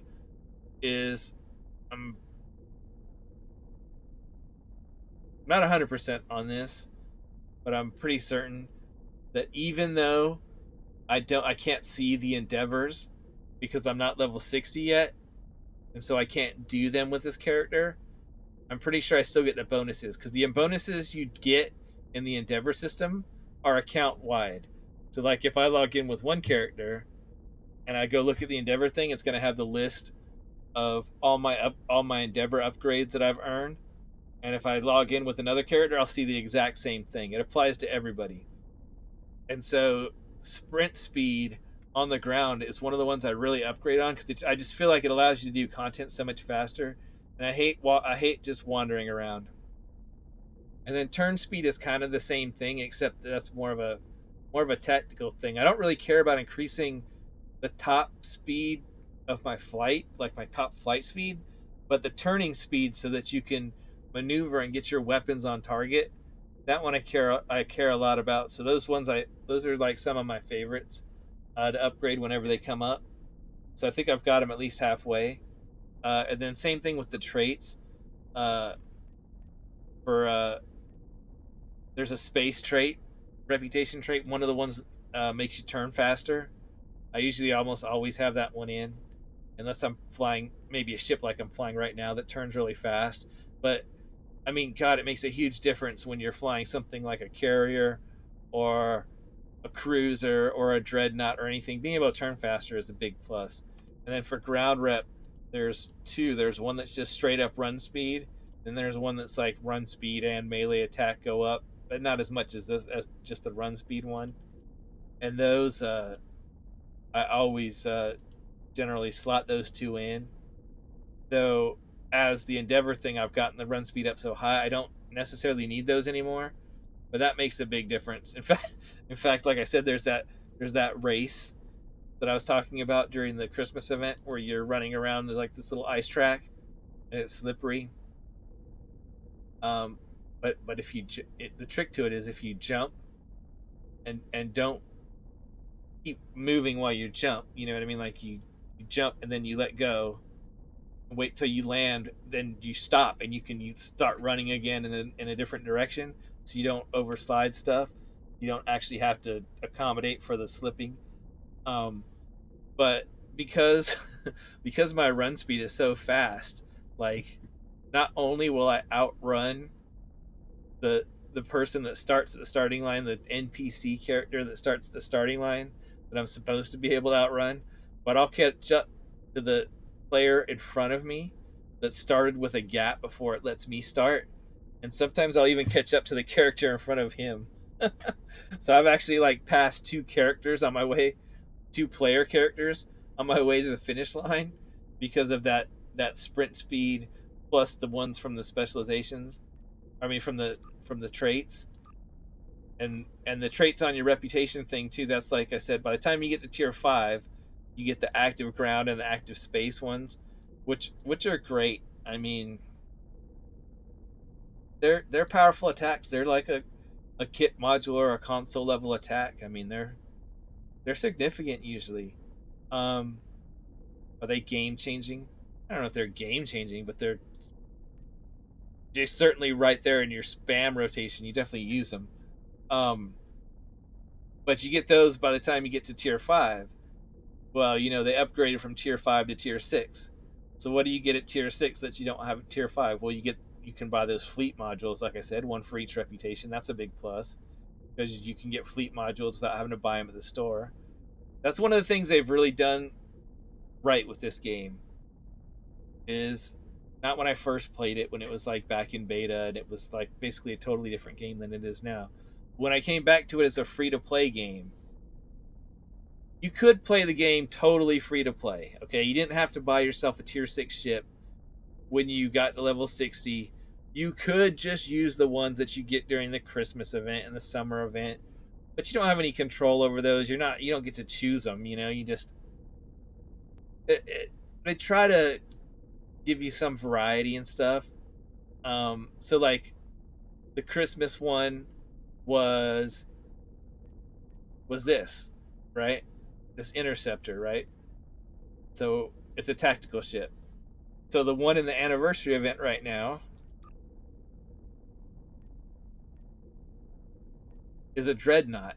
Okay, a dreadnought is, in fact, it's a science dreadnought, which is okay, kind of a weird dreadnought. Most of the time, a dreadnought is a cruiser dreadnought, which means it's 4 weapons in the front, 4 weapons in the back, and 1 hangar.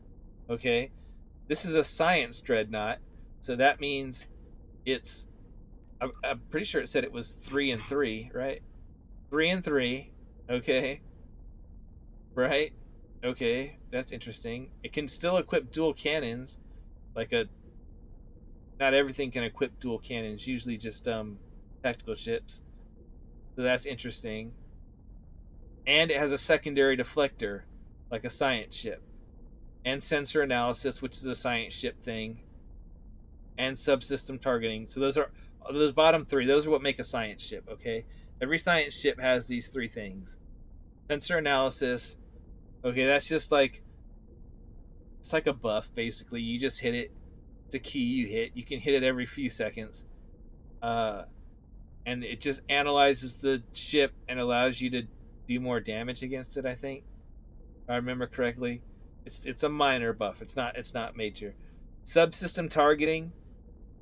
Uh I'll be honest, even when I'm playing a science ship, I hardly ever use this. And if I do, usually I just like, okay, subsystem target their shields. Because if I take their shields out, I don't give a shit usually about them flying around or shooting back at me or using their science abilities or any of that crap. But if I take their shields down and like offline, then I'm going to be able to blow them up. So, and there are bridge officer abilities that do this exact same thing. But this basically gives you all of those bridge officer abilities for free. You can target engines, you can target shields, you can target weapons, and you can target auxiliary, which is like their science stuff. You know what I mean? And it comes in its own little panel, but you can just get rid of the panel and put the stuff in your taskbar like anything else.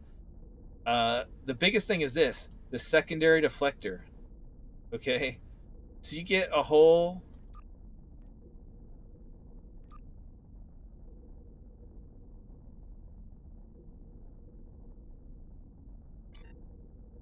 Where's my? Okay, you get a whole extra deflector dish, right? So I got a deflector dish, and then science ones will have a secondary deflector dish, and these boost your, depending on which one you have in there, your exotic particle damage, your control and drain are usually the three things, and this one boosts auxiliary power. The other stuff, shield restoration and shield capacity. Yeah, I guess they can do that too. They basically do science stuff. Okay, it has a secondary slot which doesn't take the same kind of deflector. It takes a secondary deflector, but there's, once again, it's just like this. This is a I think these are all basically the same name. Secondary ones have special names, just like the different shields have different names. Like this is a covariant shield, and then there's whatever.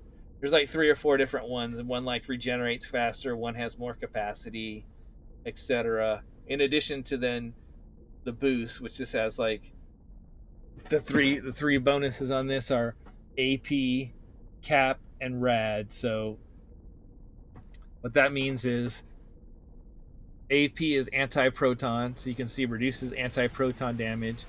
Rad is radiation, reduces radiation damage. Capacity just means you have more shield capacity. I mean, it's pretty straightforward. You know what I mean? Your shield numbers are bigger. Okay. Oh, it's opposite of what I told you. Remember I said the Zenkathy shield isn't the same? Okay, so it's weakest in the front, stronger, than normal on the sides, and then strongest on the back. That's what it was. Okay. But another thing to keep in mind too is when, and I don't know if it tells you this uh on the wiki, the Star Trek wiki, uh which is great to use for figuring out most of this stuff. Like if you want to look and see like what are all the space sets? This is a space set. A lot of times they don't include a warp core or a singularity core if you're a Romulan, whatever. Same. I mean, you need an actual different item, but if there's a warp core for it, they both exist. You know what I mean? I could pick either one when I finish the mission. A lot of times it's just the shield, the impulse, and the deflector.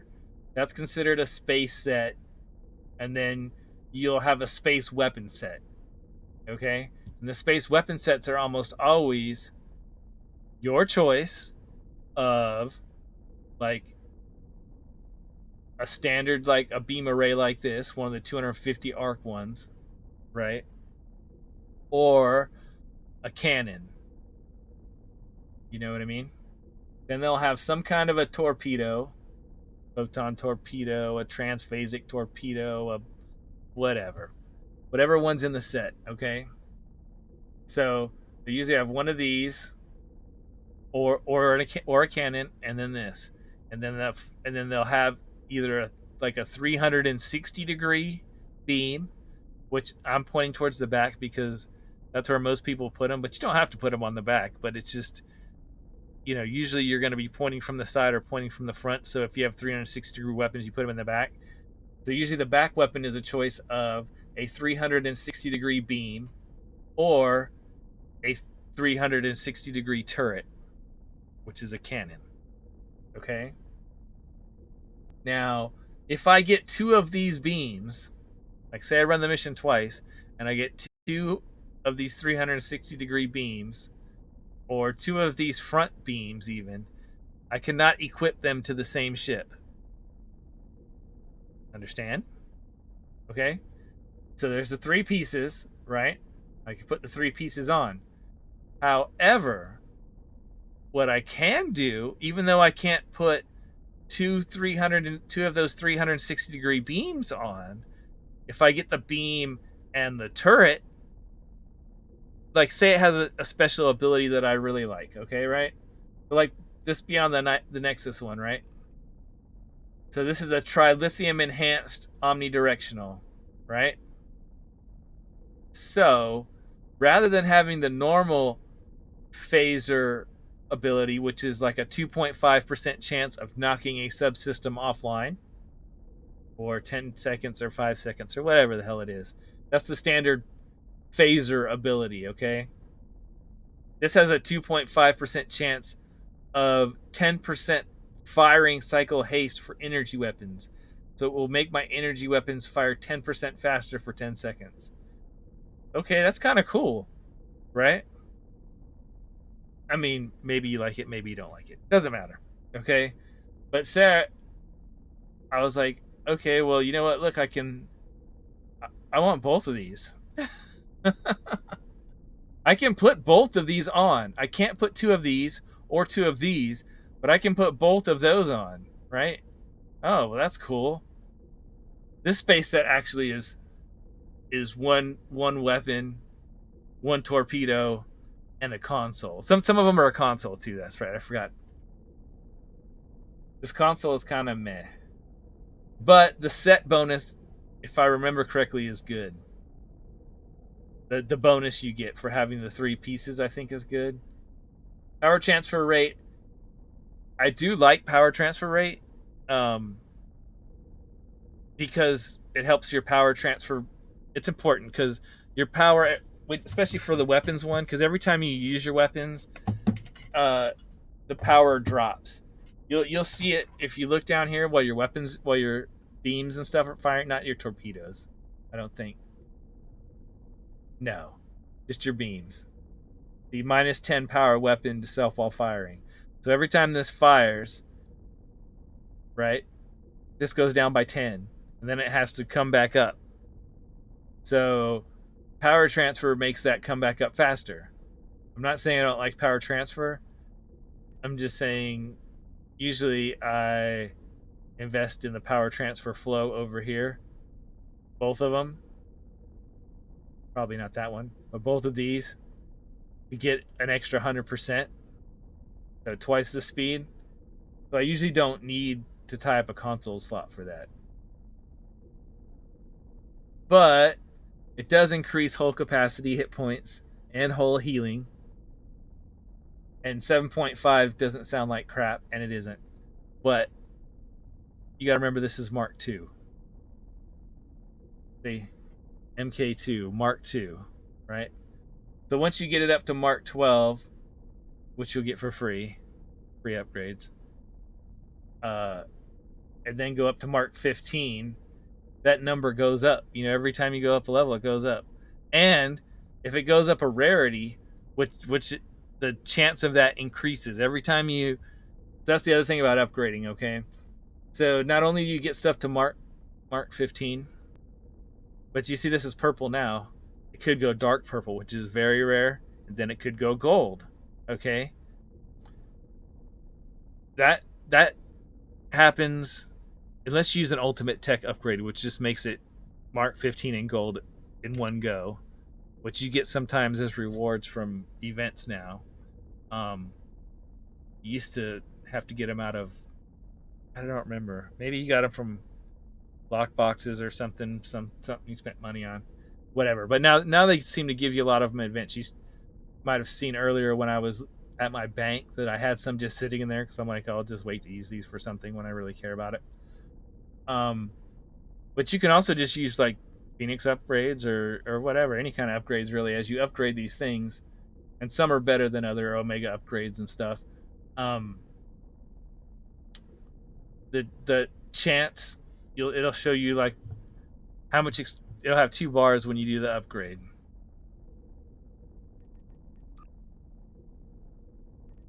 Upgrade item, okay, right here. It's like 2 to 3% It's showing 0 technology points accumulated towards the next marked upgrade.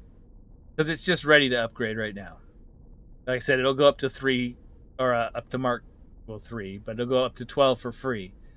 During that time, it doesn't have any chance to upgrade quality to ultra rare, okay? Because it's doing it for free. If it wasn't doing it for free, it would have there would be a chance, okay? But once you get it to 15, let's just say you get it to 15 and you max it out, then every time you put more into it, this just goes up until eventually you upgrade it. And when you do, you get not only the bonuses of another level, but you get an extra modifier added on. And I'll tell you what, I'm actually going to sign off real quick. I got some stuff to do, but I'm going to put together some YouTube videos, and I'll probably be back on tomorrow or the next day or something. So thanks. Have a nice day. I appreciate you watching. Message me if you have any questions. Feel free to email me or anything if there's something you want me to cover, and I will cover it next time. And I will leave the VODs up in case you're not around and you want to see it. Thanks. Have a nice day.